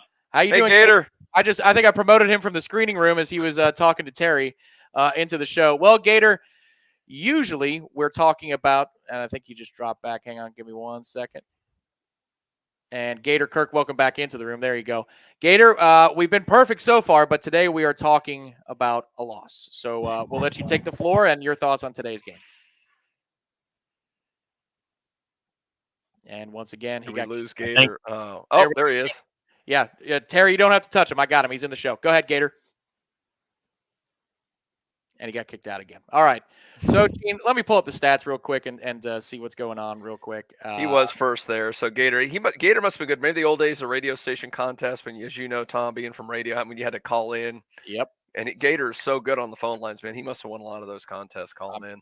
I'm sure he did. All right. We're going to hope that he stays in the room. All right. I see him now. 10 seconds. He's still in here, and he got kicked out again. Oh, I don't know if this is a software problem. We heard him. Yeah, we did. Gator Kirk in the 757. All right. What I'm going to do is I'm going to kick the screener out. Terry, no disrespect to you. I'm wondering if that's causing an issue. One more time. Worries. This is there he is. All right. Gator, go for it. Hey, how you guys doing? All right. Yes. Now we're better. How you doing? I'm good. It seems like our offense and defense tonight is it's kind of cluster right now. But you know what? Yep. I think we were outcoached tonight. There were some positive things, some negative things. So hopefully we can. I'm not still impressed with Fuller, but where do you see us going in our next two games? Can we get 1-1 and salvage what we had tonight, or are we going to go 0-2 with NC State and Clemson? Well, I think that's probably the realistic goal if you can split the next two. I think number one, you obviously got a lot of mistakes. Film study is going to be important for Florida State because there are a lot of mistakes. You can clean those up. I think maybe this was a wake-up call. As Tom said earlier, practices were sloppy this week, and it carried over to the field. So maybe it'll wake this team up. They'll clean some things up, and they'll come back with a much cleaner game the next couple of weeks, and hopefully they can win one of those. I think they're good enough to compete with both of these teams. So I think that's a realistic expectation. And I think if you're sitting there at 5-2 at that point through that gauntlet, I think you're feeling pretty good going to the latter part of the schedule. Yeah, I'd agree, Gator. What I'd say is if Florida State had played their best game today and lost by 10, I wouldn't feel very good about these next two games at all.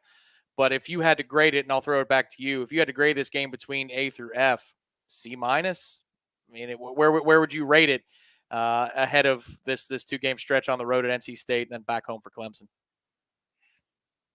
I think we're a D tonight. I think. Yeah, I was going to say D+. We had some.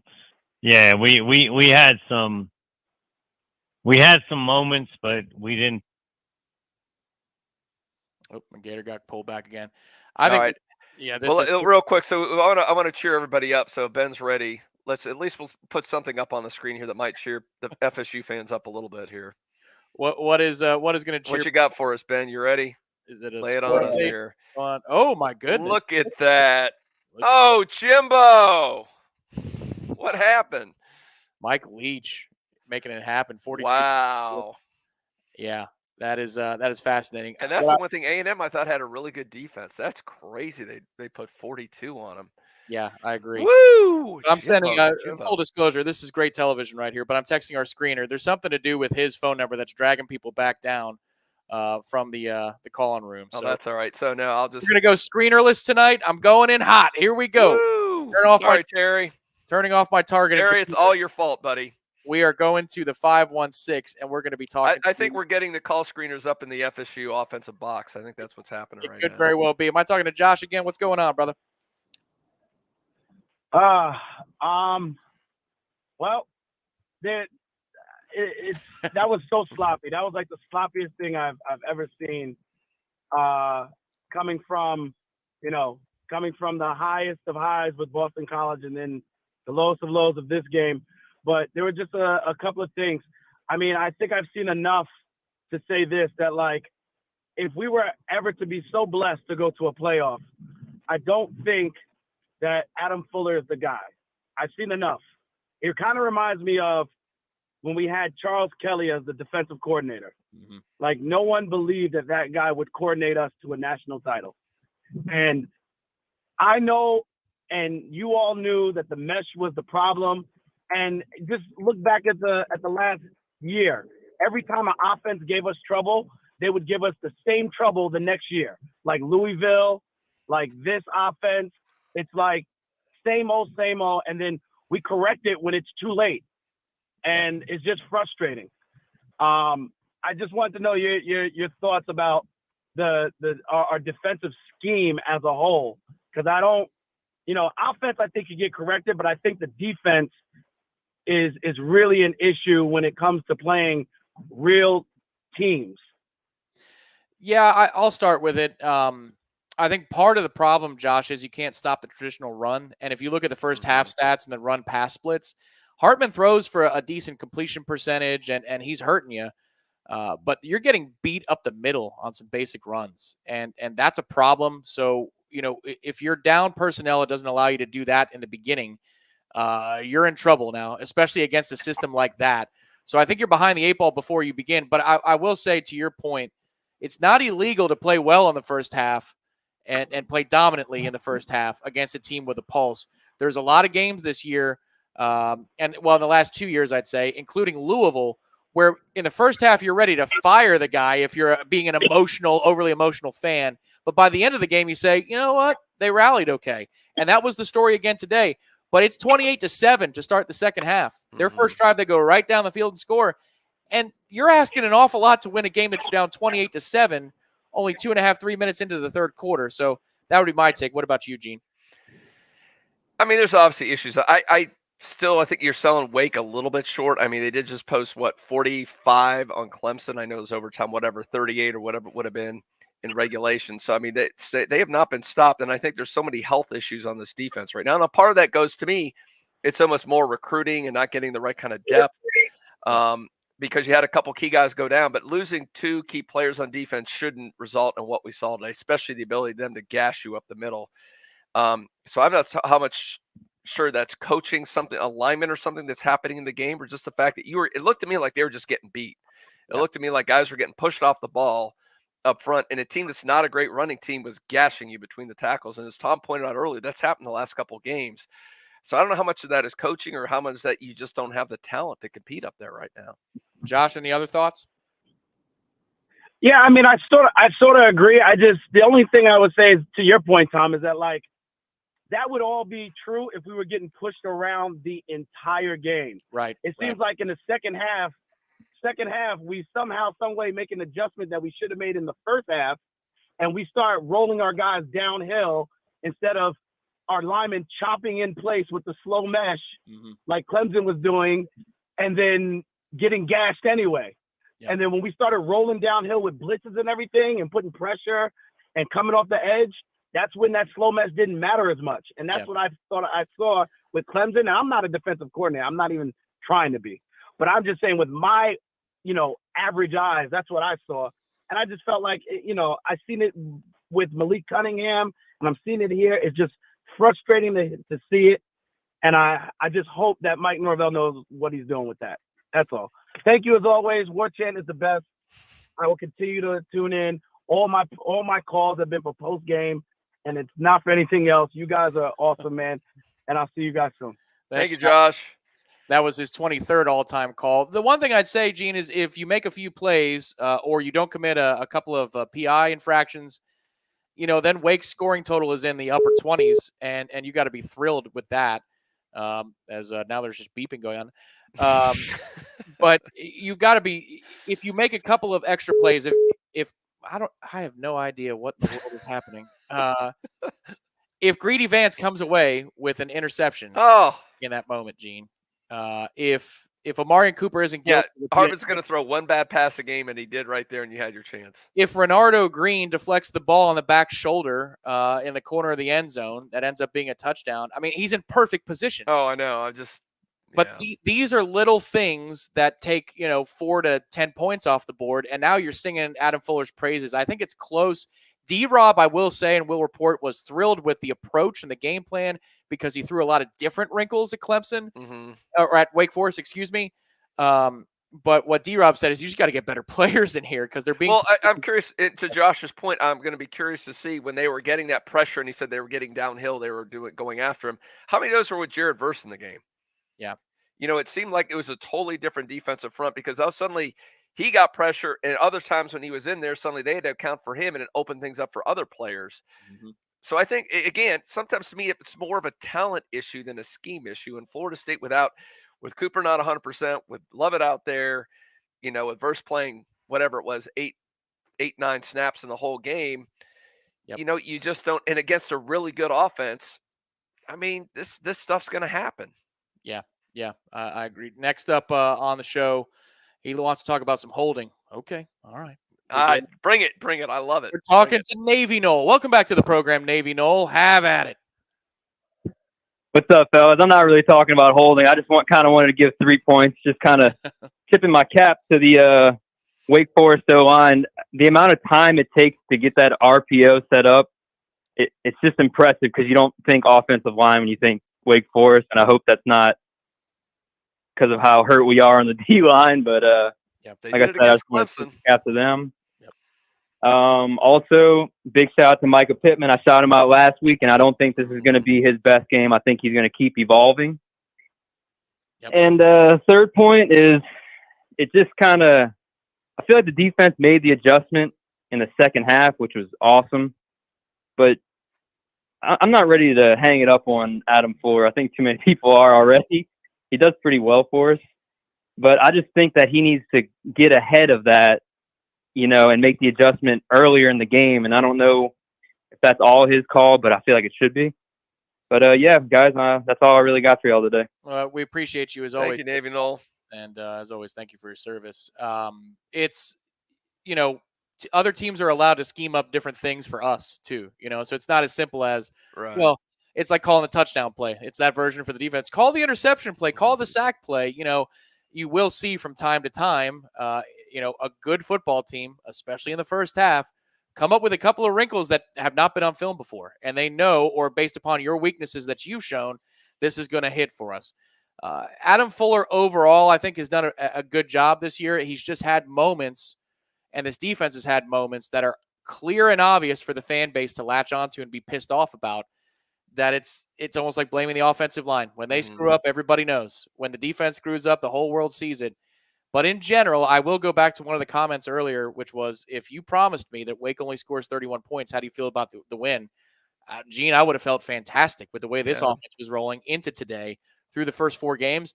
I would have said there's a 3 out of 4 chance that Florida State wins the football game, maybe more if you only hold Wake to 31 points. So it seems like it's always complicated discussing Adam Fuller after a game. It's never that simple. I don't know. Again, we've talked about this a lot, but I'm not sure how you feel about that. Yeah, and to your point, too, it's interesting you brought that up. There were several plays that I'm going to call them fluky because they made the plays, and not a lot of it, those 50-50 type of plays they made. You made a play in the end zone where it looked like it was covered perfectly, and they got it, the greedy Vance, where you should have had the pick, or at the very least knocked the ball away. I don't know how that didn't happen. Yeah. And they converted 10 first downs. Third down conversions. Wake had 10, and they were 3 for 3 on 4th downs. I mean, you got to make some stops. And part of that's on the defense. Part of them, and they executed on those plays a lot of times, but sometimes maybe that is on Fuller a little bit.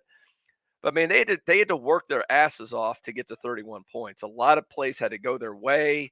Mm-hmm. They had to convert a lot of tough plays to do it. But to their credit, they did it. So, again, I'm not out. It wasn't Fuller's best game. Obviously, there were some mistakes made on that side of the ball. But, I mean, Wake's going to average 30 points a game all season. It's not like this was just a complete defensive meltdown. It's about what everyone expected. So, yeah. I think I would have felt better about this if that last series, when they knew they were going to run the ball, if they would have stopped them to force a punt, then I would have been like, I'm giving Fuller a pass on this one. Yeah. But the fact that they were able to go down, you couldn't even load the line, make them make a play, make them take a chance on you at the end of the game. Instead, they just just right down your throats and ended the game on you. Yeah, the frustrating thing is you make those stops earlier in the drive, and then they're in position to make. They put themselves in position to get off the field a lot. They didn't. I mean, that's point blank. They did a better job in the second half, but I think it was 18 third down conversions in all for Wake. They made a ton of third down conversions in the first half and 2 fourth down conversions to go along with it. It said 3 for 3 on fourth downs. At least I'm looking at the official stats. Correct. 3 for 3 on fourth downs. Yes, one in the second half. I was just talking specifically about. Oh, okay, yeah. They were, they were all over the place. One of those was for a touchdown, of course, as well. We now go to the official DMD of Warchant TV. He's Z-Chan. His name is Zach. He's from Thomasville, and he's on the way home. Give it to us, Zach. How you feeling tonight? And what are your thoughts on today's game? Well, I'll tell you what. I obviously disappointing. But the two things I want to say. One, I loved Micah Pittman on that one drive. Holy smokes, he was on fire. He brought a lot of energy back to the stands when it was dead. And then how about Jared Verse coming in and making some big time plays? Yeah. He wasn't in there a ton, but man, when he was noticeable. Hopefully he gets back 100% where he can play a lot more snaps, because when he's in the game, it's just different. Our pass rush on the edge is unreal. Our contain is worlds better. Our running defense is a lot better. I just really hope he gets back in it. And I agree there's times when Fuller's scheme was, I'm like, man, he's doing what he should. And other times I'm like, what are we doing here? There was some I said it in my comment earlier, there's some game management issues that I just don't really agree with. But of course, I am no Division I college football coach, so who knows? Maybe it was the right call. But tough loss. That one hurts. Yeah, it sure does. Well, we appreciate you, Z-Chan, and all the support that you chip in for us. Yeah, Z-Chan, one of the pillars, and was very generous during the drive. You guys, by the way, man, hats off to you, Aslan, Jeff, Corey, and you guys who did all the fundraising for the hurricane relief. Over $10,000 raised by Warchant, and just goes in. That's credit to you guys and all our loyal followers, the Warchanters out there, man. That's incredible. It warms my heart. All the devastation that happened in Southwest Florida, for you guys to step up. Incredible. Great job. For those of you that are just here for the Warchant postgame show this week, we did several shows that were all 100% donations to Hurricane Ian relief, and $10,000 thereabouts directly to the American Red Cross in their efforts. So it's only possible because of you folks at Warchant. You guys are great. Community. You are the best. We pivot now to the 406. It's his first call in almost 2 years. Ooh. You know him on the boards. He's FSU 91. Welcome to the program, FSU 91. I think we're talking about the trenches today. Go for it.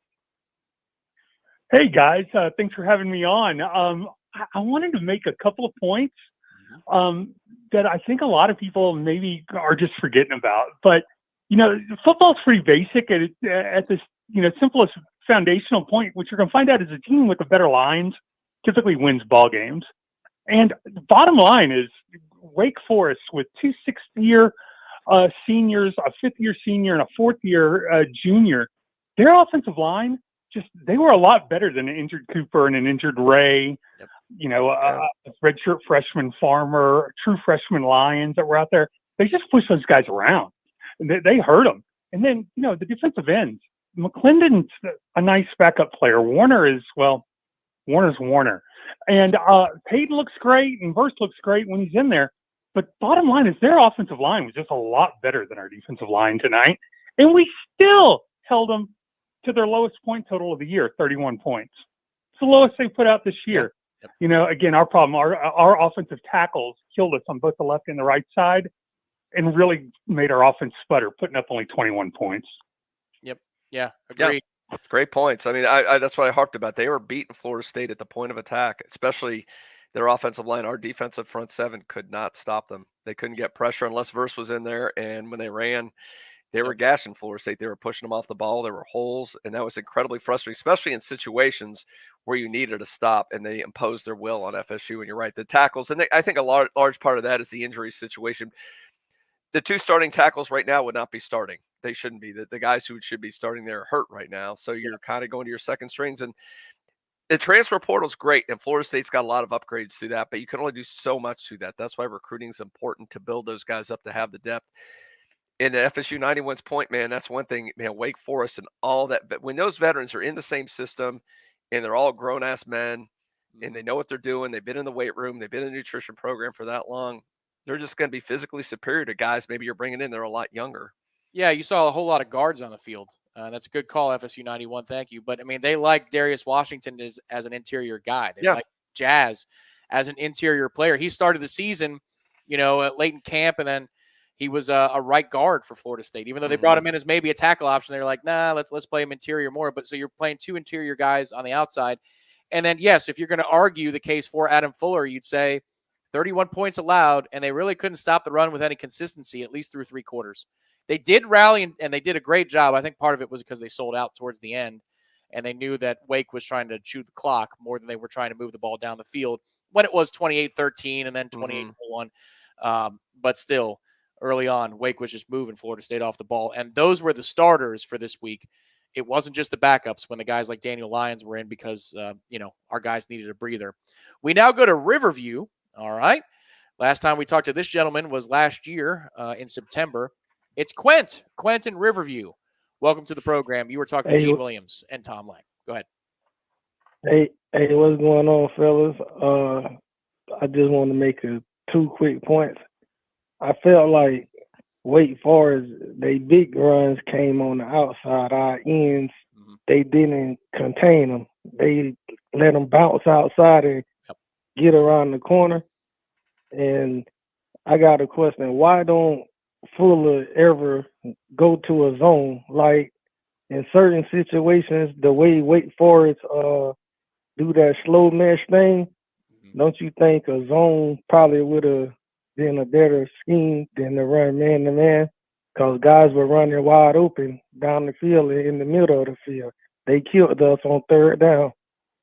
Yeah, it's a good call, Quent. So I'll start with your first point first. It's not just with the ends losing contain. That did happen at times, but you'll note if you rewatch the game, and you don't have to, you don't work in the industry, but guys like DJ Lundy late in the game lost containers. When he came on the field, you'll see 3 linebackers. They're late communicating, and DJ jumps in the same gap as Kalen DeLoach. If he keeps it where it should I remember that play. Like, what are you doing? You're not doing anybody any good jumping in that pile. There's nothing to be gained there. It's 3rd and 11. Instead, it's 3rd and 3, and Wake Forest ends up running the ball even more. But if he stays where he should be, you've got yourself a chance to get off the field or, force a field goal attempt at that point. Shaheem Brown was guilty of that. Also, it's not always the defensive ends. I hear you, Quent. Sometimes it absolutely is. Sometimes you're right. But the second-level defender has leverage, too, and responsibilities on the outside. And if they weren't fulfilling it, then you're gashing at the outside and you're wondering who's to blame. The second point, let's see, what was he talking about? Zone deep, playing more zone. So they're not good at it, and you can say that's coaching. You can say that's coaching, and that's fair because it is true that early in this game they went to work on Renardo Green, and they got a lot of easy pitches and catches. Then they went to work a lot on Omarion Cooper, who still clearly is not 100%. Omarion gave up a lot of big plays that were academic routes. The other part of it is you just have to say it. Wake Forest has a lot of good receivers. They have a lot of good receivers. And a really accurate quarterback and a great system. Who knows exactly what he's doing within that system, too. So that's why they were a nightmare to prepare for. That's why we all predicted that they were going to score into the 30s. They got to 31. It just happened to be enough today. So, Quent, we really appreciate that call. We'll keep it in Tallahassee now. We're talking to Pillar Eric Angel. All right, Eric, bring it. What you got for us? I know that you were full-throated and you were loud today. We just didn't come out with a W. Go ahead. Hey, Tom and G, what's going on, guys? Well, you sound happier than I thought you'd be, Eric. What's going on? Oh, man, I'll tell you what, man. First of all, them ACC refs, they fucking suck. Right? They fucking suck. God damn. How do you really feel about him, Eric? Get out of this conference. Huh? Go ahead. I got my turkey ref here. And secondly, we need a freaking kicker, man. God dang, man. I mean, Jesus. I'm sitting there in the end zone. I'm like, you got to be shitting me. He missed it? Thank goodness we don't have the FCC on YouTube, man. We'd be shut down. Yeah. Some of the play calling by Coach Norvell, I just didn't get it. I mean, I don't know. I was glad to see Burse out there. He had a hell of a game. I mean, I was hoping to pray he wasn't hurt for the rest of the game, but he came back out. But yeah, I mean, we got to clean a lot of things up before we play NC State. I mean, I'm watching the game right now. Clemson's up 3-0 on NC State. So, but yeah, we got a lot of work to do if we want to go somewhere this year. But hopefully, it's one loss. We can't really Wake Forest. Hats off to them and all that. But I thought the outcome would have been a little bit different. But it is what it is, guys. It is. Let's move on to NC State. Well, and as always, we appreciate your Thank calls. you, Eric. I loved how Gene he censored himself only for Ryan Fitzgerald. It was F-bombs and this and that. And he's like, this guy friggin', we need a new friggin' kicker. Like, and then he brought it back to the ACC refs, and we've got ourselves another one. So, all right, you're Good right. call, but that's what we love, the emotion. He's pissed. I get it. The refs were awful. There's no excuse. But here's the thing. I don't feel as bad as I do in some games because I thought Wake played a cleaner game. They deserved to win the game. So it wasn't, I don't blame the referees. Does that mean they were good? No, they were awful. They didn't call holds. They didn't call the pass interference. It was lopsided as always with Wake. I guess when you're that Tobacco Road triangle, they're just going to give you the benefit of the doubt all the time. So it drives me freaking bananas. But thank goodness they weren't the difference in the game, but it upsets you. Yeah, they were important. We got to stop with this like little train that could, and they deserve our pity as officials because that's a really good football team that just about beat Clemson. So I'm tired of that stuff too. But there was more to it than just whether or not a yellow hanky was thrown or kept in somebody's pocket. Thanks as always, Eric. We appreciate the calls and hope you have a good night, my man. We now go to one of my favorite callers. I'm glad he's back. I wish it would be under better circumstances, but Mike in Ocala, you're one of my favorites from the post-game shows. His 19th call all time at Warchant TV. Welcome in, Mike, and give us your thoughts on tonight's game. What's up, boys? How we doing? We're hanging, Mike. We're hanging in. Yeah, I know it's really easy to get down, and sure, I'm disappointed and frustrated as anyone else, but man, I think going into it, like we've said many times tonight, we kind of knew we were going to give up at least 30 points. And I was telling everyone that if we can keep them below 30 points, that we probably come out and win this game. And so they got their 28 in the first half, and then, or really 21, and then they got the quick score in the third quarter. But I was actually, dare I say, proud of the defense for their response, because I know Norvell is always talking about response, and they came out and we actually showed and proved that we could make some adjustments and that we could get stops on them. Now, when it came to us trying to make the offensive response a few times, it didn't work out. But overall, we know it was going to be tough for the defense. But I do know at the end of the day, I think, the defense almost did enough for us to win.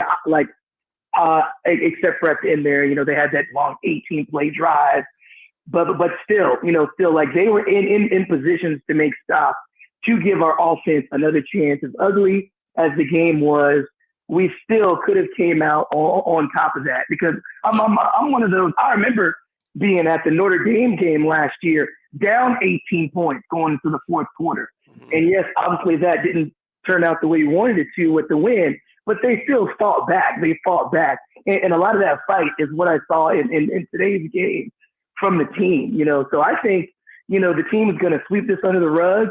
I think they're going to have an excellent week of preparation and go down to Raleigh next weekend and hopefully play their best game on the road that they've had all season long. Because, at the end of the day, we're 4-1 and all of our goals are still ahead of us.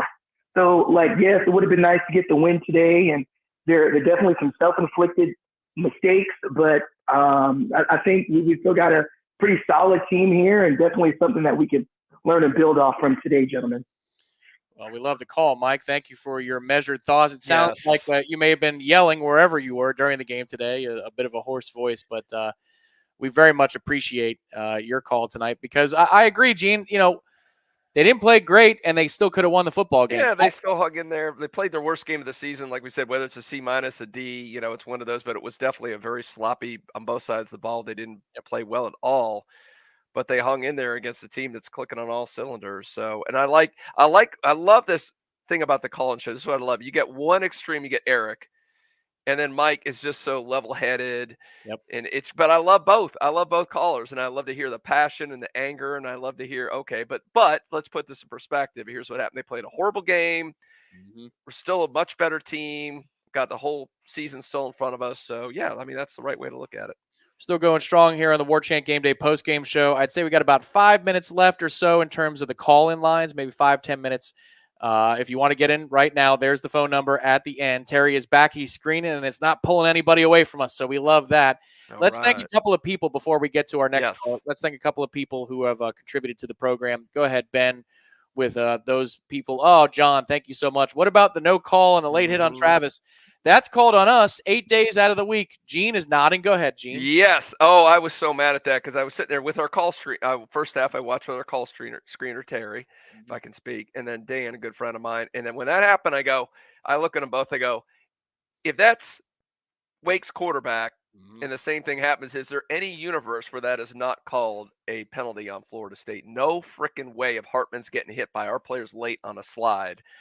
That is what drives me nuts about the ACC. It's not even handled on stuff like there's nobody in the world that would say Wake would not get that call, but Florida State doesn't for some reason. Why? Agreed. I mean, I just, how long does this conference, but it's been this way since FSU got in the conference. It hasn't changed. I don't understand. They've had different commissioners. They've had different head of the ACC officials, but this kind of consistency on the wrong way drives me bananas. Why can't somebody fix it? Preach, Gene. You're speaking the truth. Nobody's going to argue with you or John on that one. John, thank you for the contribution, and you are spot on. Florida man in Texas again.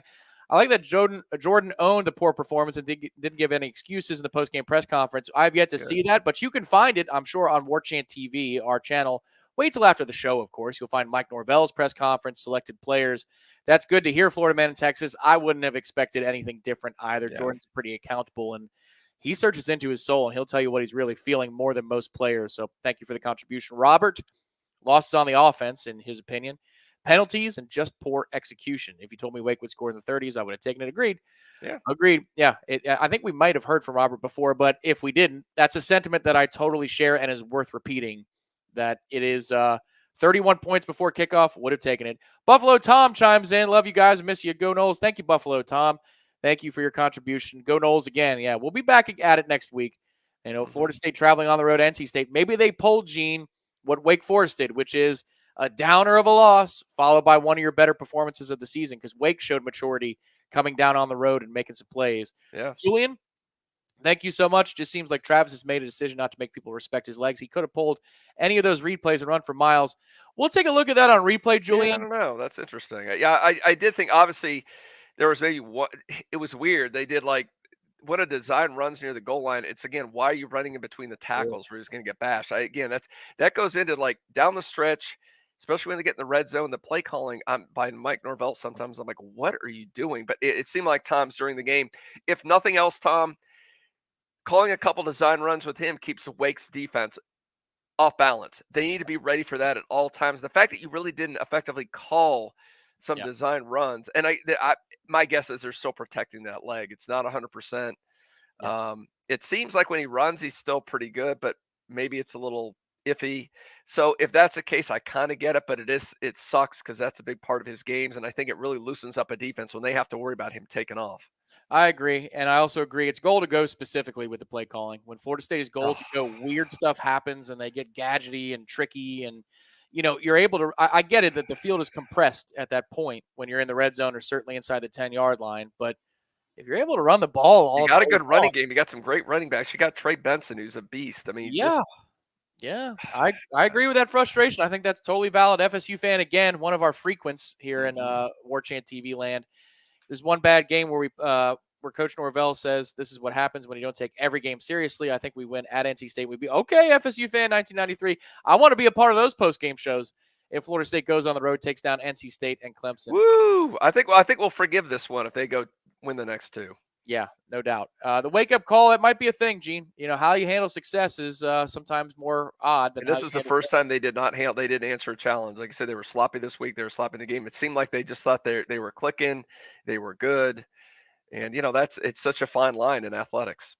Well, Garrett, we didn't mean to steal your thunder. Garrett Los Angeles is now on the program, but I think you've got a question that we just kind of touched on, but feel free to reiterate it and any other points. Welcome to the show, Garrett.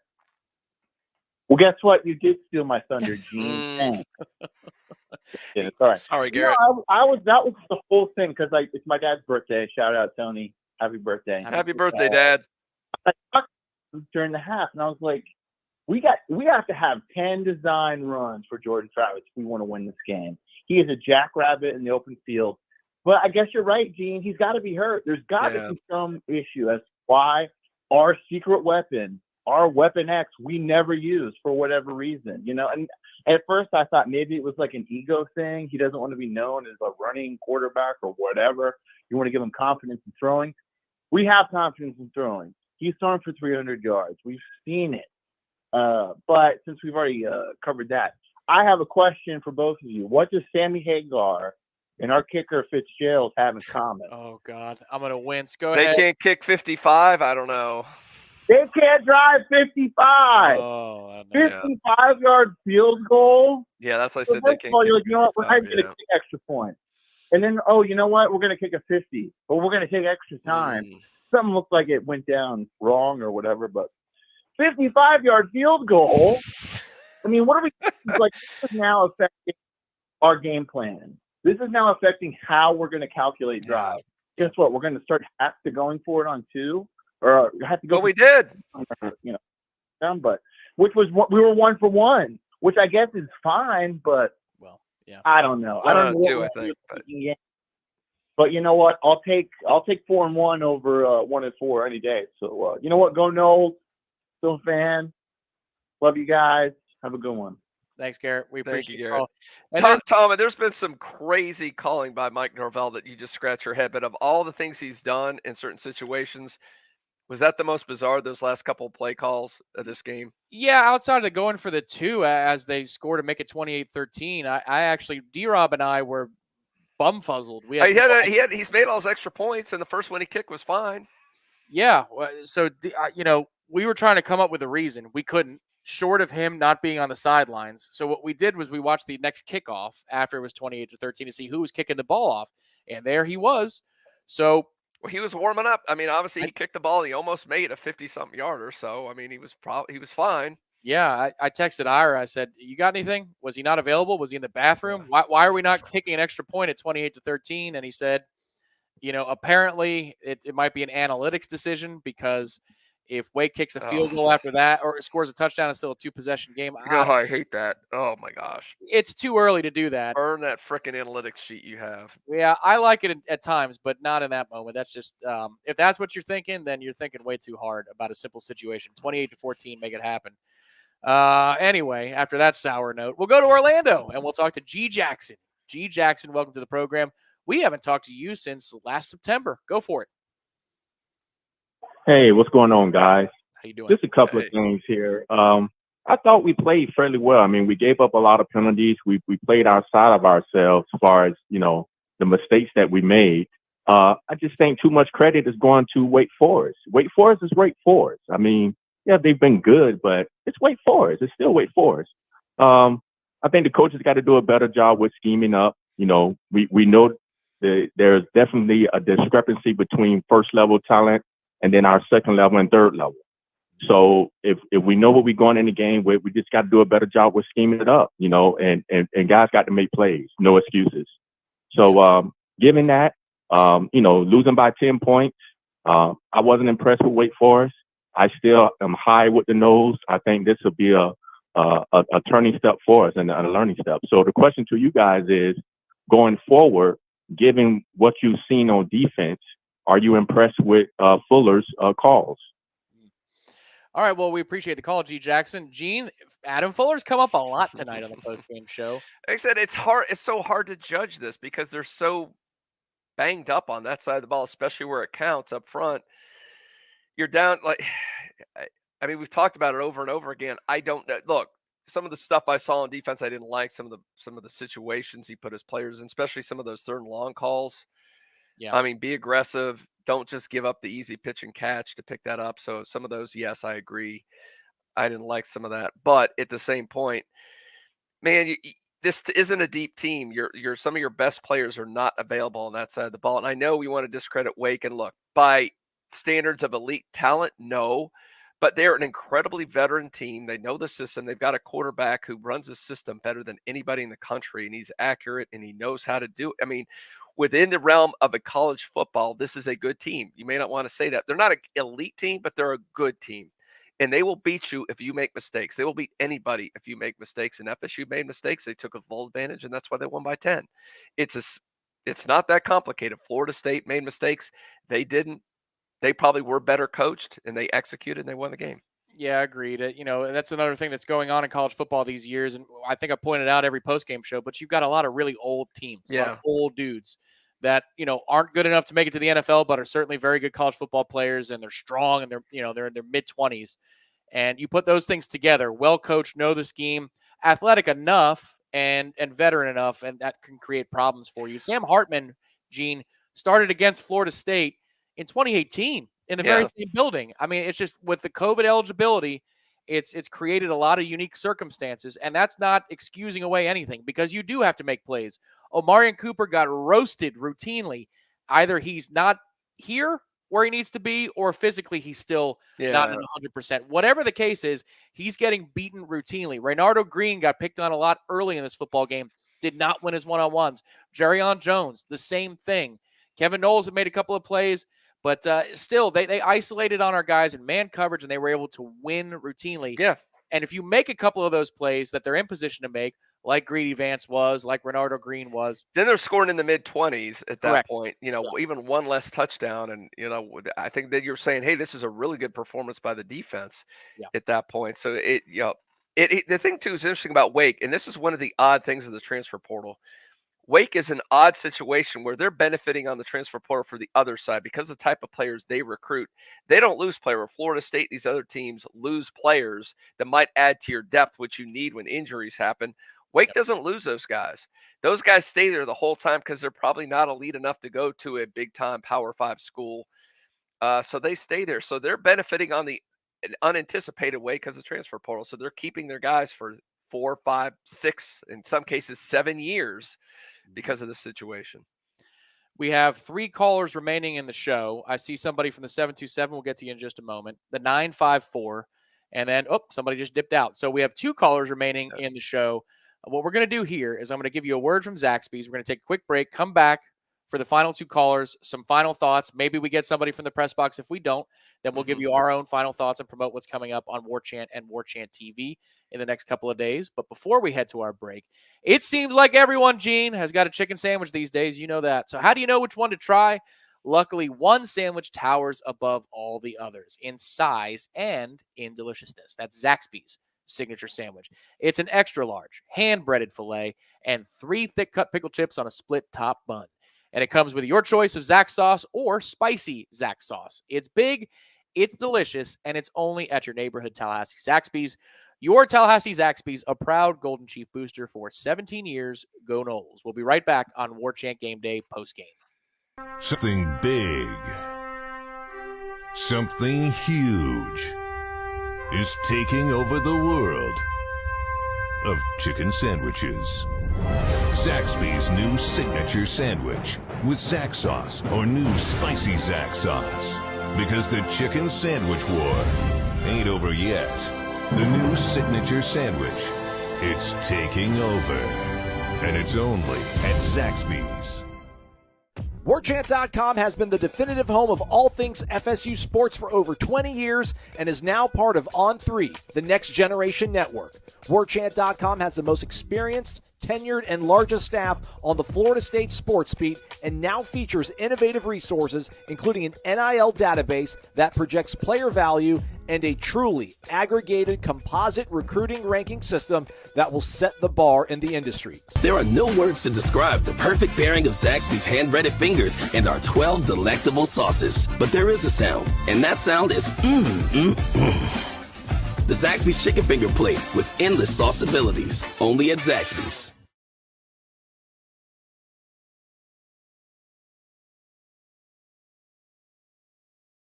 We thank our friends at Zaxby's for their support. We will be joined by one of our staff from the press box shortly, but not just yet. So we go to Thomas in St. Pete. We're talking to my man from the 727. That's an area code that's near and dear to my heart. Thomas, good evening to you, and give us your thoughts on the game. Hey, guys. No, I was disappointed probably more with the offense than I was the defense. I thought the defense, I was kind of expecting that were going to have a hard time, and I think they did. But then they kind of came through in the second half. I thought did a pretty good job there, given the circumstances. And of course, Verse came in and did some good things every time he was on the field. But the offense, I was a little surprised by. I expected to see a little more consistency from the games that we had seen over the past several games. And I'm not really sure. I'm sure we'll figure it out over the next week or whatever. But I didn't see much from Travis. I think I heard this earlier. Jordan Travis with his scrambling didn't seem to be doing that much, and that's kind of surprised me. I thought that was an element that was kind of missing from the game, and that may have contributed to the running backs not being able to run as well because they weren't worried as much about Jordan Travis. And then clearly there's some problems, I think, with the tackles blocking some of their defensive ends, particularly in the first half.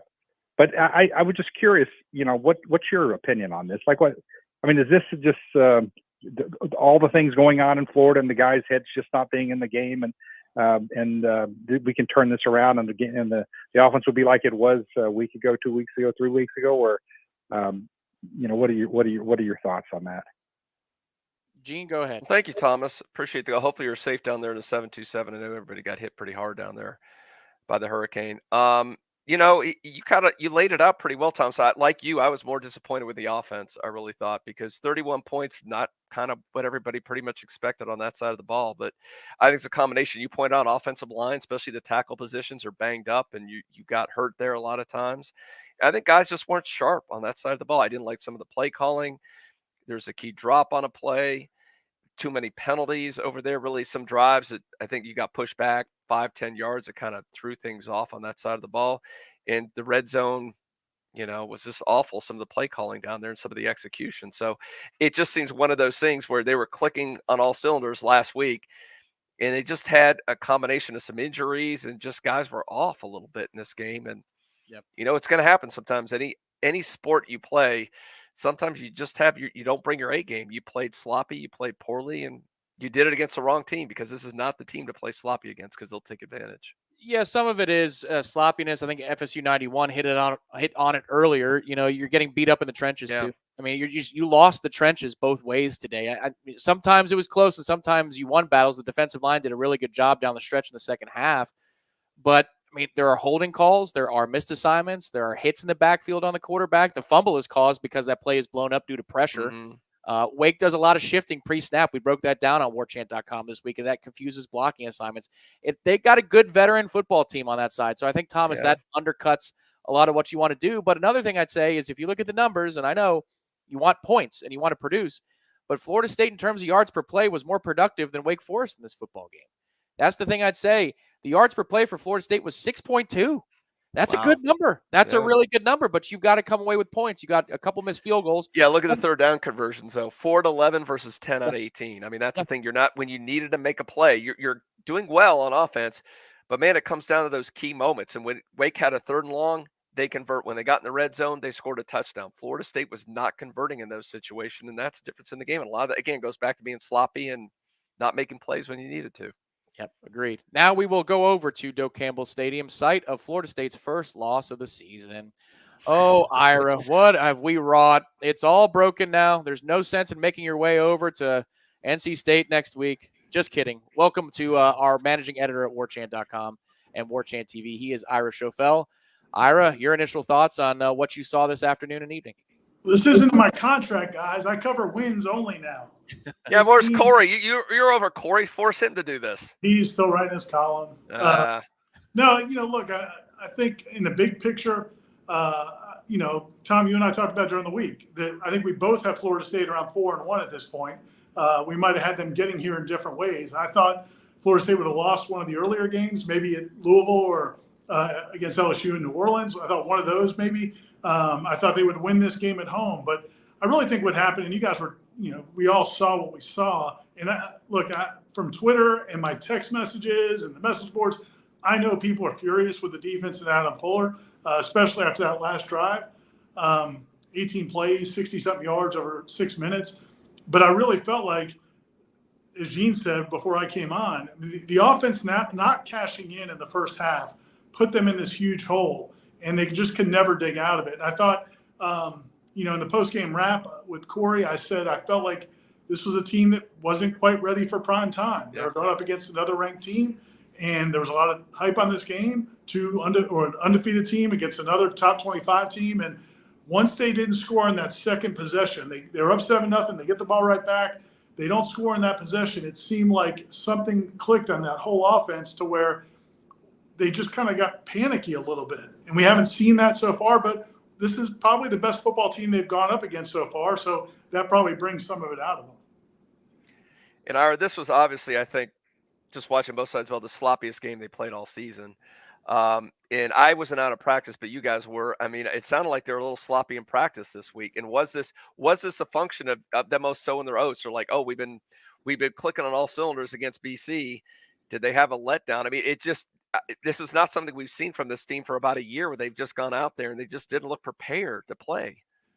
Yeah, I don't think it was that they got full of themselves. I mean, maybe that's obviously something you could throw out there. I don't know if that's it as much as, because I think they respected, they're playing a team Wake Forest that just took Clemson down to the wire, probably was the better team against Clemson. So I can't imagine they watched that film and came into this game overconfident.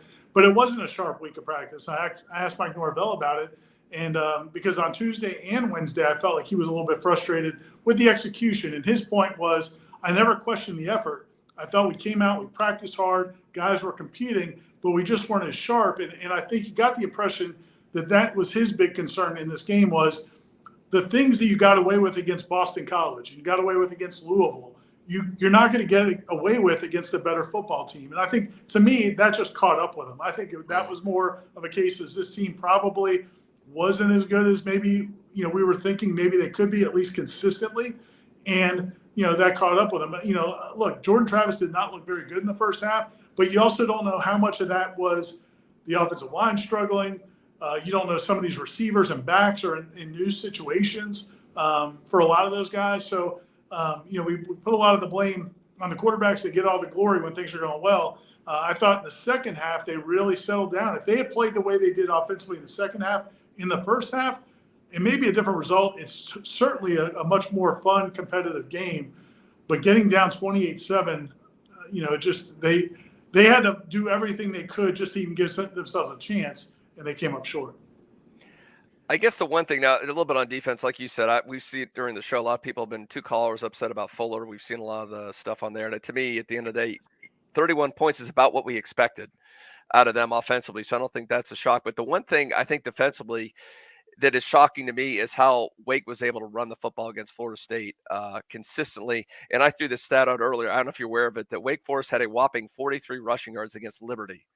171 tonight against Florida State. And I to me, it's more of a function of you don't have the depth there. Lovett's not there. Cooper's not 100%. I don't know how many snaps Jared Verse played, maybe 8 or 9 in this game. It just seems like you don't have the depth for those guys to step up, because they were just getting gassed, especially that last drive when they knew they were going to run, and you couldn't stop it against Wake Forest, who's not known as a rushing team. Yeah, no, I mean, look, Wake, you're without Fabian Lovett, who's probably your best defensive player overall, and you've been getting away with it against some of these weaker teams. You also didn't have Jared Verse, like you said. He played a little bit in the second half. He said that basically it was up to the coaching staff and the trainers. They wanted to kind of work him in when they could and see how he responded.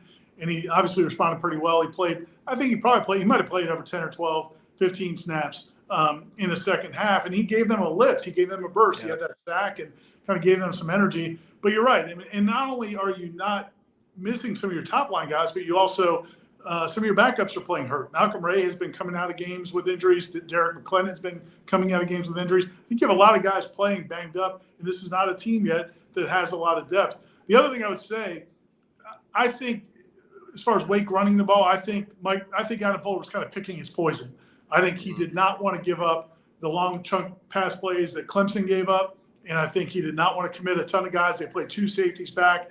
They wanted to keep things in front of them. And look, man, Sam Hartman's really good. they've got some good skill players. They took what they could get, and they won those battles. And their offensive line did a really good job. And it's just, I'm sure Adam Fuller's going to lay in bed tonight wondering, man, if we had forced the issue like we did some in the second half, maybe it would be different. But I still go back to the offense. Those squandered opportunities, not cashing out when you could have gone up 14-0, you didn't. Then you get the ball right before you get down there before halftime. You come up away with nothing. Those to me were bigger. And then Darius Washington, that big holding call. Those things to me had a bigger impact on the game than the defense. I think the defense, we didn't expect them to be great. They weren't great. We did think the offense would be great, and they weren't. Ira, I guess for the next 2 weeks, does what you saw today fundamentally change your opinion on how the next 2 weeks will go? Or is it more about Florida State needs to clean things up in order to be able to compete on the road with NC State for a night kick and then Clemson back here in Tallahassee in 2 weeks? I can make a case both ways. On the one hand, I look at the way the offensive line played in this game, and maybe you'll get Robert Scott back next week. That would be a big deal because obviously Darius was not playing as well as – and Darius is banged up. He's not healthy either, but he is not playing at the level Robert Scott was playing.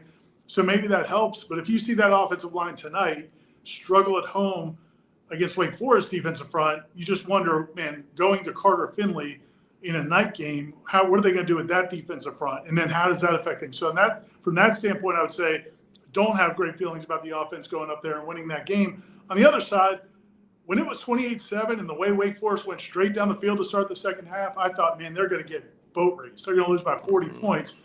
The fact that they did respond, got a couple stops, forced a couple punts, gave themselves a chance to win is a good sign. At least you see that they are competing. They're going to continue to compete even when things aren't going well. So I think that gives them a chance. But, man, it's hard to imagine this offense that we saw today scoring a whole lot of points on the road against that NC State defense. Our last thing for me, and you can watch Mike Norvell's, I'm sure, post-game interview right here on Warchant TV. Hopefully after this show, after you hear us, we're going to wrap up here in a little bit. But the last series, when they had the ball offensively, Ira, I don't know what he talked about in that thing, but that was a bizarre set of circumstances, his play calling and what he did, and then deciding to go for the 50-yard field goal and then have a guy in that situation, for a guy who's supposed to be so organized on special teams to get the penalty, push it back another 5 yards and still kick it. I'm sorry, but Jordan's your best player. You've got some good receivers. I don't understand why you're not putting the ball in your best player's hands when the game is – look, odds are very much against you to win that game, but at least you had a chance. And I just putting the whole game on the line with a kicker who is obviously washed because you won't even let him kick extra points, but you're going to put him in a situation like that. Help me, Ira. Explain to me what the hell was going on there. Real quick on the extra points, and this is just talking to other media people who believe in the analytics. There's a theory, and Tom can help me out here if he could disagree or agree. But the theory is, in that situation, if they had got the 2-point play, you get to a point where if Wake scores a field goal on the next drive, you're still only down 2 scores. As opposed to if you go to the extra point and they kick a field goal, now you're back to down 3 scores. So that would be the theory from an analytics standpoint, and the fact your kicker is struggling. So I don't think it was just like, hey, we're never going to kick an extra point. There was some rhyme to that. I'm not saying I agree with it. But as far as the last sequence, yeah, I think I didn't like the play call it felt like they were throwing it up to try to get a pass interference call. That's what it kind of felt like. And then when they didn't get it, I think that's why they got the delay, because they were so upset about not getting the pass interference call, and then they're late getting the field goal unit out there, and then they take the delay. We talked to him about it afterwards. People can watch his response. He just said he thought it was too long to even try to go for the conversion. But, I mean, look, honestly, that was a better kick than I expected. And it obviously didn't get it done. It doesn't count. It's not a horseshoe, Ira. It doesn't count. Hey, at this point, can we talk about that? Can we make a rule where, hey, if it gets airborne and it's within a certain, maybe he gets a point. Or a point, yeah. Ira, what's coming up on Warchant? I know Corey's working on his column right now. What's coming up on warchant.com, the front page of the website, and the channel in the next 24, 36 hours? Yeah, so right now, when people are done watching this, you can go watch those reaction videos. Mike Norvell talking. We got Micah Pittman, Jared Verse, and Jordan Travis. Let's give Jordan Travis a lot of credit. There have been wins in the past where he hasn't come to the media press conference because he's getting rehab, getting treatment. Tonight he was the first guy in there and answered every question and was very adamant that this team's going to respond well and that they took complete ownership of what they didn't do well. So you can watch those videos. We also have the Warchant Wrap that Corey and I recorded on the field. Aslan will have that up as well. Corey's column's coming. Austin's writing a story about Micah Pittman, who kind of had a breakout performance. Yeah. It's lost in a loss. But Micah Pittman, it's great to see him have 85 yards receiving, a couple of touchdowns, big punt return, again, showing the toughness. And that hurdle was awesome. Oh, man, that was big time. And if you can get him going along with,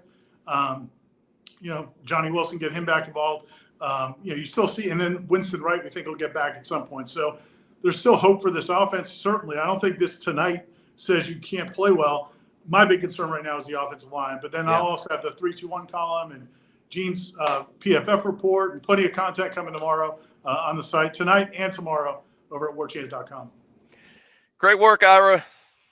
Thanks, guys. Thank you, Ira. That's Ira Schofel, the managing editor of Warchant.com, kicking ass for us at Doak Campbell Stadium, where, unfortunately, Florida State drops its first game of the season. But we'll have plenty for you on Warchant TV, Warchant.com. If you haven't subscribed to the channel, do that right now. There'll be a ton of content, including tomorrow night at 7 p.m. Sunday Smash, which will be another live reaction show as we try to put this one behind us, Gene, and move forward for an all-important matchup on a Saturday night in our favorite stadium. What do we call it, Gene? The what? The Whiz Palace. The Whiz Palace. Yeah, That's if anybody's been to NC State and you've been in the stands, you might know what we're talking about because you can smell the stench of urine when you walk into that cesspool. And apparently the State Fair will be in session. Oh, of course it is. So it'll be an extra special night in Raleigh. All right, our final caller of the show, and he's been waiting now patiently for 20-odd minutes. We appreciate them. In Cooper City, I got high hopes for you just based on the name. Are we going Bubba Koosh? Come on, Bubba Koosh. Baba Ganoush. Welcome to the program. Give it to us. What you got? Baba Kush. Baba Kush. Hey, I'm sorry if you guys covered this already. I just had one comment. I love everything you guys do. Hi, Gene. Hi, Tom. I just think this loss is on Norvell and Travis. That's it. Like the defense was fine. We knew we had to score in the 40s. And we didn't, and I believe in Travis. I believe in Norvell, and they just didn't get it done. And I don't want to take too much of you guys' time. I love everything you do. Drink the Luna. Eat Zaxby's. I love you, Tom. Love you, Gene. I love Aslan. Aslan is a god. All right. Aslan's gonna like hearing that. Yeah, deity status for a member of the Warchant staff. That's awesome. Thank you, Bubba. Thanks, Bubba. Good call. That was good, refreshing to hear that. We'll make sure. Please, Ben, when you put the podcast version, please edit that part out. We don't need Aslan's head to get any bigger than what he is. So the score currently in that matchup in the ACC Atlantic is Clemson 6, NC State 3. They've got about 6 minutes to go in the second quarter. Gene? But he said, I agree. A lot of it's on Mike Norvell. He didn't have prepared, and that's something he did well. They came out that they didn't look like they were prepared. They were out of sorts, and that's got to come to the head coach. So I agree on that. I don't know how bad Jordan really played. To me, it was more some offensive line issues. He had a couple passes he didn't make, and I saw some situations. We talked about that play in the end zone when he threw it to Marcus and Douglas when Johnny Wilson had a one-on-one. I mean, to me, that he made a bad decision there. So he did not have his best game, but I thought it was more some of the play calling, not being prepared, the sloppiness, and very poor play by your tackles. A couple times when there were key plays, we talked about this before. Situationally, this was a bad, really bad game for Florida State. Wake Forest in those key plays when they needed to execute, they did. Florida State did not. And it seemed like a lot of those key third downs, Tom, there was a breakdown on the offensive line where a guy broke through and broke up a good play didn't happen, or a drive is stopped because there's a holding call or a penalty or something on the offensive line. And I get it. It goes back to that unit has been decimated by injuries, and it raised its ugly head today. Yeah, it could be a lot of things at once. Well, Wake was more well coached. They were better coached today. Period. They've got more healthy players. They got more veteran players, but you've got athletes here at Florida State. You should be able to handle business enough to go toe to toe with them. you made a run at it. There's fight in this team, and you got to love that about this group. There's fight. It's 28-7, and the body language wasn't great on a couple of those drives from the defenders, but they fought like crazy, Gene. Yeah. And they put the offense in position to tie the football game, and Florida State was just, not able to do that, unfortunately, and so they fall to 4-1. A couple more people to thank in the Super Chats. That's the ABC Fine Wine and Spirits viewer chat around Florida. Sometimes we're toasting victory. Sometimes we're drowning our sorrows, but always at ABC Fine Wine and Spirits. Oh, Z-Chan, this is just to hear Tom say, you got to do it. Go Braves. There you go. I can at least do quotation marks, but thank you, Z-Chan. I appreciate that. I think that ball game is 1-1. We'll watch that down the stretch. Gene, don't do it to me. Don't let my Mets lose the same day as the Noles lose. That'd be a rough Saturday. No. Hey, at least Jimbo lost. At least there's that. There you go. And resounding. Is he going to be in the hot seat here, Tom, soon? I think his recruiting is going to give him at least one more year. They just grabbed a 5-star defensive tackle again this week. Yeah, but that's NIL. You could coach there. That kind of money they're throwing out to recruits, you're always going to sign all the 5-stars. I'd say I'd like to try, but I feel like I'd be a part of a blood sacrifice by the end of it. I would never want to be in it. That's a crazy-ass place. It's a very strange cult. Well, we've got a lot for you upcoming on Warchant.com, Warchant TV. We thank you to the nearly 500 folks who've stuck around with us as Florida State obviously drops to 4-1. It'll be a night kickoff next week, so Zaxby's Warchant Game Day will start 1 hour before kickoff because it's a road game. It'll be a pregame show with me and Jeff, and it's going to run straight through. It'll be the same link, one link. It'll take you all the way to the end. But in between then and now, we've got a lot of content. Sunday Smash coming out tomorrow night, 7 p.m. Wake Up Warchant. Be on the lookout for that on this channel or on your podcast feeds first thing on Monday. We got the press conferences, the Jeff Cameron Show, Monday 1 to 3, Seminole Headlines, Tuesday 1 to 3, and all the coverage coming up. That's on the TV side. On the website side, Gene's got the PFF report tomorrow. If you're a glutton for punishment, I bet there's going to be some really bad grades, some bad tackling, some bad blocking grades. So if you really like to just wallow in the misery, I got you covered in the morning. There you go. Gene loves the wallowing. He doesn't really. We prefer wins here on Warchant TV. Gene, final thoughts before we sign off for the evening. This doesn't have. It's still been a really good start to the season. We all would have gone into this going 4-1. Hell yeah, we'll take it at this point. But I think really the season is going to be made or broke by the next two games. You got to win one of those two. So we'll see. This is another challenge for this team. How will you bounce back? You played a sloppy, bad game.